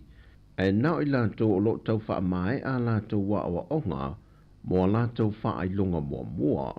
Mai e whaifa tau vanga fo i lato e filifilia mai ai, ia nisi o le a wha mania ina i awa noa. O le anganga o le fuafuanga le malo, e na ia si itia hantidia i lunga le tomai maanga vao i lanto o lo ngā lulue, e te tono mtanga luenga, ma au nanga ese alo tātou malo. O tana fōwia mai sa momo le ni yaso, manu ia tele le tātou o tunu i fuafuanga le awhenga iai, whaasoi fōia.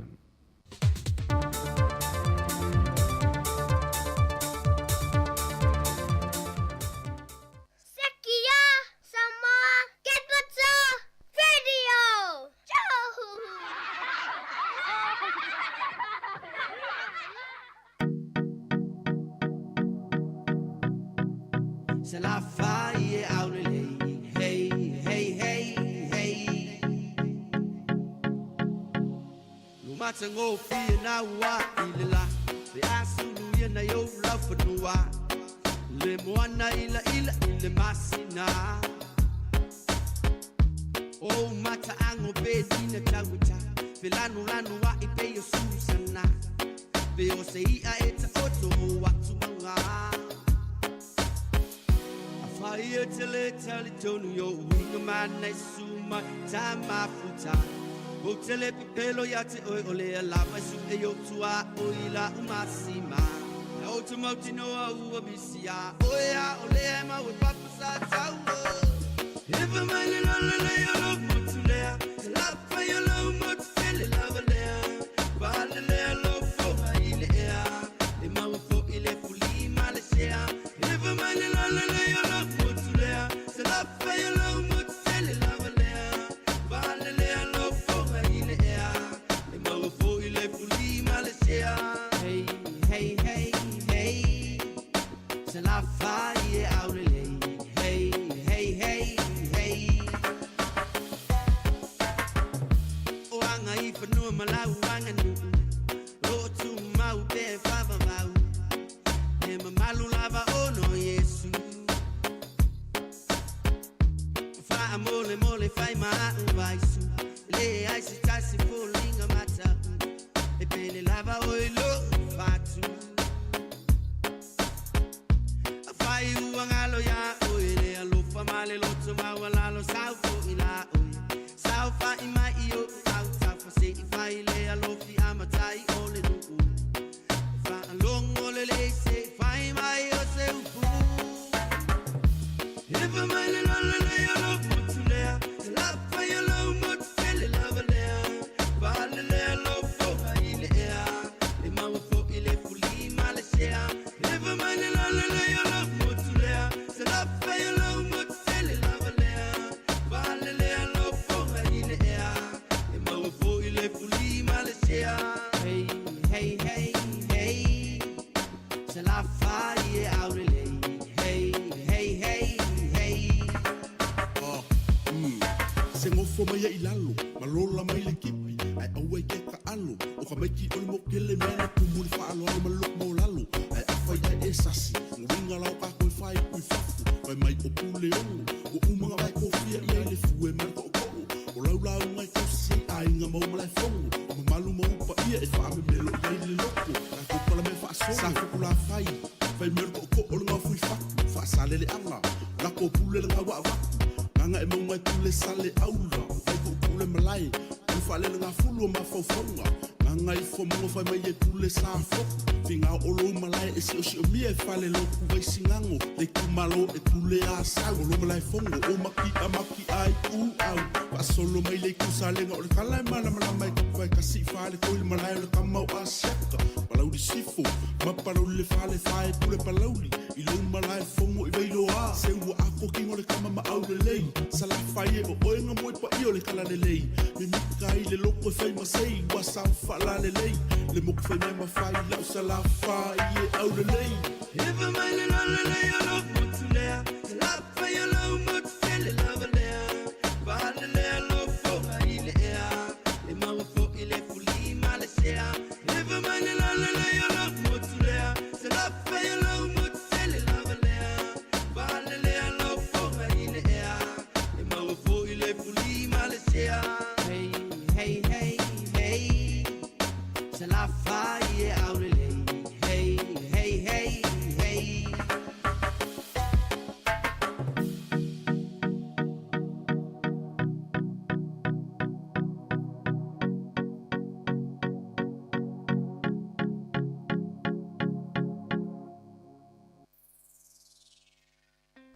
Ia toi whamalo atu tata o whafonga nei vaenga lea wauli le walua sefulu minute te aile se funuma le lua ia alo whaiwa fo isio tata atu no ia i tau maftanga o lea wauli wa fo se whasiri ngā mālosi mo i la tolo o whainga ruenga ia ao se tau maftanga fo i mo nai tato mātutua i le olo mafuta mai i tutono maota malawa ia toi whawhelo i atu tautua tiu fonga lau mua ia i nea wauli ma lo la vale ta wata ai ma lo fole ta pua ai ia inai tatou tu asina sina ia ole tau tual si fonga lau mua ia i Wellington na o mai ale au ina atol fa poponga muli o tatou talafou mai New Zealand ia ma tatou talafou mai Samoa ai mana yon fa te atu ia tatou fa asila silanga O le whaasisilanga mai le mo le whanotanga mawhtanga whaiwhi au so o whaatasi a Wellingtone, Porirua, ma le Hutt Valley. Swafa manu malo Yesu Keriso mātou te wala au atuai i le paia ma le mamalo le mawhtanga whaiwhi au so o whaatasi a Wellingtone, Porirua, ma le Hutt Valley. O le awhatau nuina le tātou whanotanga i le aso lua, aso se fulutasi o Iuni. Aso se fulutasi o Iuni i le se fulu i le tae au i le ekalesia me to tisi Sāmoa, luas fululua Waitoa Road, hataitai Wellingtone, ma o loo tatala fo i lewa noi so se whaafea ngai fia mafuta mai ai, ma le whaalo alo lava, whaafetai sa inia ele laulau a fono. Le istatwasi silanga o le whaasalaunga mo le mafutanga sa lolonga i Wellingtone a toa. I le awa ma le whaalo alo tele e whai aile leo whaatau waa, ma fofonga tau moni moli o tau langa tangata a Wellingtone i so se e ka le sia, whaapea li i mawhaipule, ma le mamalo a sui umo le nei awhio anga, e whaapea fo i paolo mangafa e maluai le nei nuu o sa le lolonga. E toi whamanatu atu la tātou mafutanga o le a whaatau nuina, i le maota o le e whakasai Cannons Creek, o le tuatu si se lau se fulutasi Castor Crescent i Porirua, i le asto o na i le aso se fulu limo Iuni i le se fulu i le tae ao. Whamanatu atu lau la fonga, pei ona au tasi i ai. Tatalo a watu i ai i le atua lo tau langi soifua, ma so mato wola i le aso ua tau poina. Soifua o a li ima whaipule o tapa au masale lolonga. Mo nisi whamatalanga whaafiso tai telefoni o le o lua tasi, o iwa o, lua lua, o tasi lua. Po le o lua iwa, o lua o tolu, iwa o. Po le o lua lua, tolu walu lua, fitu lima o. Nisini o whaasisilanga le nei vaenga o le awa uli ia ai whai maali e talinga o sua. Whamaloia i la tole o malolo mai sa inga luenga ia. Mo whai fwistama whtanga ia wafo le toi e taliwa tu fo il toi amatalia i fo i o ngaluenga. Ia i la tole wa lata ina maanava ia. Whai maali e lo waso tautua na fo le saunga le mumo i la tole o mafuta mai i lungo ala tele vave. Awana i ngalo i tatou fuala au, na i tatou mātua mātutua i la fuala au o la wauli. Ia na e masani i lava i la tole o whea ngai fo i ma le tausia ino tatou mātutua. Whawhiwhianga ma le tamo puni a la waa, tō fia i le atua Sāmoa whawhtai.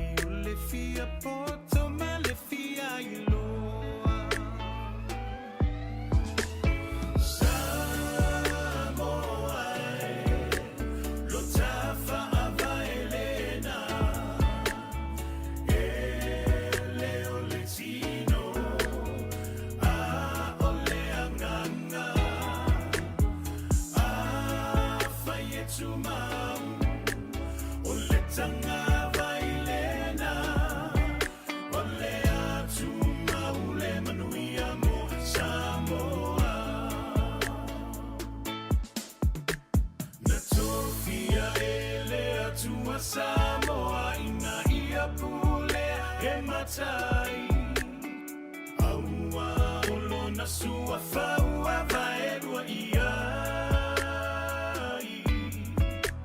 Tauna na fua le tetea Ai mani no lava o le mata o le vai O le a ano moni ua le toi ai ni matai Sāmoa lo tafa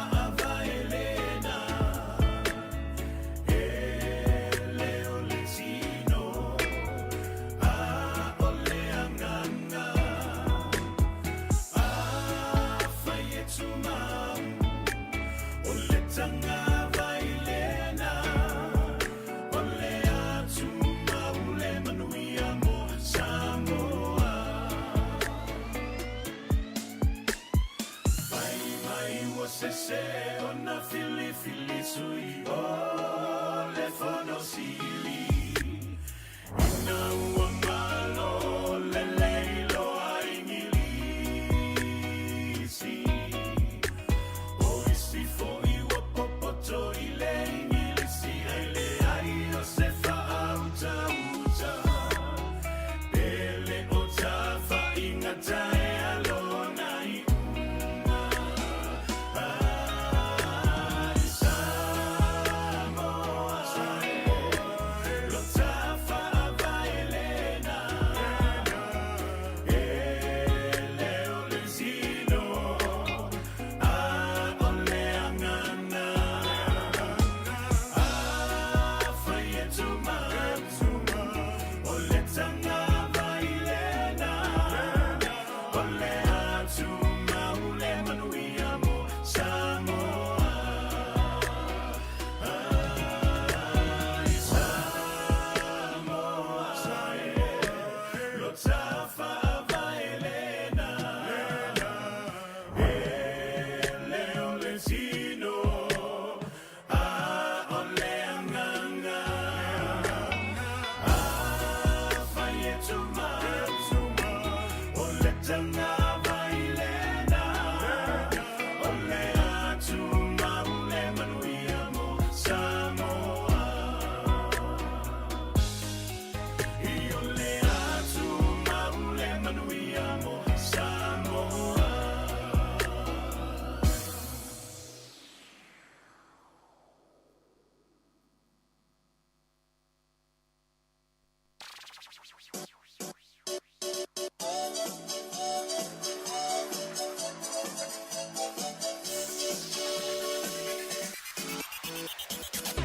Ia e whātutu atu so o monatu.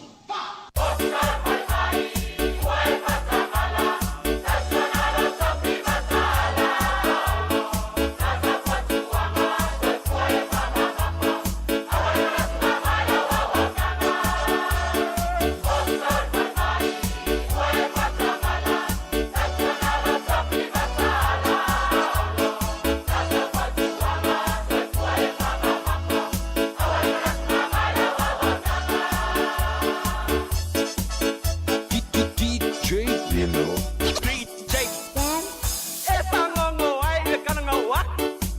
I lau kapua inga. Pake ai le a inga kaua anga palela kai marakama a inga. Pako langa lale ua ave I Amerika. Taka marapanga anu, ke ua ponga inga. Leo saore pare mai, o kai oko, se oko lau mapo pau. Mai mai wai kui te orko wangai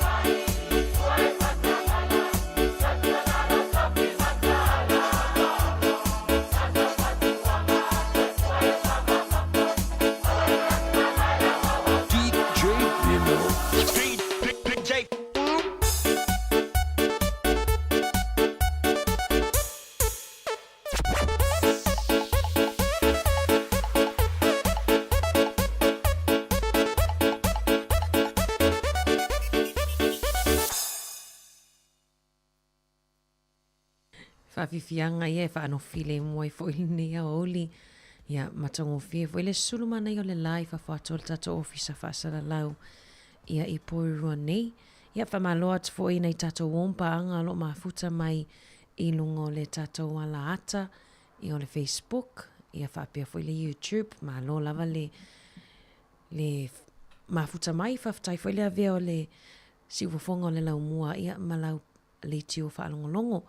Malo fo la tolo fa ngaina mai le Sāmoa Capital Radio app. Ia malo lava o ni ngalo na ile app yo ngana Sāmoa po le ngana Sāmoa app. Ia e mawhaiona e tango e download I lau telefoni. Ia olo ia uma lava ia le telefo o vaenga o ngana e mawhaiona fisosoani foi. Ia pe whamanatu foi. I whaaleonga mo le whaingo o mataitusi ia o whaingo whaailonga sa oile whaaleonga o upu na e tele ia tautalanga matala noanga na ia I lunga le tātou apina awana I ngalo. Ai mani fo ile vai atu I le na watu nei talafo ia le whasisilanga le minista o soifo maloloina Shane Ritty le sa whaiana le la tai au. Vainga fo ile le wam whaiona tolus fun miliona tala lewa fesosoani ia whaalele ia ile au nanga lea o le radiology ia po whaata whaingo whaata ia o le ale toe e au fia ila I tonu o le tupe lea le ave esenga o le tupe tutongi il tangata I to atasi pe ai alu e whai ia au whaata ia o whaata I sau I o x-rays o CT scans ia ma diagnostic ultrasounds ia po o susuenga fo I o whaata e su e ia po la le pise whaamai po la whaamai la e whaamaonia ai ia leo whaamaonia mai lea so tolus fun miliona ta la lewa whaanganga e fisosoania I lea vaenga o lau nanga soifo maloloina ia o stala fifia mo tātou lava ia le wae o le taimi nei pe ono sfutala e anga ilunga pe ai alu e whailwha ata ia a le la whaamaunia mai o le ave ese ia co-payments. Ia o se te lostala le leifo I lea mo tātou ia e mesel nei vai tau o mato I taunga tāl tau on soifuanga mana e fui whalongolongo at fo I talanoanga ia a sui o tātou tautua le Sāmoa ia e whatalanoanga le toi awina atu le tai au ana le la ia le sa talanoa atua I le ilu I tau o tātou whiangai ma tātou I le swing o le tau po le climate change. I le whamaoni ai o a whianga fo I le tau o soifuanga e a whia I tau o loa ia o tau o whala au fo I le a mese fo I whala au whaisua whala au tama whamata. Ia e a whia umalawa ia o no swing o le tau. Ia whailaunga luenga e sosoani ai puipuia mai ai ia le climate change. Ia mau tino le leo tu la leo tau ta sa o tono le la pisi te tau na lu iai ave le tanga pepa e loa ele mwhaiona pala e vai po ai tu ainga la pisi ia vai le tato recycle o vai ngai e te whai ai aso uma mwhaiona e fsosoani ai o lona sao o tatou na ia sao e pui mai ai mai ia I whawitau liu swing o le tau. Toi lus tasi minute tali tu lai tasi wha mai a foile o tatu tautua atu I nei I New Zealand ia ai so o mai le tatu sui whasala lau I Sāmoa le sunga ia tasi Salem Sam ia ilana por kalame masani ia so tofi le tu lai tasi se ia pa ia le tu lai tolu ia o le whawhiwhianga o le pea o le whainga o le kōpai tango I lau whangsuka.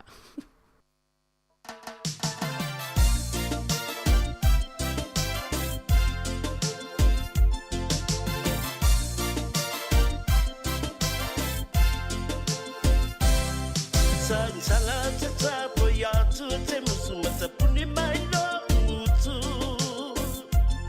e te so ona ma apa mai ma futi atu lo ulu wa fa adi no poto ya upu matala ando lo mi ai no ngasala wa e fa anana ya me anda pai o le ba no